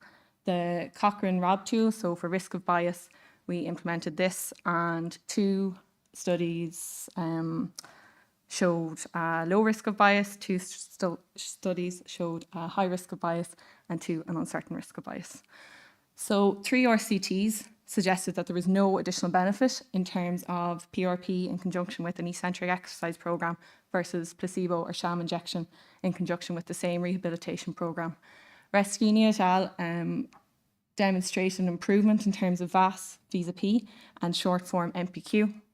Crowe et al. Suggested that there may be an increase in tendon thickness, but there was no difference in terms of PRP on control with Visa A scores. And then Boson et al. Suggested that high volume injections, PRP injections plus the eccentric exercise program may be more effective in reducing pain, improving activity level, reducing tendon thickness, and intratendinous vascularity than the eccentric exercises alone. So I suppose, how does this inform our clinical practice? Taken from the results section then, it's evidence that significant heterogeneity exists in terms of treatment effects between the 6 RCTs. Various discussion points are listed below. So we've just picked out a couple that we thought were interesting and might be relevant to the crowd as well. The MCID, which is the minimal clinically important difference, ranged from 10 to 20 points, with the median at 12 points and the mean at 13 points. One study did not report the MCID. So this definitely calls into question, what is the appropriate MCID for any of these lower limb tendinopathies? So without a formal establishment of what the MCID is for, say, Achilles or patella tendinopathy, the findings should be interpreted with caution. Another point then is that the visa questionnaires have dominated the tendinopathy literature for the last 20 years or so. A recent SOR by Caracas et al. In 2021 called into question, is it time for an update or renewal of these questionnaires due to how heavily weighted the physical activity section of the questionnaire is? And this kind of ties in nicely with something that we found throughout the paper about the patient baseline characteristics, that a clear and simple definition of what defines a non-competitive recreation athlete, a competitive recreation athlete, or a competitive elite athlete needs to be brought to the surface so we can I suppose, create meaningful associations between various patient cohorts and health-related outcomes. As highlighted by the CERT and the TIDIER, poor reporting of exercise programs and PRP therapeutic protocols was consistent throughout the literature. So if interventions cannot be validated, they cannot be replicated. And a tool like the DEPA, which stands for dose of platelets, efficiency of production, purity of PRP, and activation of PRP, is recommended for future studies. This is, I suppose, a bit of a guideline, and if RCTs could follow this in the future, it would create a standard classification system that could be implemented. And another thing that we came across during the literature, it kind of omitted the fact of, diffusion of this PRP when it's injected. So something that would be interesting to see in future RCTs would be what volume of the injected fraction remains in the degenerative tendon and for what length of time. So to sum this all up, the take-home message is that PRP is emerging as a safe and potential therapy in the treatment of lower limb tendinopathies. However, there's currently insufficient evidence to suggest superiority of PRP injections in conjunction with a rehab program over placebo injections with the same rehabilitation program. A standard classification system like the DEPA is recommended for future RCTs. And finally, larger, high-quality, robust, double-blind RCTs are necessary to allude towards the effectiveness and role that PRP may play in the treatment of lower limb tendinopathies. And we have a couple of respirates, and that's it. Thank you for listening.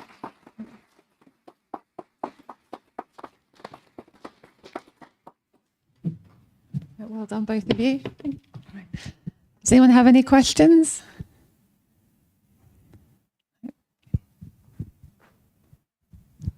Thanks very much for the presentation, and obviously that review was a hell of a lot of work, so well done for putting it all together. I was involved in a PRP study looking at Achilles ruptures, and I was interested in what you said about the end about people describing what's actually injected. It's partly an anecdote to share and also a question. So the PhD student who developed the intervention before we did our testing looked at a number of available commercial systems and found that one of the devices, when he actually tested what happened to the blood afterwards, they found that it agitated the platelets so much that all of the sort of growth factors had all been released and platelets fully activated in the production. So by the time you were going to inject it, it was basically fairly inert biologically.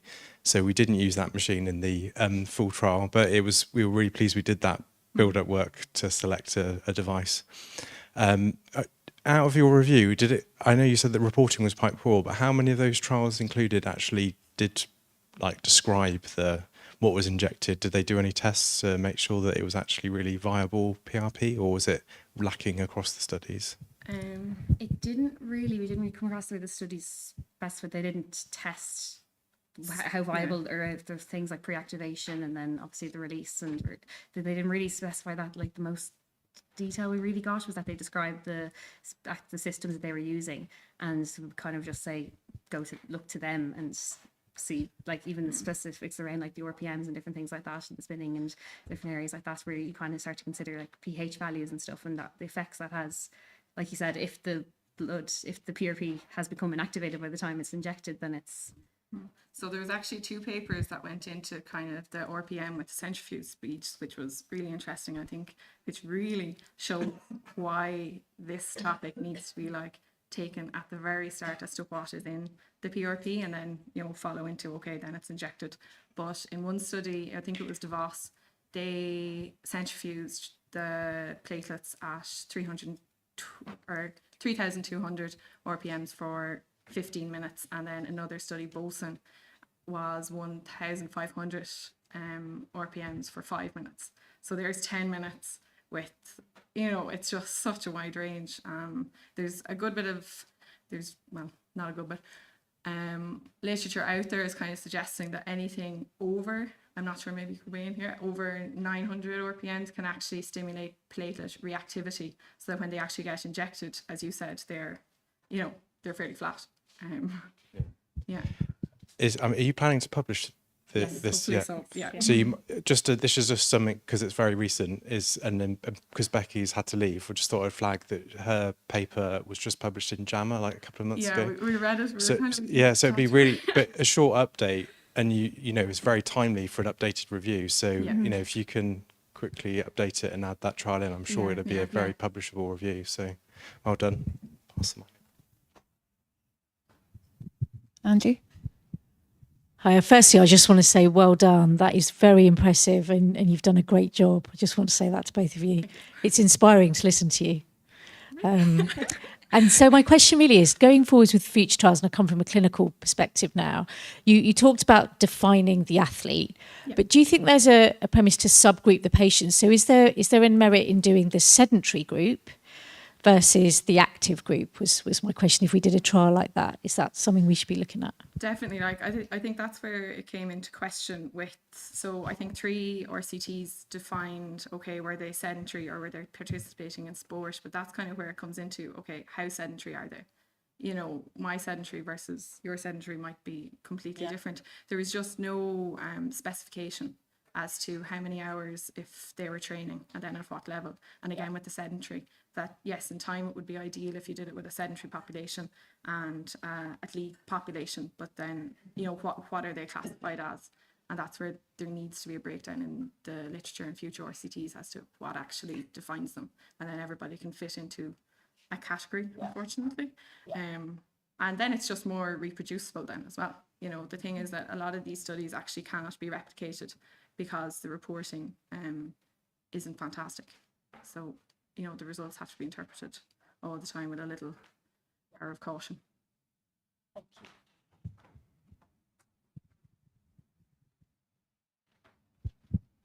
Right, thank you both of you. Well done. Thank you.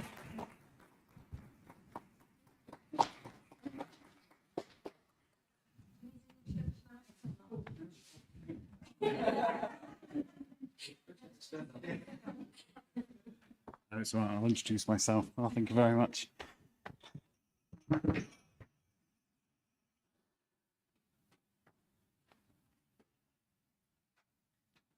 Hello, everybody. Thank you very much for coming, and it's really good to see you all here. So, my name is Alex Burnham. I'm one of the committee members, and I think I'm presenting this on behalf of the Physiotherapy Research Society in terms of giving you a little bit of a glimpse of some of the projects and some of the things that are going on within the Physio Research Society. So, as Ali sort of mentioned earlier on in the day, part of the Physiotherapy Research Society is about trying to facilitate sort of research within early careers and early career researchers, and also with students and those sort of newly sort of postgraduates. So this is a project that we have going on at the moment within the Physiotherapy Research Society. I think judging by that fantastic talk, it really was great, and also from the posters as well. I'm preaching to the converted within this. So, you know, it's this is something that we'll be offering out to all physiotherapists, and I'll tell you a little bit about it now. So, I think when we think about sort of evidence overall and at sort of universities and as people go out into their clinical careers afterwards, we think about evidence, and everyone knows this hierarchy of evidence, and that, you know, if we sort of focus at the top, then we tend to have this slightly higher quality evidence, whatever that may be. And there's different iterations of this, and I think this focus on filtered information, this focus on secondary research or trying to synthesize evidence from a number of different areas is often seen as a really good way of obtaining the best evidence, but also it's a very useful way for clinicians to be able to access large amounts of information summarized. And so in terms of a time efficiency for those of you that are, undertaking clinical roles as well, on top of trying to research and keep on top of evidence, this sort of interaction within systematic reviews, also systematic type reviews and meta-analysis is often seen as the gold standard and the best thing to be focusing on. However, often when people go to systematic reviews and meta-analysis, they think about Cochrane's. So Cochrane being, what everyone thinks of as the gold standard, and it's got a very protected sort of view and a name in most sort of health research circles. And they're a great source of information until you click the full review button instead of the summary review. And if you're not sort of expecting what to come up, if you're just looking for a take-home message, suddenly 131 pages of information comes and sort of downloads. And all of a sudden, if you're not aware of that, and I see this a lot with students, it's an absolute block and a barrier. So that alongside this, it's when you try and sort of convince people that in actual fact systematic reviews are a really good way of obtaining information and the best source of evidence, trying to convince an undergraduate student particularly, and then that translates into new graduates too, that this is actually a really nice simplified form of data to give us lots and lots of information, they think I'm mad. So really this project that the Physiotherapy Research Society is banking upon and has started upon is trying to demystify systematic reviews in some respects and really try and make them a little bit more manageable and approachable to particularly to new graduates and early career researchers as well. And we managed to obtain some money from the CSP that have funded us a really nice opportunity, I think, to be able to deliver two components. And I'll tell you a little bit more about them now. But first of all, we are looking at developing an educational sort of material which will be placed online on the Physiotherapy Research Society website, which has been helped developed with KIL Trials Unit, and this is really talking about systematic reviews. It's really talking about the very grassroots and the basics about systematic reviews. So coming at it right from the beginning, and really sort of taking the idea that there is no silly question. You know, it's this idea that trying to demystify them from all parts, and that's including meta-analyses. So looking at different plots and different ways that you can gather information from that, and looking at all those numbers that we saw on the previous slide and roughly what they mean. Okay, so that's the first part, but the second part is really what I'm going to talk to today, just to give you a little bit more information about what the next step is. So this next step is about a delivery of a workshop series, and that is to help physiotherapists at whichever stage of their career, depending on who wants assistance, and to be able to look at an area of clinical need, a question of some sort that is relevant to clinical practice, and start to carry out a systematic type review from scratch. So that may be not quite as sort of large and expansive as the previous question, or not maybe looking at 131-page systematic review, but there are lots and lots of different types of systematic type reviews. And so they don't all have to be a Cochrane 131-page document, but looking at a review using systematic methods to be able to identify evidence of different levels. And it was really nice that one of the posters is looking at a scoping review, and as another example of a different type of review that's out there. And so really this second part will be a workshop series to work with clinicians or early career researchers to undertake a systematic type review in an area of clinical need. And we'll start that from scratch. And in terms of the workshop series itself, we are going to invite applications from people that would like to take part in learning how to do a systematic type review. And with the CSP support, we've been able to offer a £500 bursary to help with the time and additional costs that I know that it will undertake in terms of people completing the review. And also, on completion of the review, if they'd like to take that forward to a conference of some sort, then we're able to offer £500 towards the conference as well. So thanks to the CSP in terms of being able to allow us to offer this. Alongside the physiotherapist or the person doing the review, you'll be undertaking that with someone who is an experienced researcher. So you both work through each stage of that together and as a group. So you're working within a team, you're not expected to do it on your own. And we'll have a number of workshop series where we come together and we look at things like identifying the question and planning the review, looking at developing and undertaking research strategies, identifying and extracting data and interpreting the results and writing them up. So we've got support from researchers within this to help the lucky people through your review. We've also got librarian support as well, and hopefully this will be a nice sort of opportunity for someone to learn the process of doing a systematic review through actually doing it with support as well. It's going to take place over an 8-month period, so we're not expecting everyone to come out with a high quality review that is published within the 8 months, but hopefully we'll have something to sort of take forward and maybe at this conference or maybe in other conferences next year to actually present that data and take it forward. So in terms of the educational video and when this will all kick off, so May is the dedicated month that we're hoping for this, and within the next couple of weeks we'll be launching the video on the PRS website, and that is the educational resource, and we'll also be giving more information about the application process for this. So it will just be a case of identifying a clinical area and applying through that mechanism, and then we'll make arrangements to start towards the end of June, towards the end of May, sorry. So please keep an eye out on the website and also on the Physio Research Society Twitter feed as well.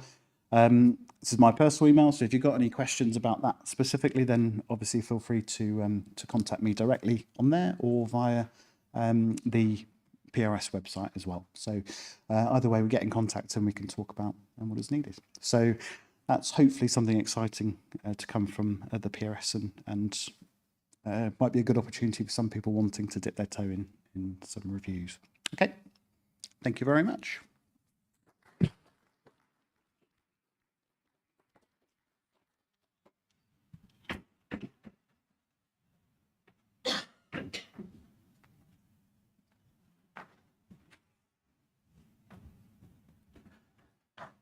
Yeah, so before our afternoon break, we now have our third keynote speaker, and it's an honor to introduce Dana Maki. She's Senior Lecturer in Physiotherapy Division of College of Health and Life Sciences, and she's also the Program Lead for the Master of Science in Physiotherapy with specialism in musculoskeletal rehabilitation and neurorehabilitation. And she's a specialist musculoskeletal and pain physiotherapist. And we had the honor as a committee, Dana presenting last year about a really nice topic, diversity and its impact on physiotherapy research. Maybe she's also referring on that in her presentation. And I also had the honor to work with Dana in a Physiotherapy UK focus symposium last year, and now we're writing a paper together. So it's really an honor to give you the floor and give you the word. Thank you. Thank you very much for the PRS for having me today. As you can see from my title, I've put the experience of an academic in the world of physiotherapy and research, and we'll talk about the ... in just a second. So I'm actually taking the literal meaning of culture in this presentation and talking about culture and how it's changed, because actually the majority of my work now, my research work, involves around working with people from ethnic minorities and trying to see what their experiences are with physiotherapy. So I've had a lot of time to reflect on myself. So my experience and my journey through this profession, would you call me, I was once an international student, I then became an expatriate worker, I then lived in the UK for such a long time, so I was labeled as an ethnic minority. So what am I really? So I've just crossed it out, and maybe I'm just an academic. So I'll just start talking about my journey. So for most of the time, I'm a qualitative researcher these days, and qualitative researchers are taught to reflect and appreciate reflexivity. So I'll just talk about where I came from, how I started in this profession. So I was raised in the Middle East, and I went to an American high school, and actually I started speaking English from a very young age. And funny enough, when I went to university, people kept asking me if I understood what they were saying. My personal tutors recommended I take English enrichment courses because that was the problem, why my essays just weren't good enough. I completed my BSc in physiotherapy at Birmingham University, And then I did an MSc in musculoskeletal sciences at UCL and a PhD at King's College.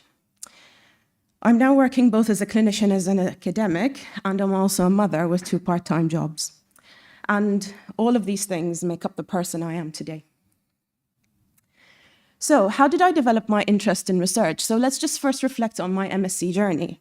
And interesting enough, my MSc supervisor is right here in this room. She was one of the greatest influences early on in my career, Anju Jaggi. And interesting enough, one of my current MSc supervising students is sat here in the room right next to her. So it's just life's come around a full circle. It was a great surprise to see her today. She was wonderful to see her. So I worked at the RNOH for a very brief time after I qualified.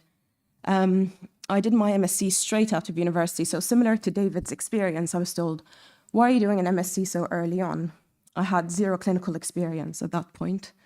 But then I went on to work at the RNOH, and I was put on the rehab team. And I don't know if I ever told Anju this, but for the first 9 months at the RNOH, I used to go back home and cry because I didn't know how to deal with the patients who had chronic pain. And I was just like, what have I gotten myself into? They just dump all of, their sort of mental health issues and psychological issues. And I wasn't actually sure if this was the profession for me, but obviously that changed, and now I work in chronic pain. Over time, and as I worked in different community teams and worked throughout my PhD or worked after my PhD or even worked while I was at Brunel, I was always given the difficult patients when I was in the community.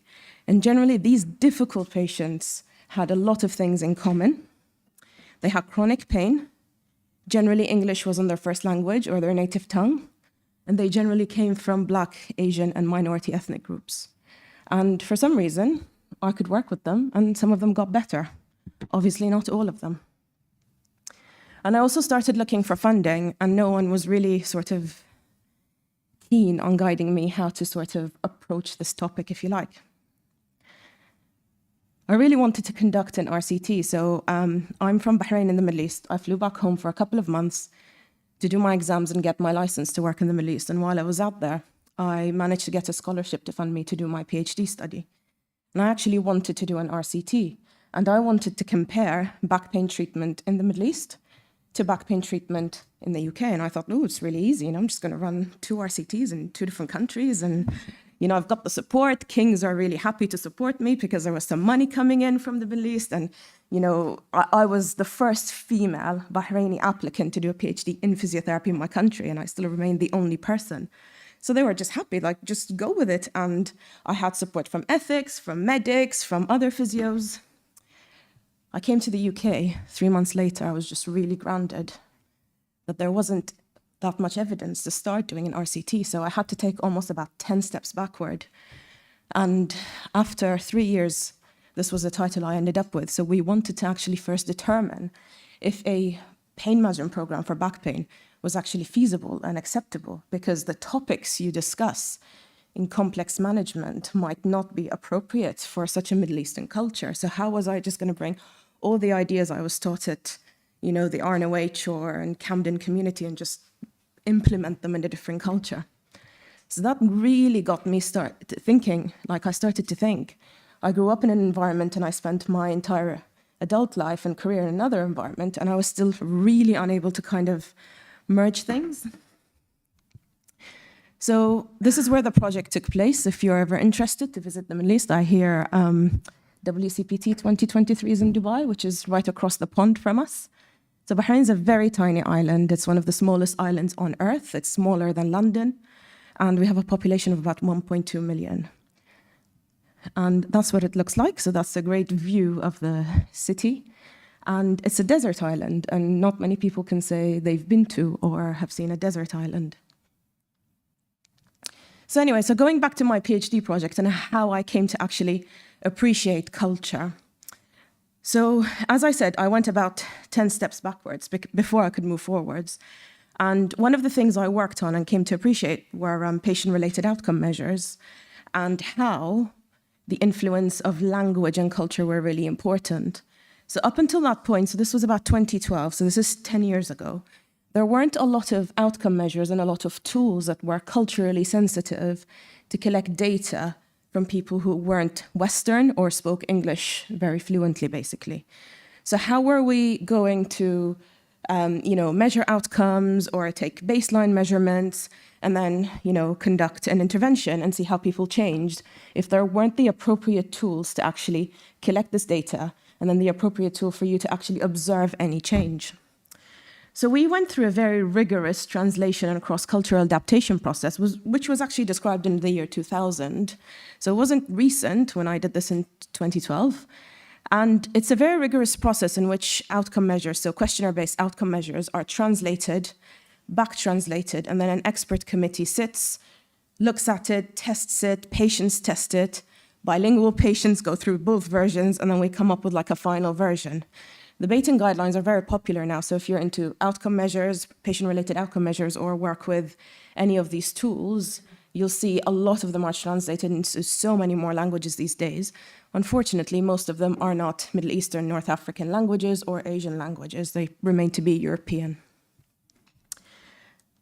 So after going into all of that work, I realized that there were actually things that didn't make sense. So for example, if I go back to this process, one of the tools I translated was the Pain Coping Strategies questionnaire, and there were some things like, if I was in pain, I would go to the cinema. If I was in pain, I would go shopping. Now, if you ask someone in the Middle East if they were in pain, they went to the cinema, they'd be like, well, I don't always go to the cinema anyway, so how's that relevant? So we had to the process wasn't just translating the text, it was also finding the appropriate activity. So we also had, on the Pain Coping Strategies questionnaire, there's a hoping and praying subscale. So when we tested this out in the Middle East, everyone scored really highly because no one was going to tell you that they didn't pray and hope when they were in pain because that's the cultural norm. And obviously alongside all of that stuff, what I did, I thought, actually, translating these outcome measures just wasn't enough. There was such a gap. Yes, we did change some of the activities. So I think shopping, some of the activities were replaced to instead of walking to the shops, like walking to the mosque or walking to the house of worship. So there were a lot of changes that we did, and then we validated the questionnaires, and they're now available in modern standard Arabic, which is the language spoken across the Middle East. But what did this all mean to me? It just made me realize that it's actually not good enough to take a Western developed tool and use it for a different community. So this was the start of my qualitative research interest. We ran focus groups with the patients just to understand what their needs were. And it was impressive. It was just mind-blowing, just going back and analyzing the transcripts and trying to translate them in English and just realizing with things like the praying and hoping subscale, people just spoke. Like when they spoke, they just spoke full of hope and full of prayer, and their language was just very colorful, and there's so many different adjectives to describe pain and how they were feeling and their symptoms. And obviously up to that point, mid-2010s, there was some research published about different languages and different words used in different languages, but there wasn't enough. So it was a real eye-opener to me about how culture and beliefs and religion could just actually influence how you feel about something, anything, not just pain. So where do we go from here? So one of the suggestions I came up with from my PhD in my discussion was that the biopsychosocial model needed to have an extra layer, which was culture and ethnicity, because culture and ethnicity impacted each one of these dimensions. So, even just for bio, obviously you've got the biology, the genetic makeup. With psychology, you have different things that are important on different levels to different cultures. And obviously with social, family environment, the meaning of the role of males and females, and the importance of jobs or roles, or what jobs are acceptable, what jobs aren't acceptable. It was just really, really important to consider all these things. For example, one of the things I found that in my study, women who worked didn't want to take time off from work because it was okay for them to go to work. So some came from very conservative backgrounds, and actually if they didn't go to work, they didn't leave the house, because apart from going to work, they had to look after their family and they had to cater for in-laws or grandparents. So if they were in pain, actually it was an escape to go to work. So none of them actually, very few of them would want time off for being ill. So I then transitioned into academia a couple of years later, and there were some challenges. So again, just talking about this culture within research. So the cultural belief. So I was early motherhood. My son was about 1 year old or 1.5. You know, there were the cultural beliefs. So I still remember my background, where I come from.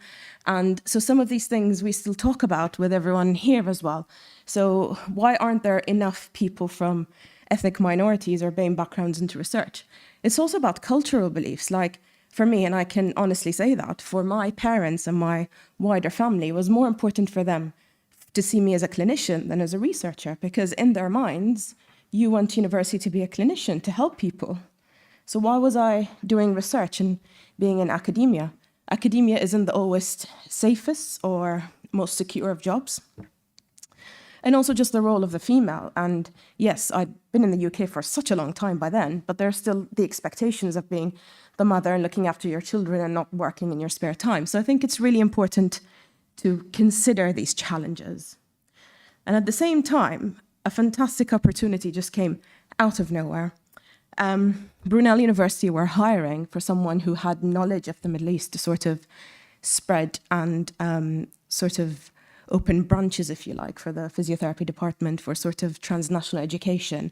So we wanted to go around to different departments and sort of upskill the students, or well, staff really, and bring in some of the British education.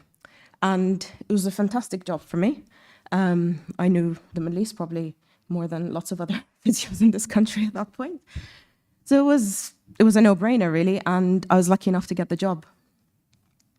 So early steps in my role, in my career in Brunel, so this was very early steps. We're still building up the TNE. I decided, yes, you know, I was new into academia in the sense that I was a newly appointed lecturer, but not new to research. I wanted to make changes. One of the first things I heard about or saw in my first week at Brunel was that there were a couple of students who enrolled. They were hijabi, so that meant they cover their hair. And within the first week of university, they wanted to drop out because they didn't want to work with each other, with men. They didn't want to undress. That actually brought me back to my experience as a BSc student, and this is one of the stories I've never really shared, so this is quite vulnerable for me to tell the story. But I remember at my first week at Birmingham University, our lecturer said to us, make sure that when you come, you're ready to undress. Just make sure you're not wearing red lacy underwear.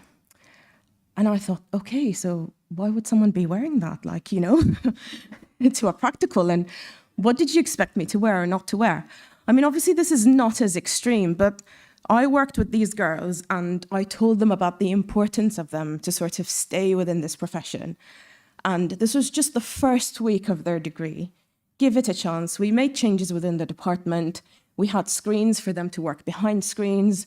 We'd offer that they'd work together in pairs. They didn't have to undress.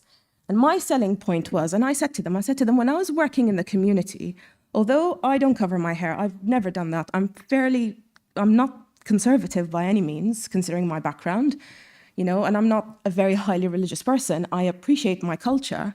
But when I was working in the community, as soon as a patient saw me and they saw that I looked different or I understood where they came from, they automatically got a little bit better. And I said, you know, some of them were from Iranian descent, one of them was from Afghanistan. Her family has fled over years ago when she did her GCSEs and A-levels.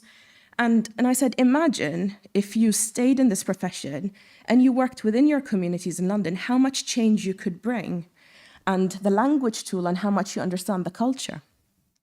So I was successful with 2 out of 3. So I think that was a good go. The following year, none of them dropped out. I used the same speech, so it was good. We had 2 and they remained. So I lost 1 to 5. I think that's good. When I was teaching, one of the other things I started making changes was I admitted my MSK struggles as well with the students. They kind of appreciated the honesty as well. I started mentoring and working with international students and students from Black, Asian, and minority ethnic groups. I felt I could sort of be a positive role model for them to sort of maybe continue with their degree, have positive experiences on placements, or maybe one day go into research. And I mentor a lot of them on MSc projects. And then one of the things I did in 2018 was applied for funding through Brunel for my first project, which was Pain in the Community. And this was a very interesting project, and as you can see, my team is very diverse. And that's one of the photos I hold very dearly because it was a really, really good strength for our team. So I'll tell you about the project. So the research aims were twofold. So we wanted to know the experiences of community dwellers with persistent pain in London. And these were the patients I'd worked with who always felt a little bit better when they saw me, or, or when I maybe asked, in some people's opinion, maybe a little bit too much about their background, maybe. And I also wanted to know how community physiotherapists felt working with them. Because clinically, when I was in clinic, I'd always hear this thing like, oh, I opened my diary and I just saw this person's name, and, and I'm not sure how I'm going to deal with them. And they're booked for an hour because they need an interpreter and a translator or whatever. So I just wanted to collect all of these things, on paper. With the Pain in the Community project, we ended up with about 25 patients more from more than 5 different ethnicities. And the common themes that came out, that obviously the majority of them still prefer passive over active coping strategies. The majority of them find that their community really influences their choices and their beliefs about pain and the type of treatment they go for. They also expressed expectations of the healthcare system and, in their opinion, what was a good healthcare practitioner. And for them, being listened to and heard and being given time to sort of express what they need was really important, because, as you can imagine, some of them would get really flustered because they were just worried about how they come across in English, or if English wasn't their native language, or they might feel judged as soon as they walked in because they had different skin color, or because their name didn't sound Western, or their name was mispronounced. So that just immediately affects you. And we also identified that social and cultural interests were really, really important to use in rehab. And that was very, very important to help you set goals, because the goals will then be valued by that person to achieve them and continue and have a successful rehab journey. When we interviewed the physios, 63% of them were female. All of them worked in the NHS, and I think about 8 of them worked in private practice as well. And they had an average years of about 7.8 years, so 8 years in MSK practice. So physios felt that communication was very important to successful management for any pain patient, not just if they came from pain backgrounds. And it wasn't just communication, it had to be comprehension as well. So it wasn't enough just to have a translator or an interpreter. They had to be sure that the message got across. Clinicians said there was limited resources for effectively managing patients with persistent pain in the community, and I'm sure this resonates with most of you who work in this field. And it's not just about, leaflets or in different languages. It was also about, where to signpost them to. And in the community, do we have centers where they could do an exercise program, for example, in Gujarati or in Bengali or in Arabic, and just for women who were conservative and they didn't want to mix for men. So did we have these resources in the community? And in the end, they identified gaps in their knowledge, and a lot of them. So we realized when we were analyzing them, there was a lot of unknown unknowns. So clinicians didn't even realize what they didn't know. There were some divergent cases. So clinicians who spoke more than one language seemed to report better experiences with all patients who come from different backgrounds. I suppose if you're culturally sensitive enough to sort of appreciate one other different culture, one other language, you have that cultural sensitivity. And less experienced clinicians just struggled with everyone. It didn't matter where you were from or what your problems were. So what's my future recommendations from this research? So diversify. Diversify the workforce, get more people in through the door at university, get them through university, get them into higher education if necessary, and recruit them and keep them there. This will improve cultural sensitivity. Yeah, a lot of people, a lot of the physios in interviews said, well, can you help us? Could you suggest a training program to make us more culturally sensitive? And I'd say no, because I don't understand all the cultures out there. Maybe I understand my culture, but there's hundreds of cultures in London. And if we were a diverse workforce, then you could all learn from each other. And that's how things will develop. And that'll help you select value-based goals. That'll help you create resources. Different people can translate this exercise leaflet. Few people could lead an exercise class, or now with COVID as well, and things being online, different trusts could have, for example, one trust could have an exercise program, for example, in a specific language, and maybe other people could be sent to that program. Like, you don't have to have every single language in every single town or postcode. Implications to research. So I think we need more in-depth explorations of culture. So this research program was just general. So we looked up who was in London, who was willing to participate, and it just gave us very preliminary ideas. And there is a lot to do. And I do think that these explorations should also be done in other regions, because obviously diversity is different outside of London. So there's different pockets and, you know, different groups of different ethnicities elsewhere, and obviously other specialities. So other specialities have their own challenges, not just MSK and persistent pain. So in my opinion, the project had good success. We started building a very supportive and cohesive community of students at Brunel, and we started attracting a lot of the students, international students or students who identified as ethnic minorities, to carry on that research. So it almost felt as if I was encouraging people to sort of do something they're interested in and bring what they have, whatever life experiences or languages or culture they have, to this project. So this is still an ongoing project with several analyses. And it also instigated the importance of cultural exploration at Brunel University London. Out of this project, we've also had 2 online webinars where we invited clinicians to just come and talk about the struggles they have and barriers to working across cultures. And some of the work was presented at the CSP 2020, and some of it was, actually that's 2021, not 2022, was cancelled, with Nathan and a couple of other co-authors as part of Evolving Practice. I'm also now a spokesperson for health inequalities for the CSP. And the CSP also commissioned a project last year, which we've done, which was a review of EDI data and their relationship to accessing community cardio rehab and pulmonary rehab. So obviously this, in terms of a specialty, is outside my realm in terms of MSK, but we're looking at similar things. We're looking at why are people from different ethnicities or with protected characteristics not uptaking rehab in the community. So what are we doing for the future? So one of the things I keep talking about is diversifying the workforce. And some of my colleagues at Brunel have looked at the success of students from ethnic minorities enrolling onto a physiotherapy program and successfully completing it. And we do know that even when students successfully complete their degrees, there's a large gap in attainment. Students from ethnic minorities tend to perform less compared to their white counterparts. And there are several reasons. Some of these students come from lower socioeconomic backgrounds, perhaps, but we also acknowledge that there is some unconscious bias going on with a lot of the methods we use in physiotherapy for examination, because some of the largest attainment gaps are actually during vivas and presentations compared to written pieces of work. So that's something I think all universities have to work on, is dealing with unconscious bias and not letting the unconscious bias drive some of the students out of the profession so early on. We do know that students from international students or students from ethnic minorities also have negative experiences on placement. And this is widely reported. And we've just started some qualitative interviews looking at what's going on. And some students actually say that's one of the reasons they leave they might finish their degree, but they might leave the profession. So how are we going to diversify the workforce if we've got these issues at hand? And how are we going to improve, how are we going to get them to be good physios and then researchers if we can't just get them through their first degree?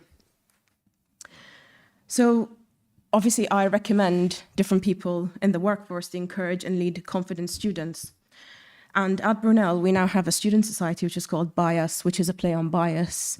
And it's a support group for students who identify as Black, Asian, or any minority ethnic groups. And we've also created a community outreach program. So some of the students go out to the schools in sort of Greater London and try to encourage students to apply to physiotherapy and kind of uplift the importance of the profession. I had one of my students who was of Filipino descent, and he said everyone he knows ends up being a nurse because that's what they think they should be doing. So his parents were nurses, his cousins were nurses, so he was a physio. So it's also about what different ethnicities value. In some ethnicities, they value medics over AHPs. So it's about sort of changing that outlook very early on, you know, at a GCSE level, at an level, just to get them to apply. And then obviously trying to get rid of all these unconscious biases, recruiting them successfully, getting them through their degree. And one of the things we conducted was a curriculum review. So 2 summers ago, well, nearly 2 summers ago, we reviewed the BSc curriculum as well, because some of the students were complaining about the lack of diversity and representation in our curriculum. And this work was co-supervised by one of my other colleagues, Muriel Norris, and 4 students who were also from BAME backgrounds and had other protected qualities such as disabilities and mental health concerns. And we found that the material we present to students lacks diversity. And it goes back to that first picture I showed you at the start. I mean, I don't look like any of them, and I'm not even sporty. I've never played, you know, serious sport in my life. And when I first went to university in my first year, everyone played netball and basketball and football. And I was just like, okay, I'll just walk to campus and back. And, you know, I didn't even ride a bike. So I was the odd person out. Eventually, I probably did some swimming, but just for leisure or just to fit in again. Yeah, you know, I had to do something to fit in. So we found obviously that there is a lack of diversity in the curriculum. So this was in the photos we used on our slides, in the case studies, the names of people we gave on the case studies, the, you know, I think there was a lecture about like the healing process and bruising and how some of the students felt uncomfortable when all the pictures displayed were of white or Caucasian people, because in darker skin colors you can't see bruising as well, or it might look a bit differently. And they really wanted the curriculum to be a bit more diverse and represent them, for them to feel a little bit more comfortable. But the lack of diversity wasn't just about, you know, ethnicity. There was no talk about culture. When we gave the students case studies, we didn't tell them about that patient and what they wanted to go to or anything about their social history. We didn't talk about disability. I mean, we are a profession that works with disability, but then most of the case studies we presented didn't really go in depth into like disabilities or like mental health or gender and sexuality or even socioeconomic status. So we talk about lack of diversity in the whole sense. Oops. Okay. So one of my other roles at Brunel is I work in ethics. I'm a research ethics officer for the department, and I think this is really important to sort of share at a research conference, like what are the ethical considerations going forward. You know, I think for any ethics reviewer, when you're reviewing any papers, you really need to think about vulnerable participants and protected characteristics. And you really need to think about cultural and ethnicity-related considerations. If someone says they're going to recruit people from a certain ethnicity or from a protected group, I would say always ask for validation. They should be treated respectfully and approached respectfully, or any questions that they're asked should be phrased in very ethical ways. And with emerging technologies, we are also excluding tech-savvy individuals, so individuals that don't speak English or don't feel comfortable with English, but we're also excluding probably the older generations or people from lower economic statuses who aren't comfortable using iPads, iPhones, or don't have access to these things. So just keep in mind all of these things. You know, diversity is not just about the color of our skin. There's more to it. Yeah, so that sort of covers that point. So the challenges I faced in research and teaching, microaggressions go both ways.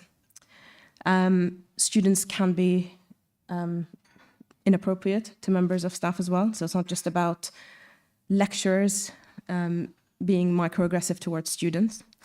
And yes, I do love working with students from BAME backgrounds.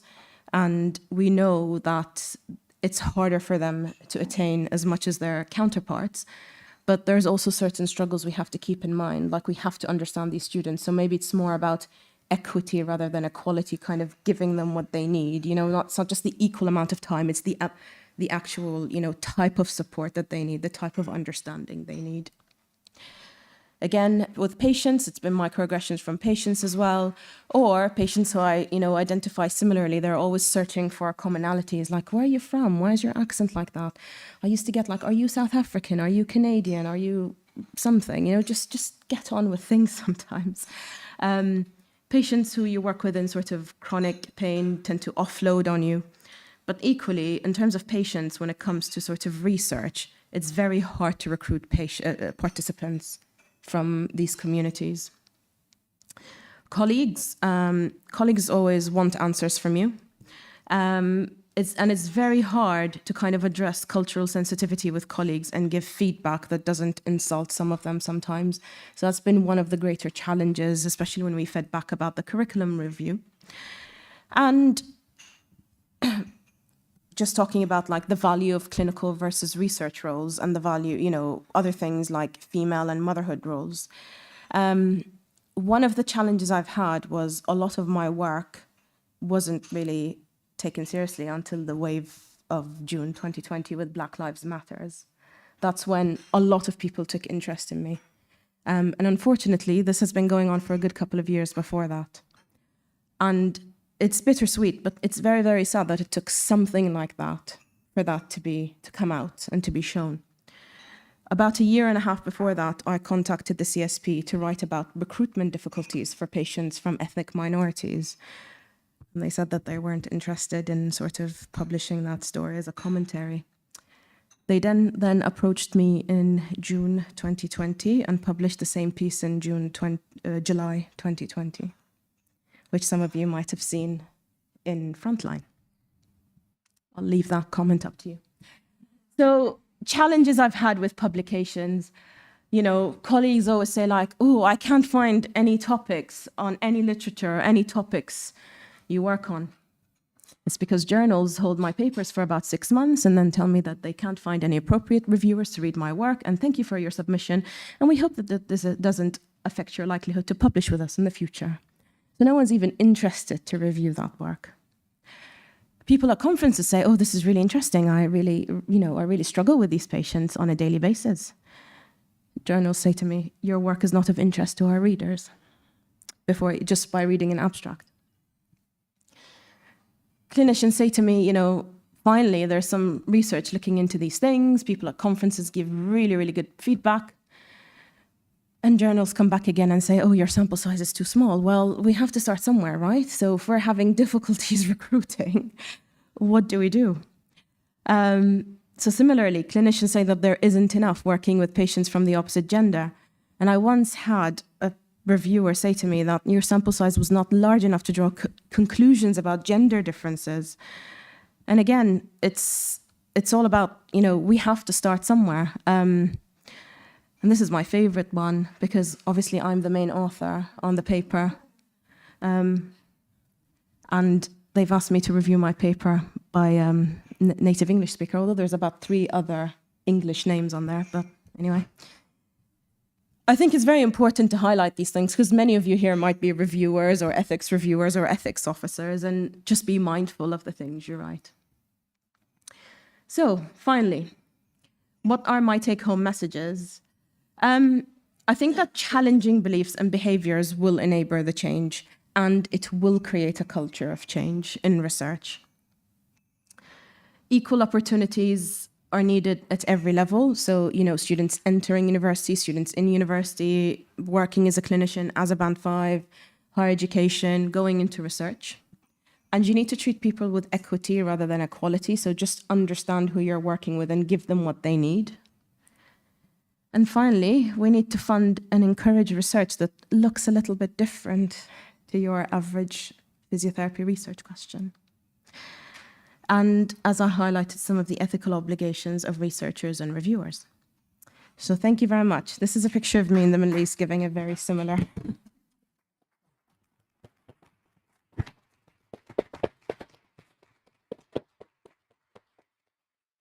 Thank you, Dana, for this very inspiring presentation, I think. Are there any questions for Dana?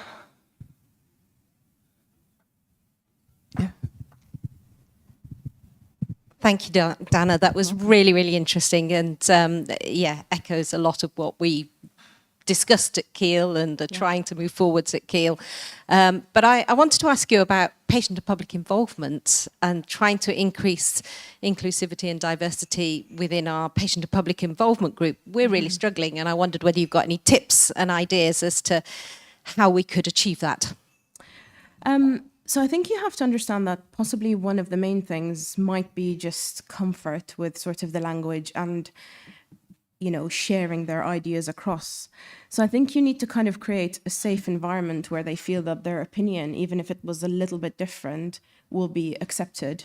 And whether that's by trying to get just a few individuals, or one of the things, I mean, I don't have great experience with exactly that, but one of the things that came out of my research actually in terms of how to educate people about, obviously part of self-management is education and how to get the right message across.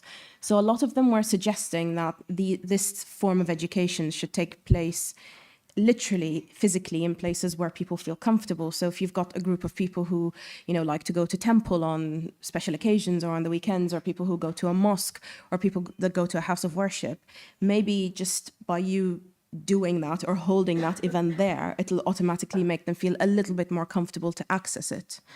And as soon as you just get one person, other people might be encouraged to come along. Or maybe the person moderating the group can be, someone they can identify with on different levels as well. Okay, thank you, Dana. Are there any other questions? Yes, yeah. Thank you for that. It was really great. I just wondered, when you were talking about publications and your classic rejections, do you have any top tips of how to kind of get that small group, small research, but really clinically important to people actually published? So one of the things I always have to write over and over and over again in my discussion is, yes, we do realize we have a small sample.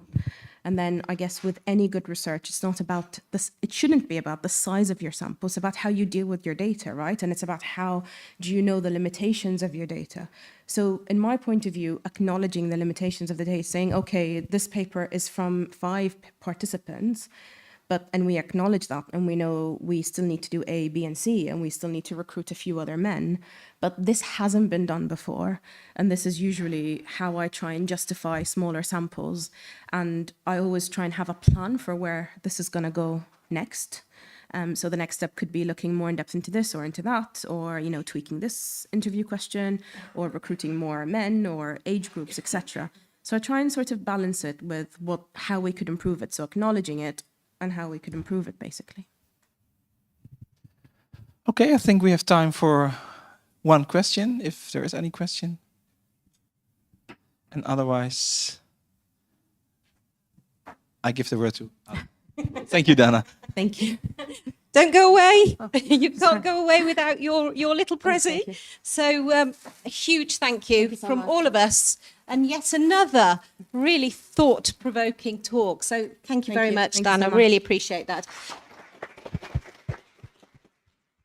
You couldn't put these thing back up.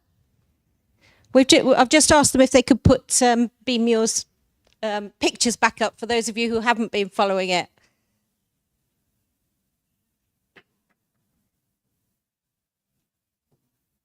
Give you a chance to take it in, and what's really lovely is that afterwards they'll be made into separate illustrations, so we can put some of these on the website, and I think it's a great way to capture some of the thoughts from the conference. So I hope you've enjoyed, or will continue to enjoy for the rest of the conference, watching these develop. So we have a break now for half an hour. And then we're back in here at 4 o'clock for one more with Anju. So another fantastic talk coming our way, I think. So enjoy your cup of tea, and we'll see you shortly.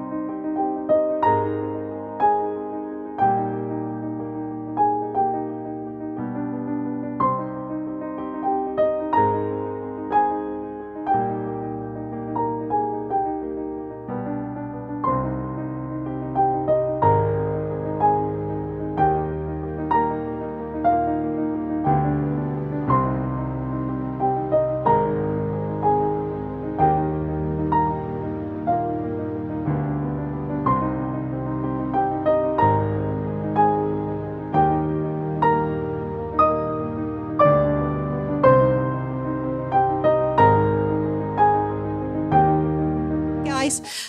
I've seen a few of you taking photographs by your posters.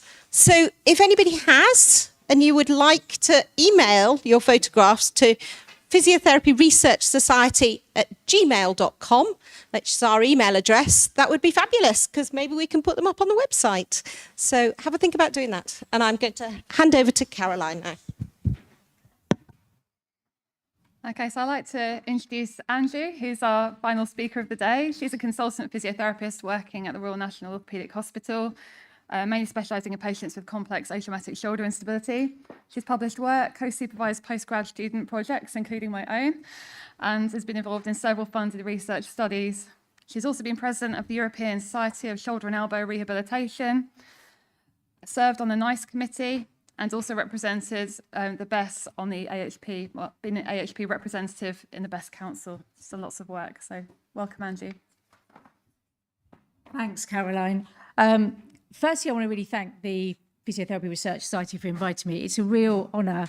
And I don't know whether it's an easy job being the last speaker, because actually the previous speakers have just done such a good job that I don't know if I've got much more to add. So in some ways that's easy. It's also incredibly hard, because you've just got to follow some amazing people who have been really inspiring. So yeah, I think it's kind of between a hard rock and a good place. So yeah, thank you very much for inviting me. I'm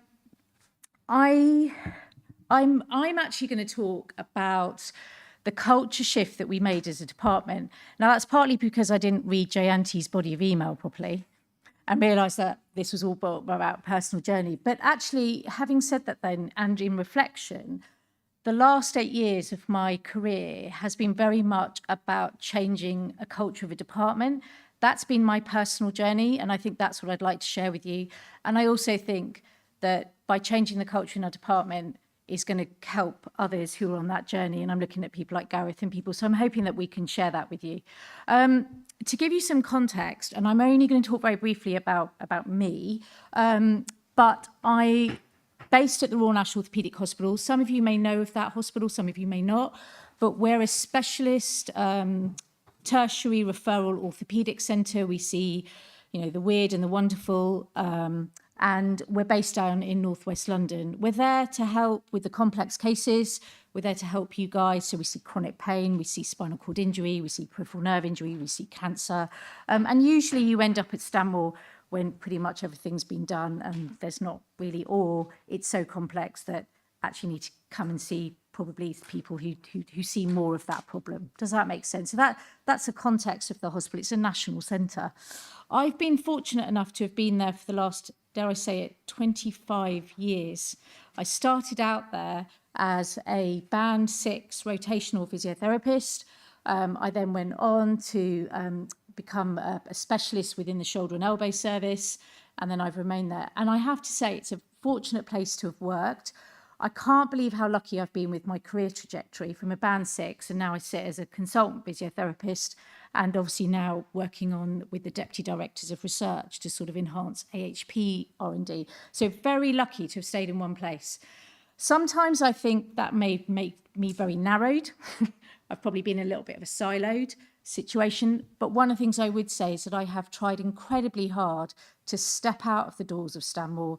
I've tried to get involved on committees. I've really tried to come to conferences. I've really tried to network.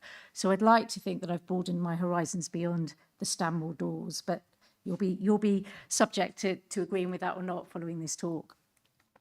So I'm going to start off with this very famous quote that a lot of you may have heard.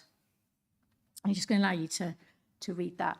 This is really important for this conference because we're talking about culture change. And in no way, shape or form, like Rebecca, I'm not a culture strategic expert, but I feel the journey I've been on has started to make me understand what that means and what changing culture should be about. So when Drucker made that quote, what he was really saying was, it's about the human factor. So essentially, you can have the best strategy, you can have the most detailed strategy and a solid strategy, but if you haven't got the people sharing your vision within that, it is destined to fail. So you've really got to bring people in, okay? It is the people who are going to be doing the doing and the implementing that will breathe life into that strategy. And they're going to be responsible for that kind of success or demise. So I think what I'm trying to illustrate over the next sort of half an hour is the importance of engagement, passion, enthusiasm, and the bringing of the people with you. If you get that right, then your strategy is going to get delivered. Some basics with regards to how you implement a healthy culture, and this isn't my quoting, this is from a very good blog on the basis of culture eating strategy for breakfast. But a good place to start is ask questions before you set out on what you want to do. So ask questions of what you think the culture might be at the moment, what the values are of the people you're working with. Develop a really solid vision that everyone is shared into making. And what's really important is celebrate those small wins as you go along. And I'm going to share the journey that Stammer have been. And hopefully we've reflected a lot of this. So back in 2014, I remember being invited to a meeting with the great and the good of our hospital. There was the CEO, there was one of the lead professors, Professor Eisenberg, and one of our other academic surgeons in the room. And they had been set the task. They had been very much aware that with the last sort of review, that as a national centre of excellence, we were not delivering on academic output. They had organised a timetable and had asked several surgeons to attend. I was the only non-medic to be invited. And that had happened because our head of R&D at the time, Eva, had said, Anju, I think it's really important that you are at that meeting and you represent therapies. And that came about because I'd actually started doing a randomized clinical trial with an academic professor over in Australia. So I was one of these few people that was actually doing some academic research. Now, when I walked into that meeting, sometimes being quite naive and not really knowing who's in the room can be to your advantage. So I had no idea who these people were. I really went in thinking, well, I've got nothing to lose because I don't get anything anyway. So clearly, you know, there's nothing to lose here. I didn't go in with a sense of arrogancy. I just went in really just going in with an argument of why it was really important to look at research, not just within our surgical colleagues, but within the other aspects of what we do at this hospital.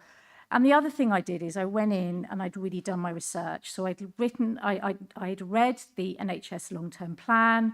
I had looked into why rehabilitation and exercise was important. Anyway, I walked into that room. I did this presentation. Weirdly, I wasn't that nervous because I had no idea who I was talking to, and came away. And then within about an hour, I got an email from one of my surgeons, and they said, we have no idea what you did, but basically you blew them away.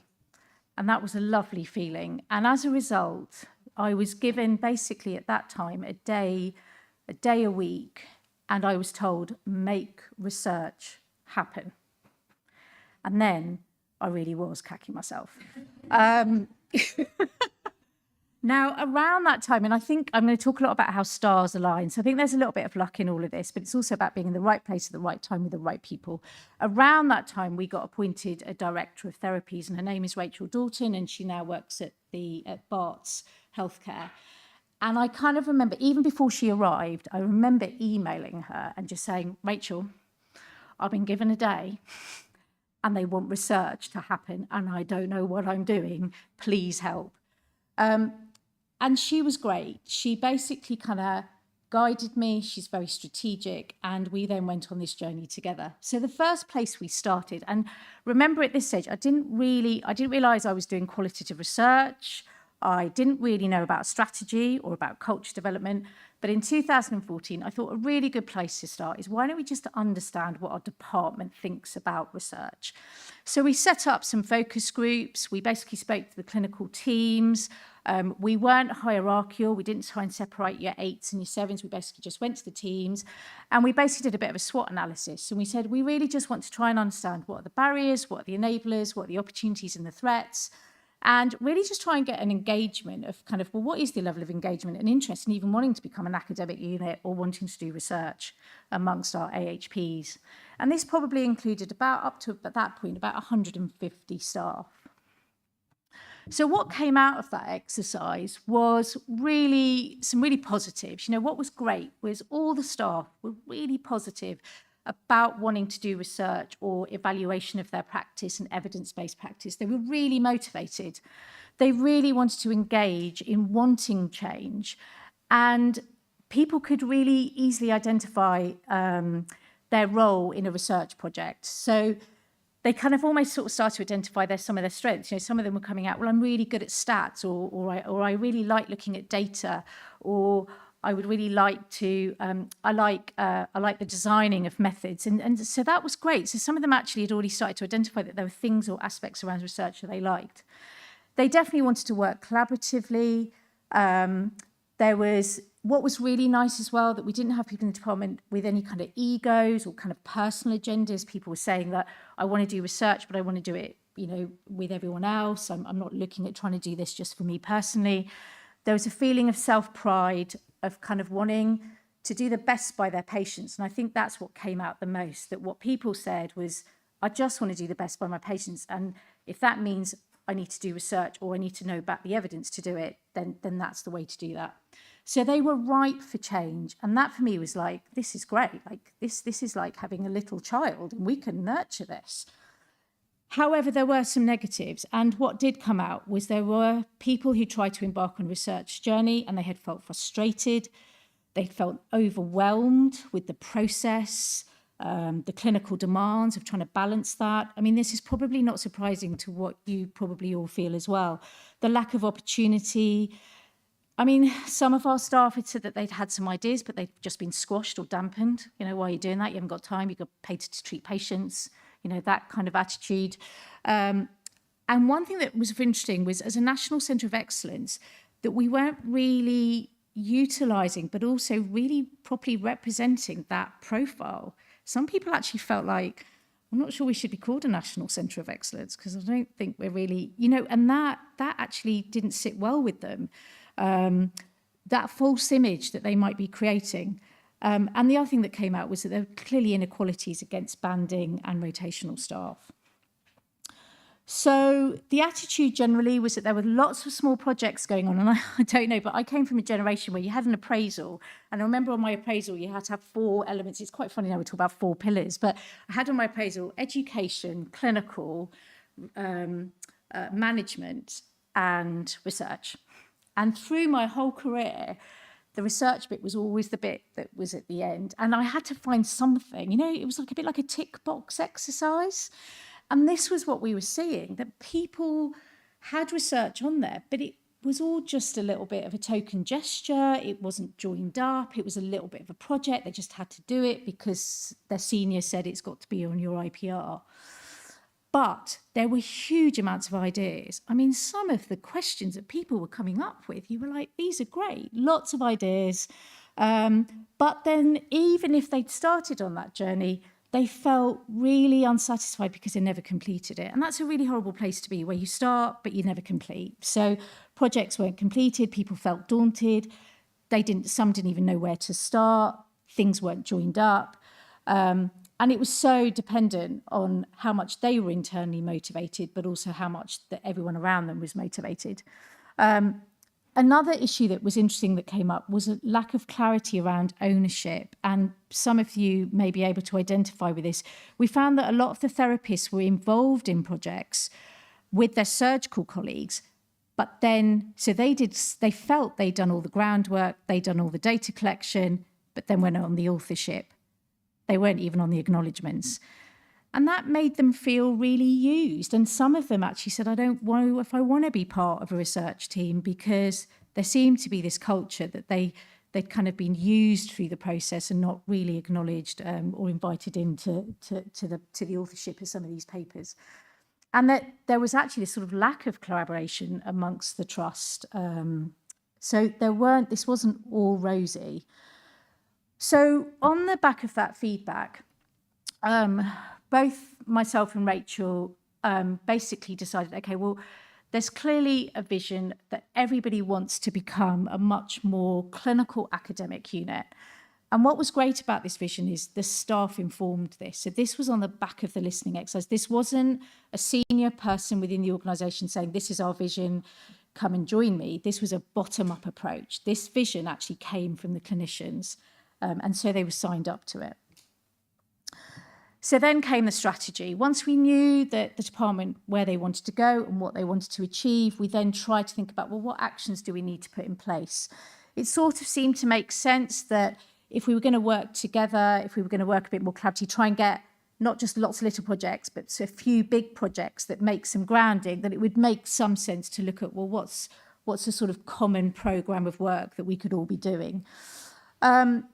It didn't take much effort to sort of embed research as a bit more of a pillar in people's teams' objectives. Now, what we meant was, and this isn't anything new, but everyone needs to be research aware, but not everyone has to be research active. So we had an expectation that you should pretty much know how to be able to review the literature, to be able to extrapolate the evidence base, ask questions of it, and see if there's any gaps, and then be able to identify your questions. We're not necessarily asking you to go off and do RCTs, but just be aware that there may be some gaps. And so what you're telling patients or what you're doing with patients needs to be reflected on. But at the same time, we were also finding that there were some talented people in the department, or people who really wanted to think about doing research as part of their career, that then saying to them is, it's okay if your appraisal is focusing quite a lot on that. So rather than having all the team doing it, maybe one person in the team really focuses on research as part of that service objective. What was also really, really important was that we had to provide appropriate training and education. So although it comes out a lot that it's a lack of time, I think what I would also say is what seems to be apparent is sometimes if you have the know-how and you have the knowledge, it's almost like the time doesn't matter that much. Does that? In the same way, you can have all the time in the world, but if you don't know how to do it, it doesn't deliver. So it was really important to bridge that. It wasn't just about having the headspace and the time to deliver on research, but also having the training and the education. We started to begin, I think, and it happened organically really, but it became apparent that people were starting to get really quite interested in this vision and this strategy. So we had champions in the department. Anthony's a really good example, so I'm going to come on to talk about Anthony in particular. But we were noticing that there was clearly talent in the department and people who wanted to drive this strategy with us. And what was also going to be important, that we had to step out of Stanmore. We recognised that we had to collaborate externally with appropriate partners, and that we were going to need some money to drive this strategy forwards. So what we set out to do, and I'm talking now about driving a research strategy, not money to necessarily do certain research projects. Our director at that time went to our charity, the RNOH charity, and managed to get some funding for 2 years. And what that allowed us to do was put a research therapist in post, a band 7, and it happens to be Anthony Gilbert. Anthony at that time had just completed his master's in research with the NIHR. He'd been on the clinical academic pathway. This was somebody who had got some really good research methodology training, particularly interested in qualitative research. But like all of these things, was going to come back to a band 6 rotational post. But there was talent there that we could use. And fortunately, we'd had some commercial grant money that we could support Anthony with. But then with this money, it allowed us to appoint that individual into a band 7 role. And and we'll come on to talk about that role, but it was fundamental in helping to train our staff, to support our staff so that they have the skill sets when they started to form their idea. We also then used that money to basically bring in a senior academic, a postdoctoral researcher, and this happened to be Dr. Mindy Cairns at Hertfordshire University. And we sort of labelled her as this sort of researcher in residence. And the idea was that she basically came in once a month for half a day, and you could book in a slot with her. So if you had an idea, you'd go and speak to her, and she would start taking you through that process of how you could formulate your idea into a project. So it kind of gave us the ability to start supporting staff. And the other thing we then did was we wanted to make sure that as things were developing, that we shared each other's knowledge and that we celebrated some of our successes. And so the Band 7 role really started to look at formulating a good forum, and a forum for all our staff could come to once a year to share what projects they were doing. In addition to this, because we had already one therapist on the NIHR clinical academic pathway, and I'm going to use Anthony as the example, it's easier to say his name really, is that he then was able to provide that mentorship to others. So suddenly our department was aware of the NIHR pathway. They were aware that there were these opportunities and jobs that you could go to. So there was sort of its inbuilt mentorship, and therefore my big challenge was that I wanted to keep that talent pipeline going.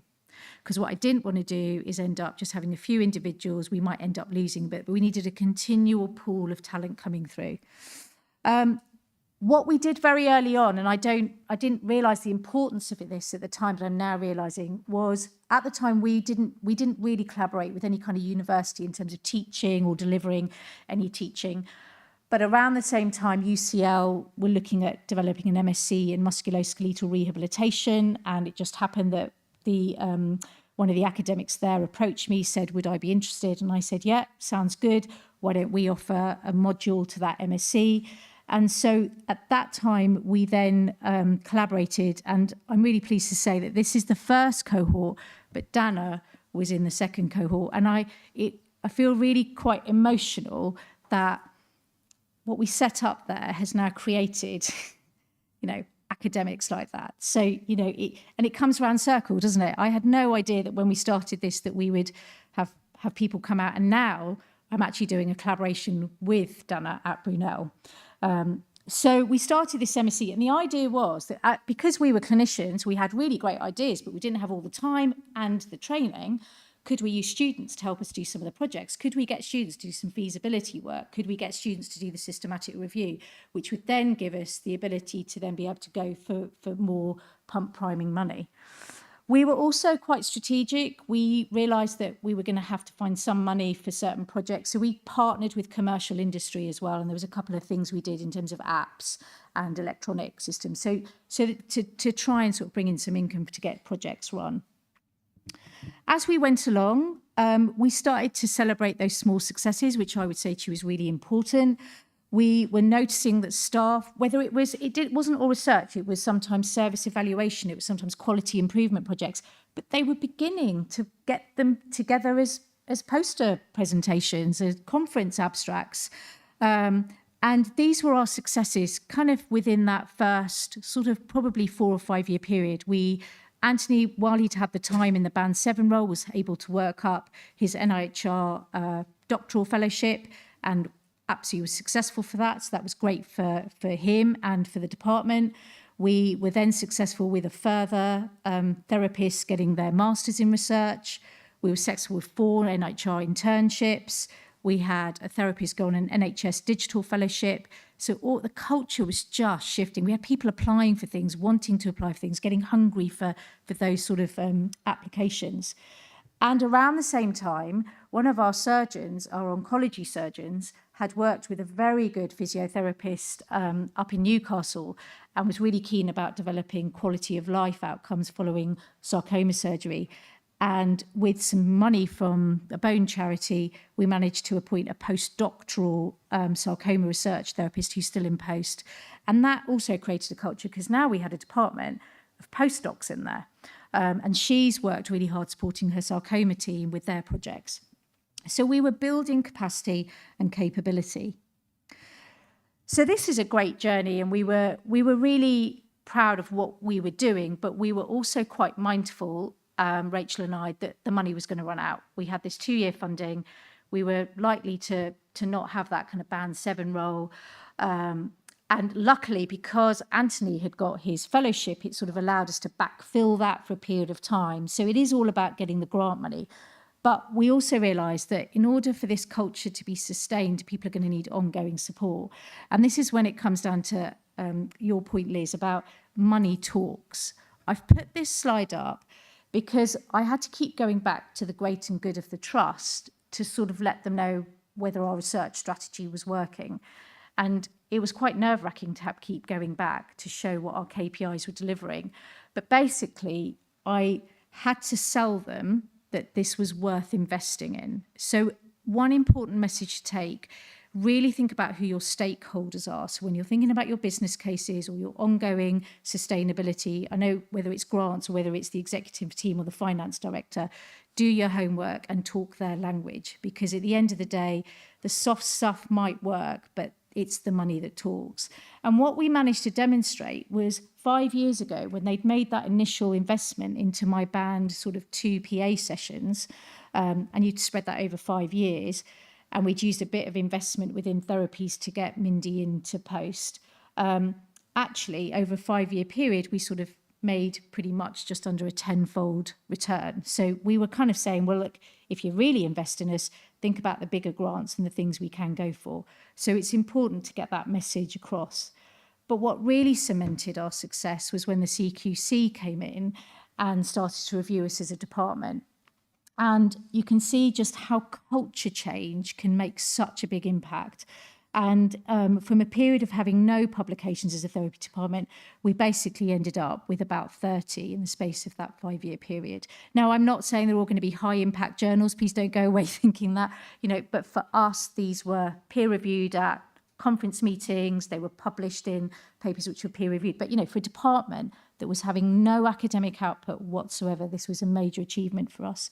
But what was really good as well was that the CQC had recognised that we as a workforce had really valued the importance of research and why we needed to do it, and how it brought us together as a department and was definitely going to have an impact on clinical care. So this really cemented a good success rate. The CEO gets happy when they get CQC ratings like this.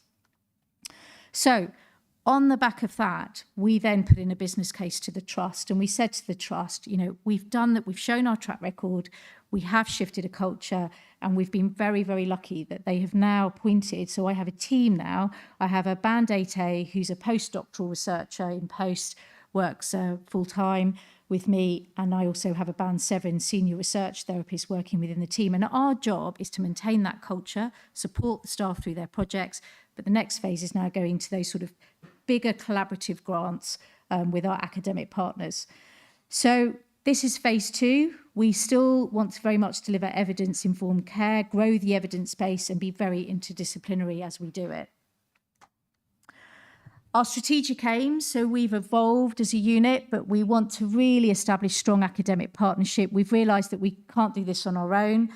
We're not worried about, who's lead on the applicant. We just want the right research done for our patients. So if that means we have to go to the right people and they've got the track record and they have the know-how, we'll go to those people. So we're not aligning ourselves with just one academic unit. We're going to the right unit that aligns with our research questions or the methodologies that we might need. We obviously need to make sure, now it's difficult as a national centre because we do see the weird and wonderful. It's sometimes hard to get funding for that. But where we can mirror things like the James Lind Alliance, the local and the national agendas. But, to be honest with you, long-term MSK conditions, chronic conditions, all our patients sit that remit. So I don't think it's too difficult. And then we want to really advance the core research skill set of our AHPs and make sure that they keep developing that skill set so we get that talent pool going forwards. The other point I really want to make is that, interestingly, I'd never realised how this strategy would have impacted on workforce development. So I don't know, but another big challenge we're facing as AHPs is recruitment, particularly OTs. So what's been interesting is that because we have this culture at department, we have heard via exit interviews from our staff, they've all said, I really wanted to stay working at the RNOH. The culture here to help me do research, encouraging me to think creatively, to challenge my practice. I've never been in a place like that that's encouraged that. The only reason I'm leaving is because my husband's got a job in York. Does that? And also some people we've had students come through now who've said, I would really like to work here. So if you're being strategic, workforce development, this has a big impact on it. We need to start getting some data, but I think retention and recruitment of staff, because you're creating a completely different culture of why people want to work there. And that kind of comes on to that point about maintaining this cultural Now, I'm not going to bore you. I'm not here to kind of celebrate how great we are, but I'm trying to reflect why culture change is so fundamental. And this, in just in the last year, we run our Therapies Research and Audit Forum annually. Obviously, the last 2 years, it's had to go virtual, but the advantage of that means that we've allowed other people to be able to join it. So we've now got, we had, I think, the largest forum. We had probably about 200 or so people join it, and we had academics, students come on. We're now getting to a point where we might have to make an external conference because it gets so big, and people have actually said, can we come along and listen or hear some of the stuff you're doing? This is just our department alone, but 26 abstracts were submitted at a really high level. We've had 18 peer-reviewed publications, and we've managed those grant applications to date.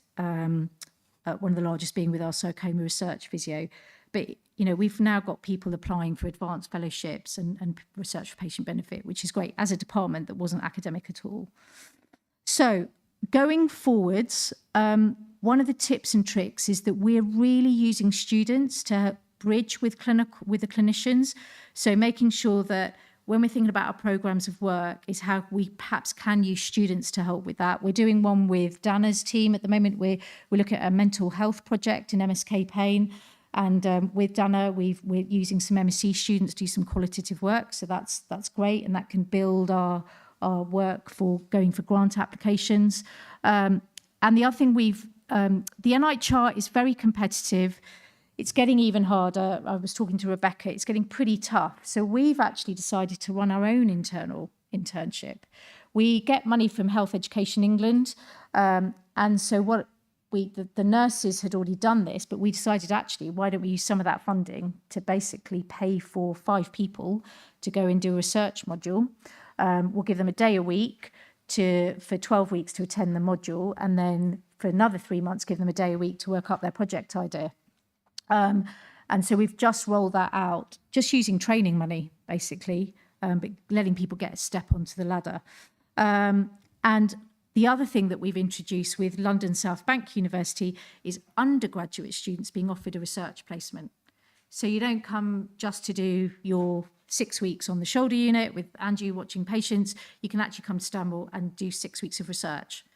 And you will probably be given a project that's clinically based. So that whole thing about, I'm now really passionate about influencing it even before you get qualified, which is really important. And obviously we're trying to work with the academic partners that we've got nearby. So UCL is cited. We have a lab of engineers on site. It just made sense to think a bit more about what we could do with them. So things like virtual reality. So at the moment, we're currently going now to the FEX phase. We're in a position where we seem to be now going for sort of grant applications, which is very, very exciting. We've obviously been lucky in that we've got our charity that helps pump prime some of this. But a lot of our funding is now coming through with some of the applications to the NIHR. We've got Anthony applying for the DSE.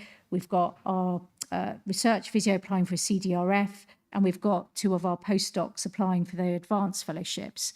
And the most important thing for me is how do we maintain and keep those people so that skill set stays in the department. My aspiration before I retire would be that I would really like the Royal National Orthopaedic Hospital to have a clinical academic, a professor in rehabilitation and orthopaedics, and it's a therapist, not a medic, would be great. That would be a real aspiration. So what were our steps to success? Well, the way we approached it all that time ago, it was very much a bottom-up approach. This strategy was driven very much by the department. It wasn't someone necessarily coming in and driving it down. It was a department that fed it. And then we used that department and that talent to drive it, basically. Complete buy-in from the staff.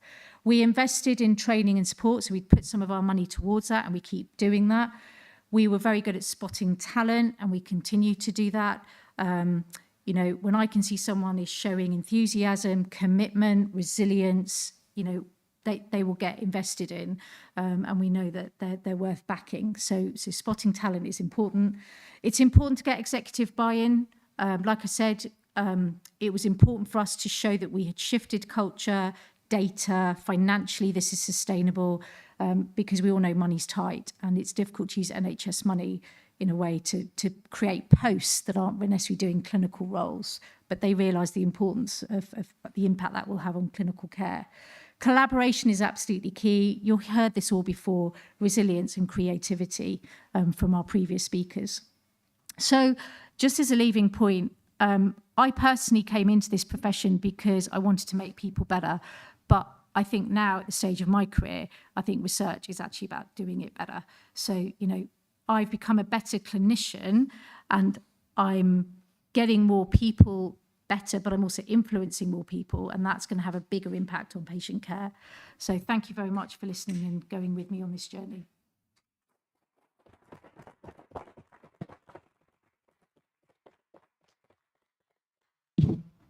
Thank you, Anju. Does anyone have any questions for Anju? I've got a nasty question. Well, I think it's nasty, but when you went out to the department initially and you were looking for that, you just wanted to see, if in the focus group, see what the interest was in research, and you had the positive opinions about research in academia. I know from speaking to some people here in some departments, there isn't that enthusiasm naturally within the department. There's sometimes one person or two people interested and they're on their own. Do you have any advice, or if you were in that situation maybe, from your experience, do you have any advice for those people about where they could start? I think, dare I say it, the advantage of doing it in a group actually does sometimes help that, because the positives sometimes drown out the negatives as well as vice versa. So it didn't seem to, although the negatives were there, it didn't seem to be a big an issue, because then even the negative people could see also some of the opportunities, if you get my drift. My word of advice is, and it may be because as I'm getting a bit older, time is short. So I'm going to be really quite honest here, but don't back something that you know there's going to be lots of barriers with. There comes a point when, so I think what I've learned is work with the people who you want to work with, because then interestingly, as you start to do that and then people see the results, others naturally follow. So I'm not saying don't come have a dialogue, but my feeling is that if people are really resistant and they're not going to come with you, you might want to just park them to one side for a little while, but engage with the people that do. And that's kind of what we did. You know, we clearly had people in the department who wanted to do this and were driven, and we engaged with them. And we found that we were getting delivery. I don't know if Anthony wants to add to that, but there's clearly people who were going to come on this journey with us.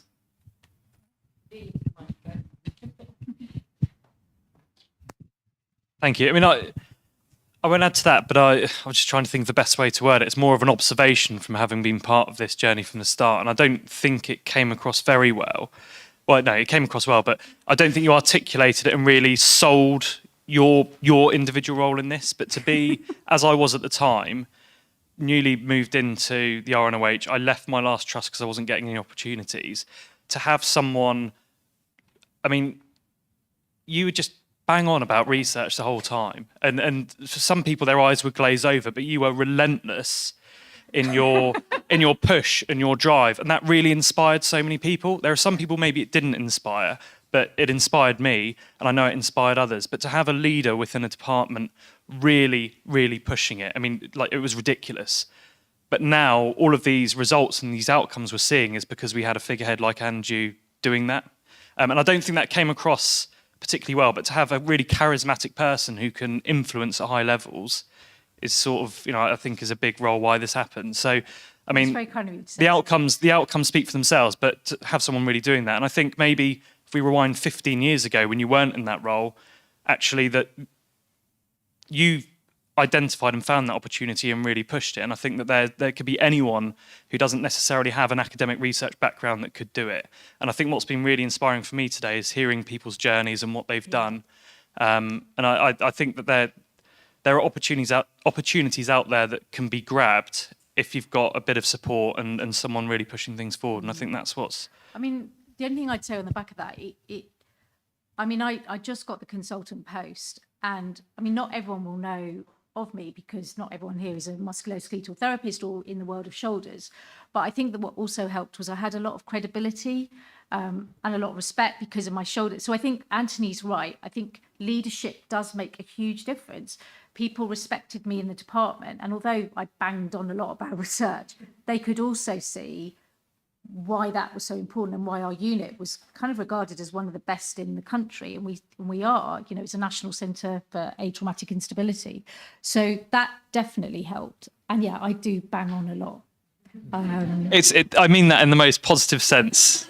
I don't want that to come Even the across as point negative. now that I think my OT colleague, my band 7, I remember her just saying to me, you know, I made her go to BESS, I made her to present, and, you know, but now she did turn around to me the other day and she said, I have to thank you because, you know, you challenged me, you've taken me, and now I can realise why I need, you know. So, yeah, you've got to keep going. But I think I felt very passionate that when I was asked to make research happen, there's 2 ways I could have taken it. I could have just developed my own research. I chose not to because I thought if I can influence a department, the RNOH will have a much better result. As a result, it won't be down to one person, it'll be down. And to come into this room and see that I've created some of those people who are now going to go on to do bigger and better things, I'm going to get really emotional now, but it's just the most amazing feeling. And see young talent like this, that's what drives me.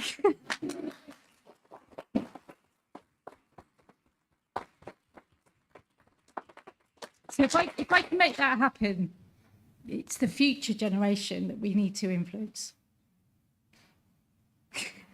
I'll stop there. Thank you, Anju. Any other questions? Or should we let Anju recover? I was going to say to Dan, I was trying really hard not to get emotional, which is probably why I didn't do a personal journey, but anyway, I failed. No. I was to say, I really like your take on the culture as well. Like I just wanted to say, like I liked how all of our speakers had a slightly different take on the definition of culture, and that was partly the idea of setting that. So, no, I think everyone's hit the nail on the head in their own unique way. So it's been really insightful for everyone. Thank you. I absolutely echo that, and I think the amount of passion that we've seen in this room is phenomenal today. So I just want to, obviously this is for you, and I want to say another huge thank you to you. We could not have chosen better keynote speakers, could we? So huge round of applause for all of them, please.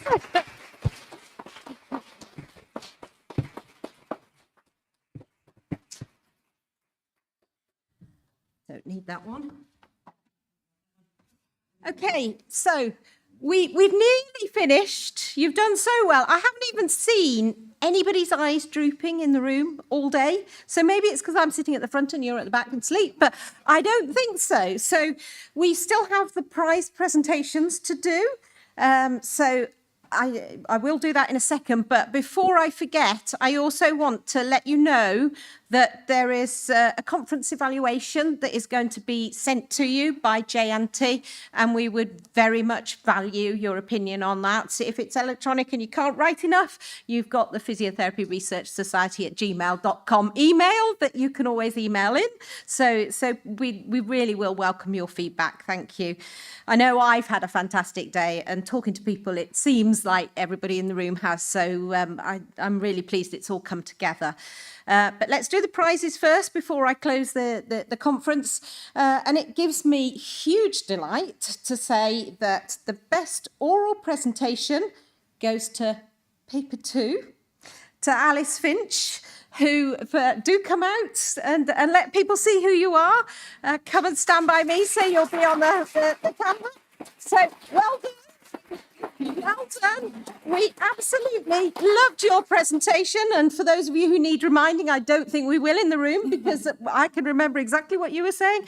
But the impact of prehabilitation and increased post-operative physiotherapy care on complex colorectal cancer patients' outcomes. So we thoroughly enjoyed your oral presentation, and very well done for winning. Your prize will be emailed to you. Thank you. So well done. Thank you. So well done.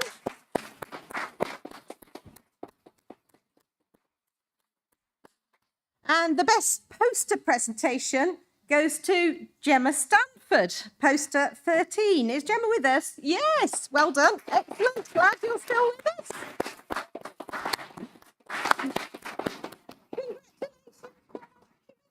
I'm feeling you out of. That's fine. fine. That was fine. It was very independent. We've had a lot of people evaluating them, and that's no, 13's lucky for some, not unlucky. But to remind you of her poster presentation, it was clinimetric analysis of outcome measures for airway clearance in adults with cystic fibrosis, a systematic review. So don't underestimate the power of these systematic reviews. Very well done. Excellent. And then, drum roll, the moment of truth. Who's won the tweeting competition? Actually, I'm really pleased to announce that the person who's won is not in the room. And the person who's actually won is Lisa Newington. And her presentation, if you remember, was return to work after carpal tunnel release and what we should advise our patients. But Lisa, very well done. And we hope you are listening. But you were the one who managed the most tweets and the highest profile for the PRS today. So well done. And I hope that's some compensation for you. So sitting at home with your COVID and your positive results, you still managed to win a prize. So well done. Okay, so it is now the close, sadly, of this conference, our Creating a Culture of Change, which we have so very much encompassed with all the speakers throughout the day, and I hope you agree with me. But I want to say a massive thank you to Jay. Please come out, Jay. And then once I've done that, I actually want the rest of the committee to come out so you can see exactly who we all are and you know who's been looking at. But Jay, please come out. Thank you very much. And Caroline, you need to stop taking a photo and come down here. Because we have a little something for you. So we hope that's a big enough bunch of flowers for you. But well done, and thank you for all your hard work organising the conference. Do you want to say anything? Yes, I think I joined PRS 2019, and at that time it was a very new committee. I must say that I have learned so much in the last 3 years. I have been part of many networks, but this is one of the very closest to my heart. It doesn't feel like network, it just feels like home. And it's been a teamwork. So though I'm carrying the flower, it's been a teamwork of 1 year time. So it deserves to all the committee members. So but thank you. Please come out, committee members, so that everybody can see who you are. Let's just, perhaps somebody could take a photo if we all stand here, but we have had one earlier. But Neil, would you do the honours and just take one more photo of us whilst everybody's here? But I just want you all to be aware, because this very much has been a team activity. Although I'm there as chair of the PRS, the team are phenomenal, and we've all worked tirelessly to make sure that this was a successful conference, but also we're doing other things behind the scene. You can see that we're trying to take off with the systematic review support, with the abstract writing and all sorts of things. So email us if you want us to, if you've got other ideas, or put it in your evaluation, because we're very keen to listen. I know that, oh, sorry, you want us closer? Okay, thank you. Yeah. Thank you very much. So, you know, and the peer mentoring as well. I've already had conversations with people today, and we're very happy to get involved to support and try to take research forwards for physios. So thank you. I just want to say that I hope you've enjoyed the day, and I hope you've learnt lots. I certainly have. And I hope you've enjoyed the networking opportunities. We very purposefully gave you long breaks. I think sometimes you go away to conferences and you're like 3/4 of an hour, get your lunch, haven't had time to talk to somebody. But hopefully today you've enjoyed those breaks. And I'm sorry for the people at home who haven't had the opportunity to network, but hopefully you will have enjoyed it, and you'll come next year and we can have another face-to-face one and you can enjoy it that way. So I just want to wish you good luck with all your research careers. Do consider putting in an abstract for next year. You've seen that we are very an open, friendly committee, and we welcome, and it's definitely supportive. It's not destructive in any shape or form. So this is a great place to start. Please keep an eye out on our website and Twitter for abstract writing sessions. We ran them last year free for PRS members. It's really cheap to be a PRS member. We are contemplating putting the prices up. We discussed it yesterday because it's been £15 a year for many, many years, and that's too cheap. So if you're not a member, get in quick whilst it's the £15 before we put the prices up. I want to also thank Neil and the audio crew team. You've done an amazing job, and I think they deserve a clap too. And B, I hope you're listening, but your illustrations, can we have those back up again one more time as well, if you can, Neil? Thank you. Your illustrations has been phenomenal. And again, I think we should give you a huge clap too. And then our sponsors who have donated the prizes, Head Diagnostic and Danu Sports, thank you to you. And also a huge thank you to all of the speakers, the keynote speakers, the oral presenters, the poster presenters, and give yourselves a clap, really, because you've all done a fantastic job. So well done, guys. And safe journey home. And we hope to see you at the conference in 2023. Thank you. Your certificates are outside.